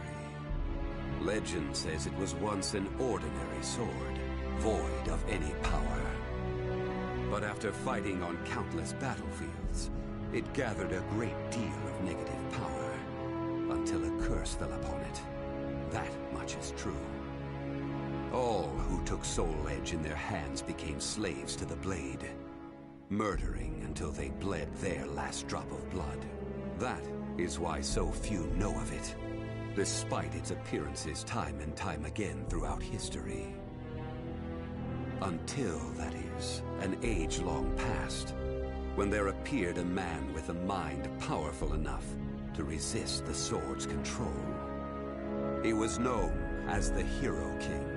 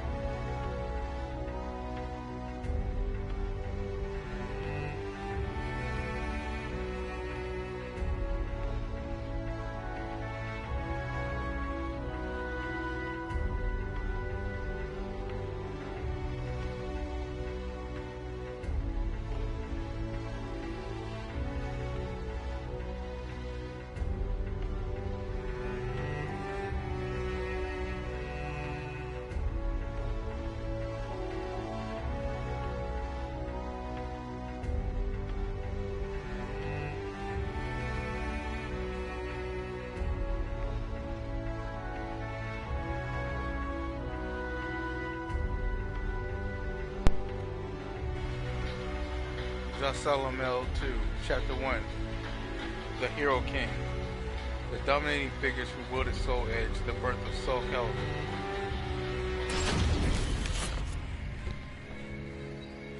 In that ancient age, great change came only through war.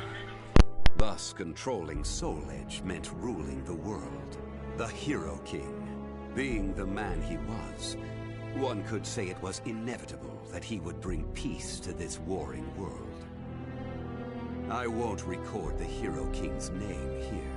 Someday I may decide the time is right to reveal it, but that time isn't now. It is said the Hero King lost Soul Edge due to his jealous son. After the Hero King killed his son, the spirit sword Soul Calibur was born from the remnants of the cursed sword. Indeed, the cursed sword and the spirit sword both come from the very same steel. That sounds about right. That sounds about While the name Soul Edge is known to a select few, the name Soul Calibur is known to almost no one. There is a reason the spirit sword was never revealed to the world. Some say the Hero King created the spirit sword, but the truth is that the Hero King risked his life and failed. Those who would carry on the dead king's wish and perfect Soul Calibur were to come later. They were known as the Guardians of the Spirit Sword. Like a thief in the night, they took the Spirit Sword and withdrew into the dark recesses of history. They told others of the Hero King's Spirit Sword, and that they were going into hiding to both prevent Soul Calibur from being used for evil, and to prepare for the threat of Soul Edge.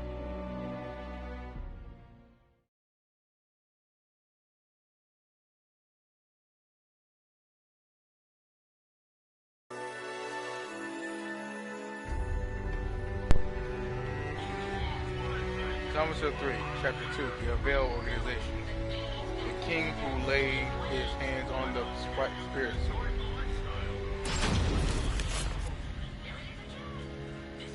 The Guardians of the Spirit Sword only entrust Soul Calibur to a select few. One recent example was a king from medieval Europe. Born in Britain, the king used the Spirit Sword to rule a large swath of Europe.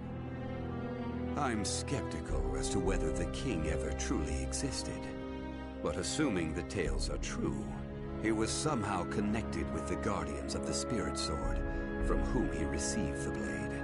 Also, it would be reasonable to assume the king fought with the one who possessed the cursed sword and won. After the king's death, though, no one knows what happened to the Spirit Sword. Perhaps we should assume it eventually found its way back to the Guardians of the Spirit Sword. But it should be noted that their power had dwindled greatly by that time. At the same time, there were those who awaited the second coming of the king. On the eve of the king's passing, a loyal knight set forth to find the Spirit Sword and restore the crown. That was the start of the secret society known as the Aval Organization. They hid themselves well for a considerably long period of time. Not even I learned of their inner workings until quite recently.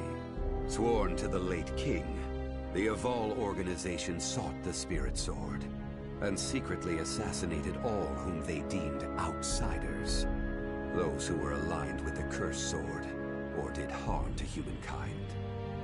A deeper look, however, reveals there was some unrest hidden below the organization's seemingly unshakable exterior.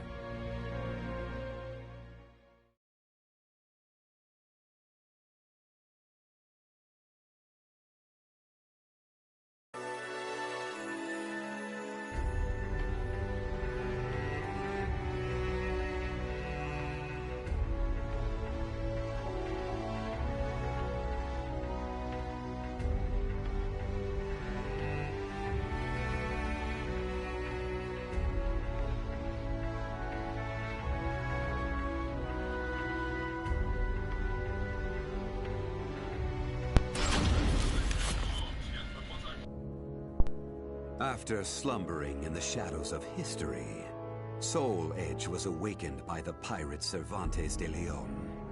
Cervantes attacked the ship of one who had won Soul Edge at an auction. He stole the cursed sword and became its puppet.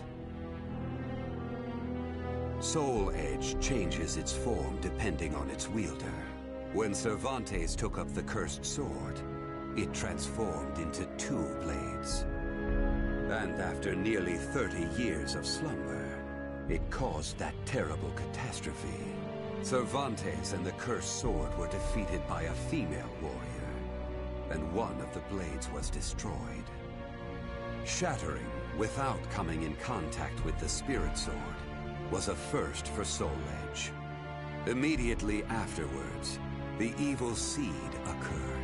The evil within Soul Edge was unleashed upon the entire world. Why did the evil seed occur? What havoc did it wreak where it landed? Not even I have any way of discerning this. But one thing is certain. Ever since that day, the cursed sword's malfested kin have been swiftly multiplying. What does it mean to be malfested? It's extremely hard to define, for the resulting phenomena are so varied. There are those who undergo monstrous transformations, while others look no different from ordinary humans at first glance. In addition to humans, some animals have experienced transformations as well. Common traits of the malfested include heightened fighting instincts and violent tendencies. Some become beasts, hungry only for slaughter, while others use strategy to entrap powerful foes. But they all slip into towns and cities, seeking blood under the cover of darkness. Sometime after the evil seed, the Azure Knight Nightmare appeared. Rumors said he possessed Soul Edge, and his string of indiscriminate murder seemed to agree with this. Personally, I was also interested in discovering this knight's true identity.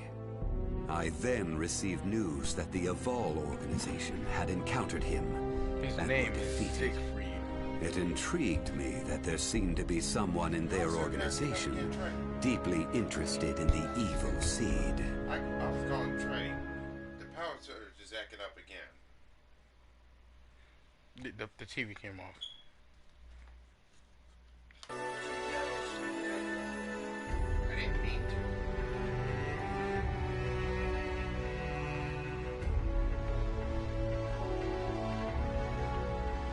Justin Mail 5, Chapter 4, The 3 Sacred Treasures. Ling Shin-Su and the Evil Seed.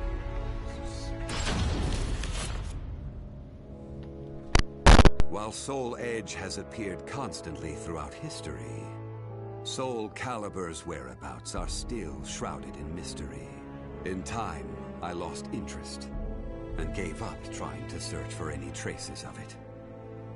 But after resuming my search later, I found that it had been taken to a temple in the east at some point. With it were taken a staff able to absorb all manner of energy, and a mirror capable of purifying evil.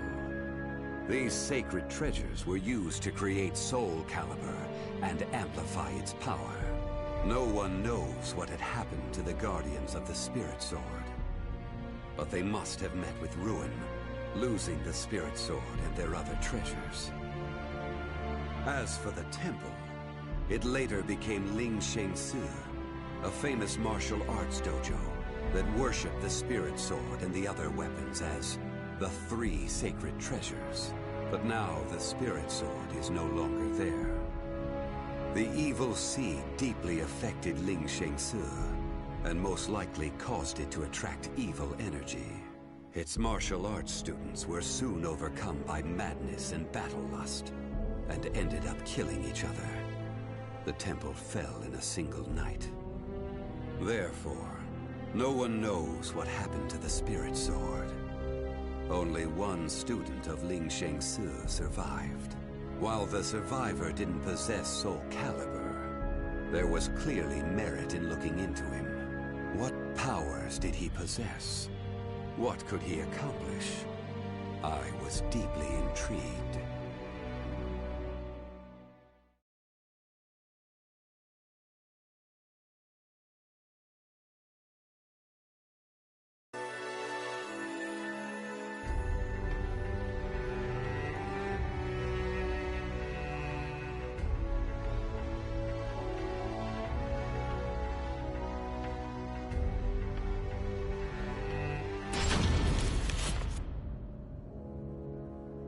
I only started writing this tome as a pastime. But in order to give it a clear perspective, I must reveal my identity. I was once one of the guardians of the Spirit Sword. The precepts of the Guardians were very strict, one of which stated no Guardian may ever touch Soul Calibur. But in my younger days, I failed to properly suppress my urges. When the others discovered my designs, they broke my arms and banished me. Amid my despair, I searched for a way to survive. What I discovered was the art of reincarnation. After a long period of training, I mastered the secrets contained within this lost wisdom. I reincarnated myself over and over again, and became an entity that could transcend generations. At first, I didn't realize the price I would have to pay for eternal life. For every time I reincarnated, I experienced the pain of death. It felt like my soul was being crushed. It is hard to put such pain and suffering in words. Indeed, I hadn't managed to completely escape death. No matter what one may accomplish in life, death remains inescapable. My bodies have lain in countless graves, but my soul will never rest in peace. So it was that I came to yearn for the final eternal death I could never have. And such desire began to corrupt my everlasting life. Gradually, I began to seek out death itself.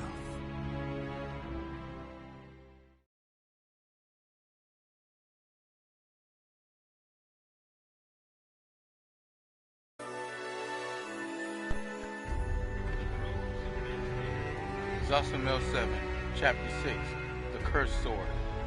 The man who laid his hands on the cursed sword.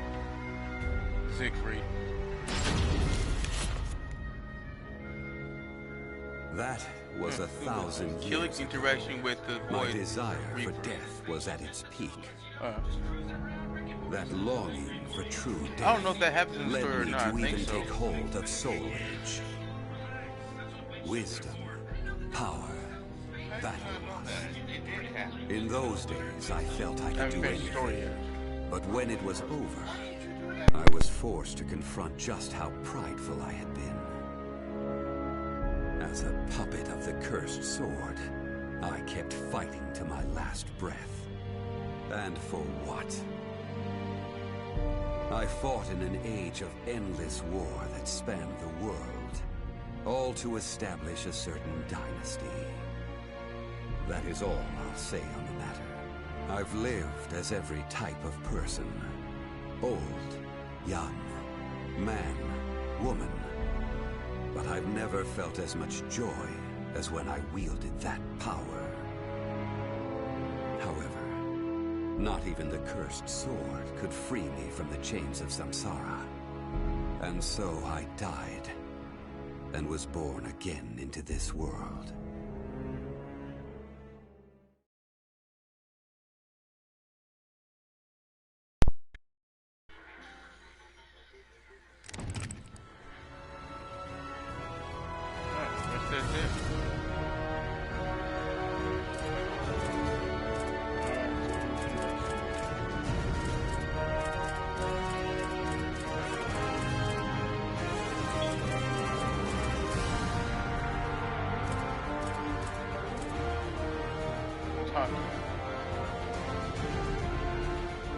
power of Miki Maru. Fantasy.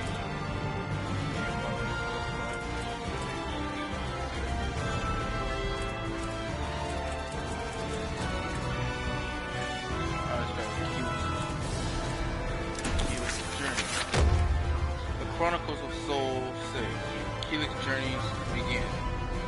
There were several roads that led west, but the most common road was by sea. Once Keelik left the cave, he headed over the Himalayas, then traveled south in search of a port. Noble said, Eternity of Samara Curse.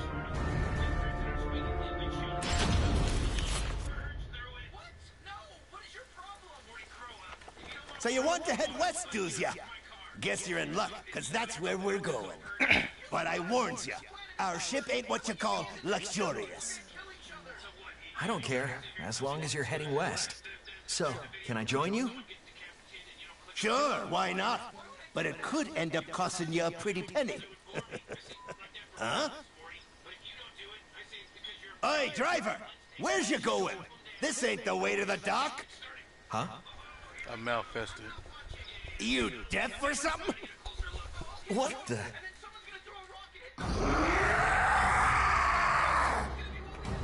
He's been consumed by evil. I'll kill you! Damn. You leave me no choice.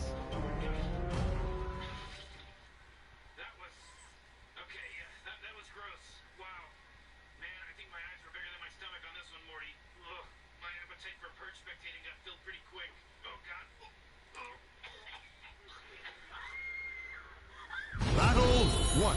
Fight!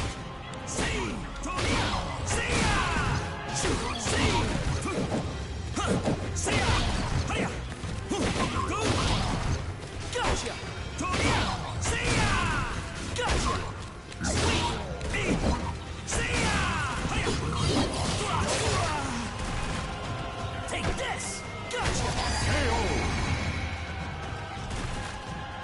Battle 2. Fight! Take this!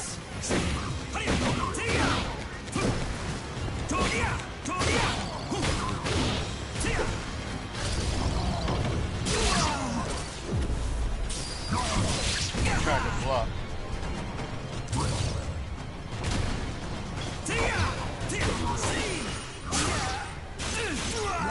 Okay, now you beat me. Ling Sheng Suba! I strike without reserve!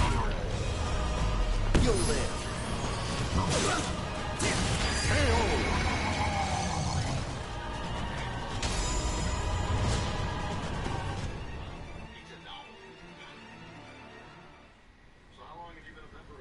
Whew!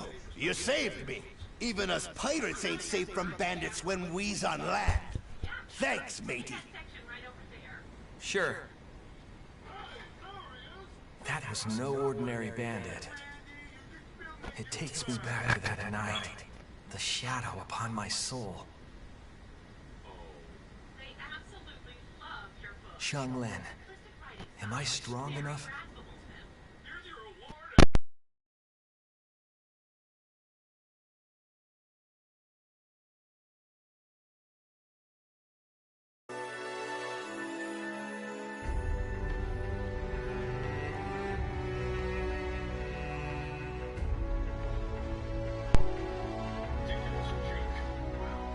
Chronicle of Soul 7, the Indian port.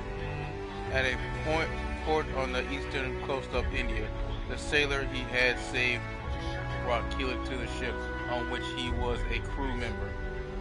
However, though the ship was indeed heading west, its captain, Maxie, was nowhere to be found.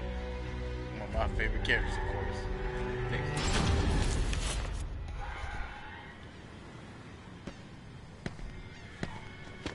So, you're the guy who saved one of our own?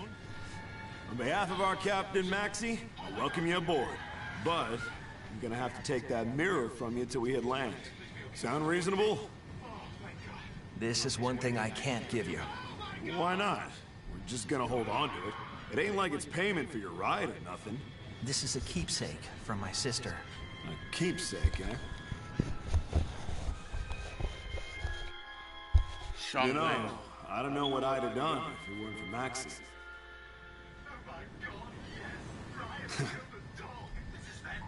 Okay, fine. I like you. I'll go speak to Maxie for you. You're one of us now. Thank you. Don't mention it.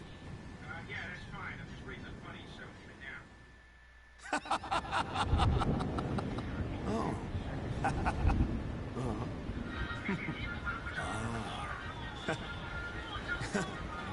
It seems the captain has the trust of his crew.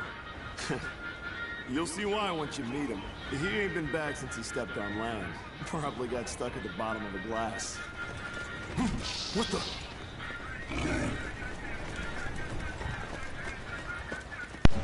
What? Ah! What do you think you are? In his crew of blizzard You got freaks. some nerve thinking you can pick a fight with one of us. Hey, kill it, right? You're a passenger, so stand back. No, I want to join in. In that case, welcome to the crew. It's showtime!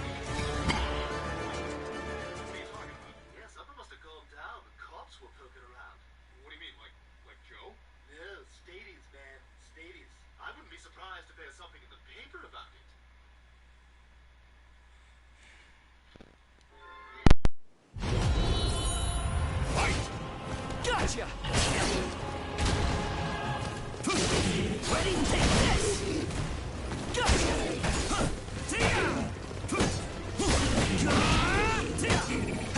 Scream!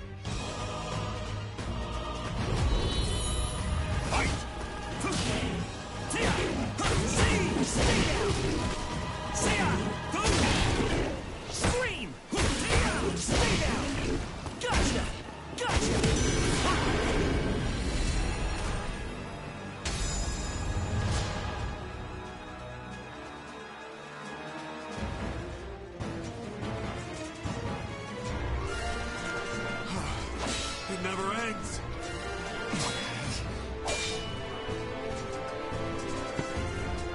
I don't understand. Why will you not relinquish your ego and let the evil consume you? Who the hell are you? Is it because of that mirror? You fool! Remember the massacre you caused? You let yourself run wild! I shall destroy the mirror and free you from its shackles!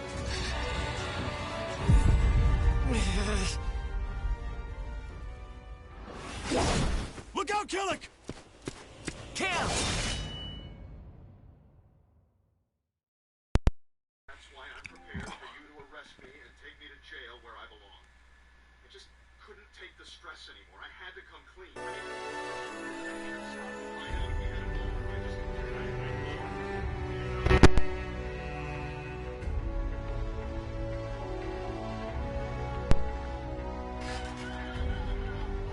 The Chronicle of Souls 8, The Malfested Swarm.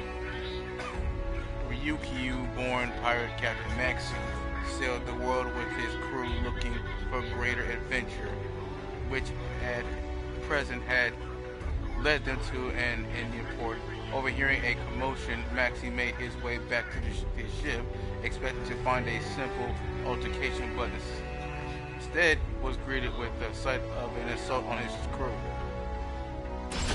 Enter Maxie. Who is this abomination? How dare he harm my family? Have at you! Maxie! Cap! This is bad. Careful of that axe, brother!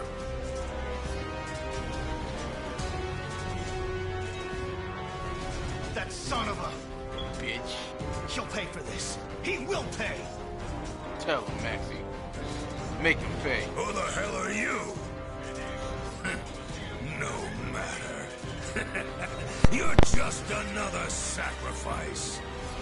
He still needs strong souls to increase his strength. Fall back. Stop right there! What?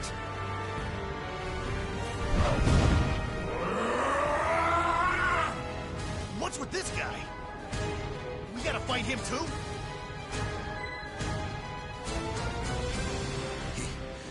He's one of us. Okay, so I won't kill him. Just save your strength.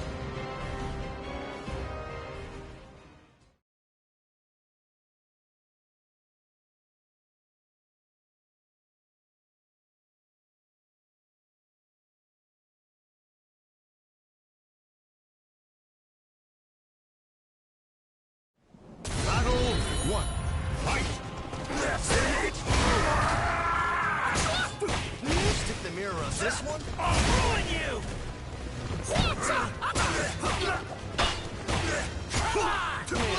This ain't easy, but I'm dead. See ya!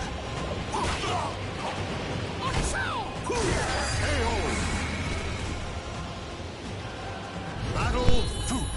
Fight!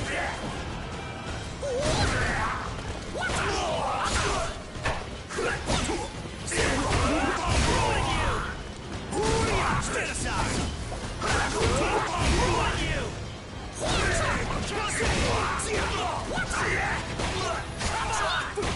How's this? Battle 3. Fight! Going somewhere?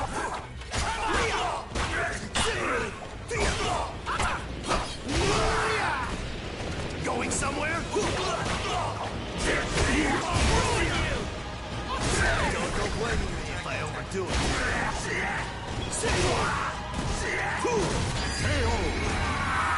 Jeez, as if I didn't have better things to do.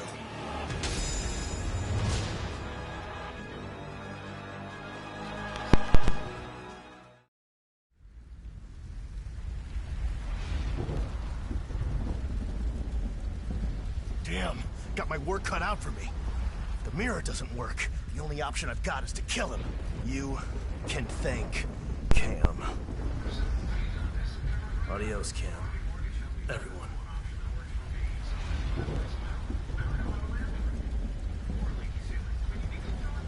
Take Killer Quest.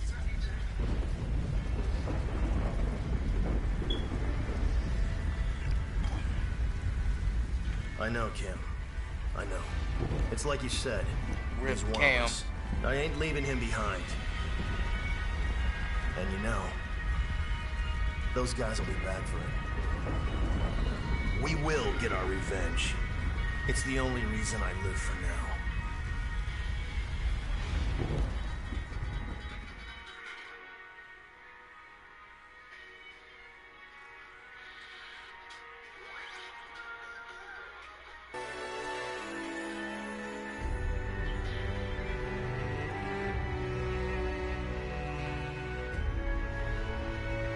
Chronicle of Souls 9, a violent confrontation. When Keelik awoke, Maxie chose not to admonish him, but instead to console the warrior as he wallowed in feelings of guilt. As Keelik and Maxie journeyed on together, they ended up becoming close friends. Then one day, a man appeared before them, blocking their way. Mitsurugi.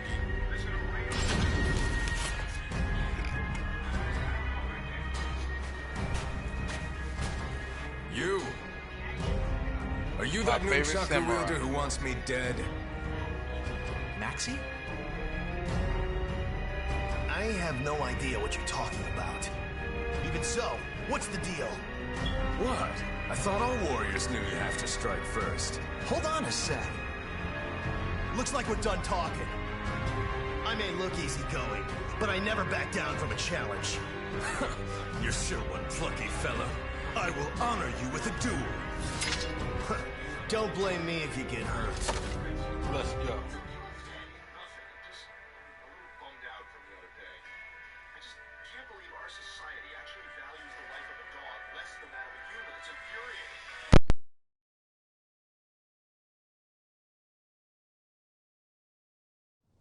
Battle 1. Fight! My philosophy is to strike or be struck. I can get on board with that.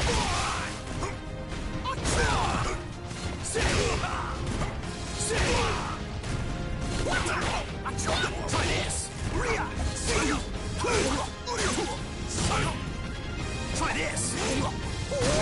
Try this! Try this!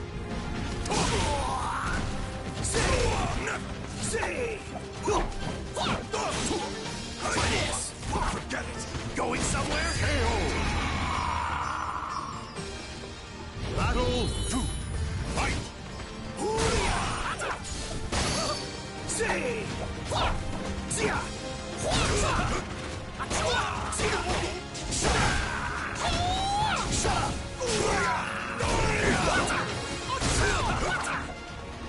Try this! Stand aside!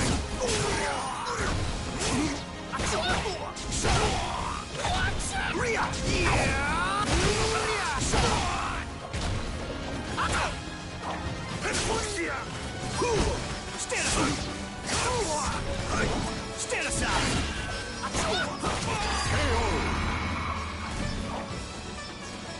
Battle 3. Fight!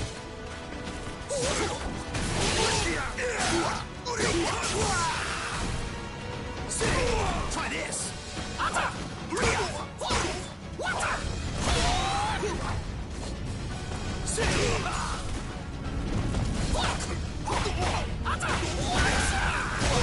That's it? The surf's gonna get rough! I'm gonna ride the waves! Go get some rest.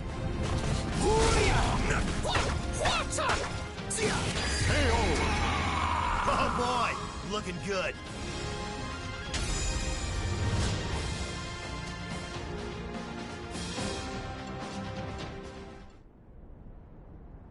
Wait, what do you mean you got the wrong person?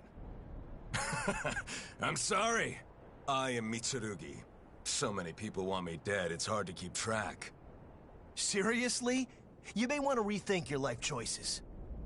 Well, if you seek Soul Edge, the most powerful weapon ever, you're bound to attract trouble, right? Soul Edge? We've got our own beef with that. Well, this is quite a coincidence.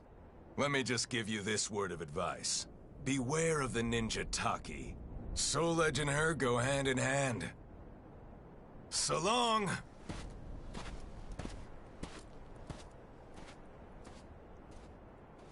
The hell was up with that guy?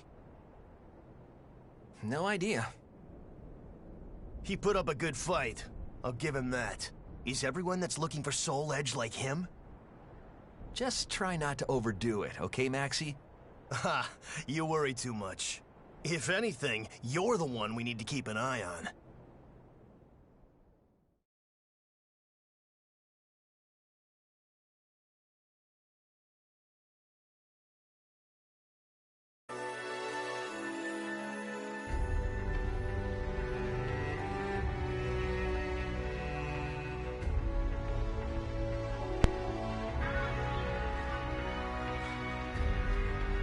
Chronicle of Souls 10, A Fated Meeting.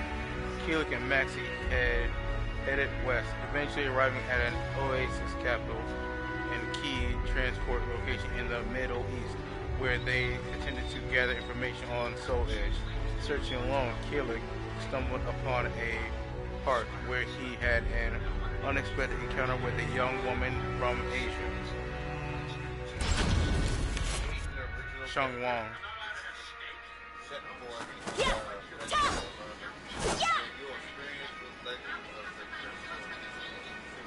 What? Is that the Ling Shang Su style sword technique?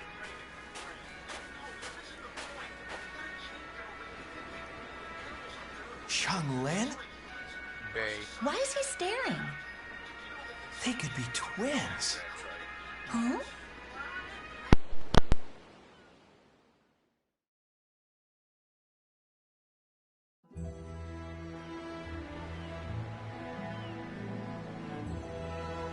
Ling Shang Su? I've heard of it. My mother might have trained there when she was younger. She taught me how to use a sword. Admit it, you're impressed. Yeah, I am. You move very, gracefully. Thank you. Are you traveling somewhere? Yeah, I'm heading west. Really? Me too. What are you doing around here? I just, happen to be passing through. I see. It must be fate.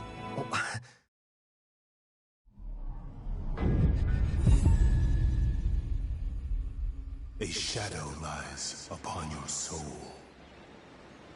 So, I'm Shanghua, and you are? Hey, Killick! You found someone you want to bring along? Haha, I can't take my eye off you for 5 seconds, can I? No, it's not... We're going in the same direction. The more the merrier.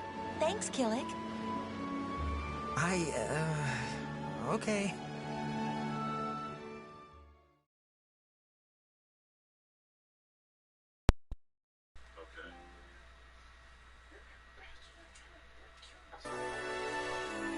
The Chronicle of Souls 11, Shadow of the Azure Knight. With Zhang Wang now on board, the duo of Kulik and Max became a trio, a triple threat. The further west they headed, the more their target Soul Edge came to dominate conversations.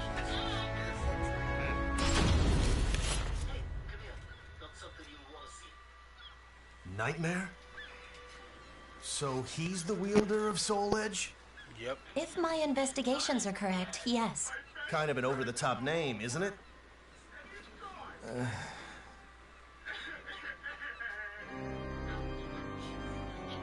Okay, let's go over everything. They're banding together. And their leader is Nightmare. He's friends with the jerk I'm after. A real piece of work called Astaroth. Then there's that lizard freak. And a woman called Ivy, who uses a whip sword. That's one hell of a crew. We could end up facing a whole army. Nightmares are like phantoms. Wherever they appear, they slaughter everyone in sight. They're monsters. What do they want? Who knows? Killick, doesn't your master know anything about all this? I don't know. Well, that's just great. Still, whatever we do, I think our paths will cross at some point. Yeah, at some point. Great.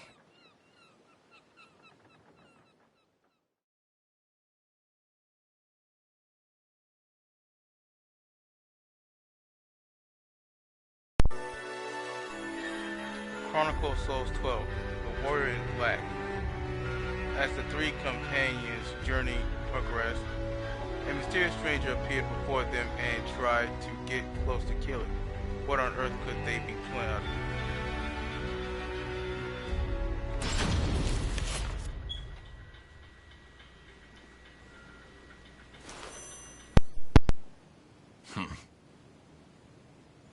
The order stands as it was. Understood. I will make contact shortly.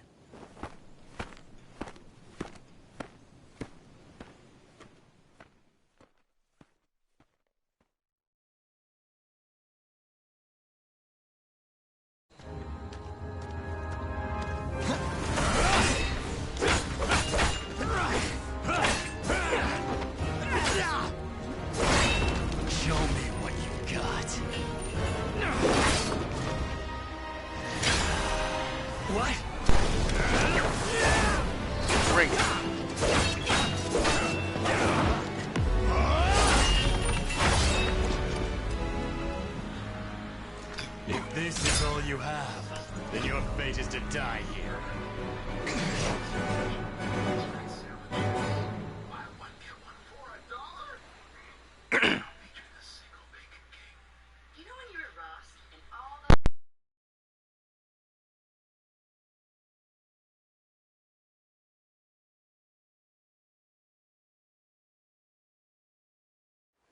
Battle! Who are you? I have no reason to answer.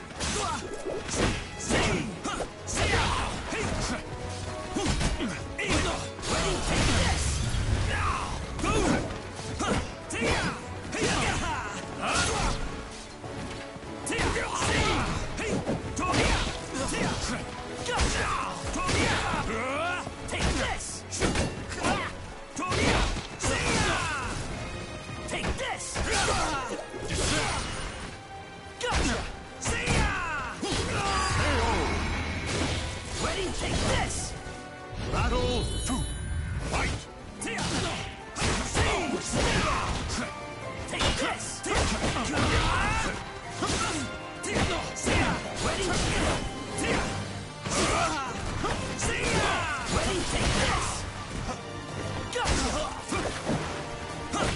I must go! Ready, take this! Gotcha! That was a tough one. Show me what you have. Fight! Ready, take this! Shoot! Take this! Take this!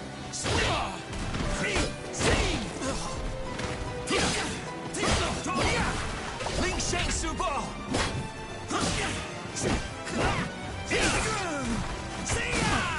Sweep! Ling Shang Subo! I strike without reserve! You'll live. Take this! Take this!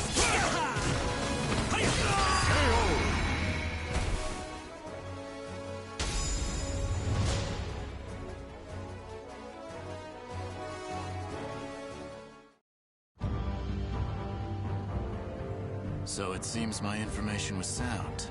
I will tell you one thing. Nightmare has established a base in an abandoned castle called Ostrinesburg. Head there if you seek Soul Edge. What? Who the hell are you?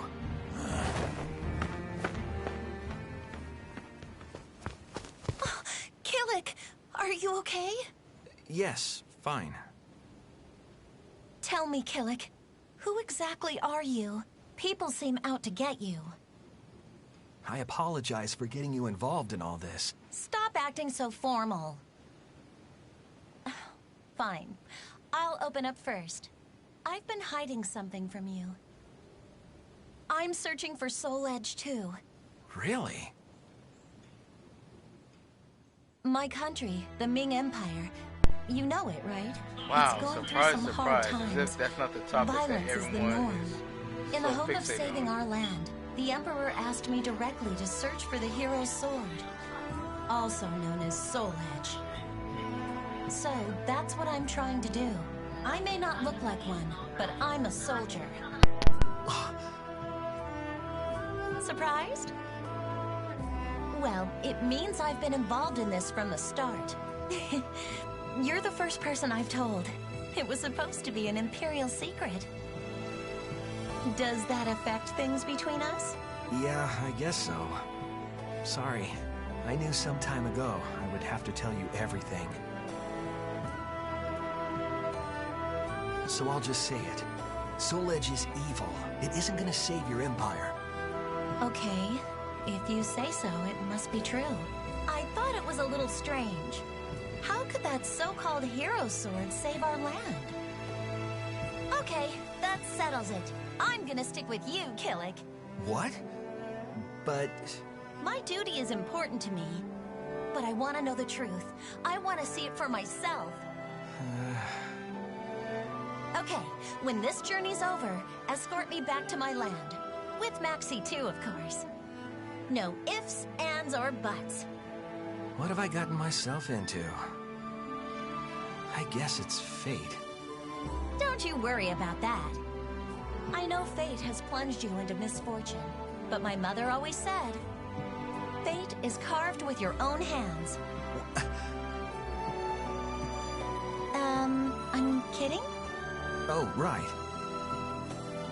Never mind then.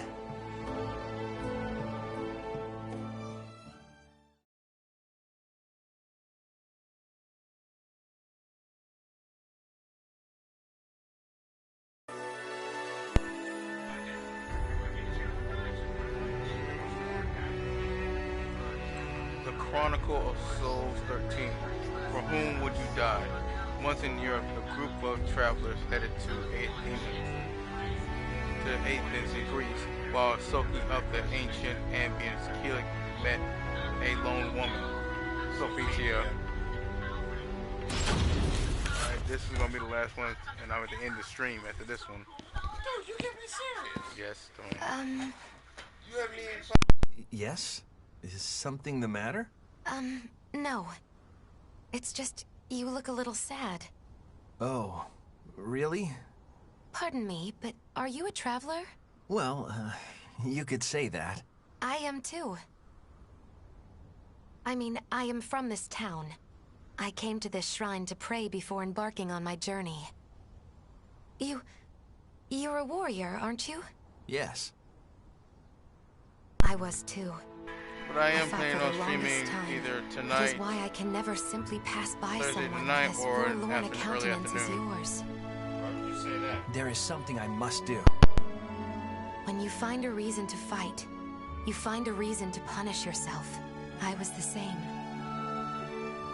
There are some things we are powerless to do anything about. People speak of fate, but I wonder if there is worth in sacrificing yourself for it. I feel so uncertain.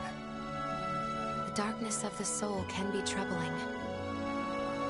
It's always with me, like a real shadow, dark and unshakable. Yet all is not lost. I can't just forget the past in order to save myself. It is no bad thing to keep hold of the past. Those dear to you will always be in your memories. Still. The past is the past, if you ask me. There are those you need to protect in the here and now. So, you should wear a more fitting expression. Okay? Listen to me babbling on. I have to go. Are you okay? Yes. Pain does indeed lie in the past. I shall pray for your safety. As will I.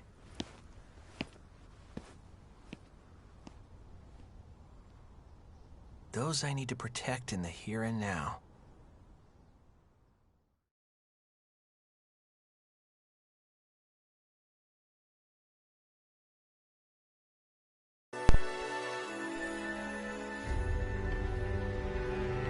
Alright, I'm gonna end the stream here, but I will be streaming either afternoon, during the afternoon, and probably tonight. What about early? That's what you said. Same thing. Whatever.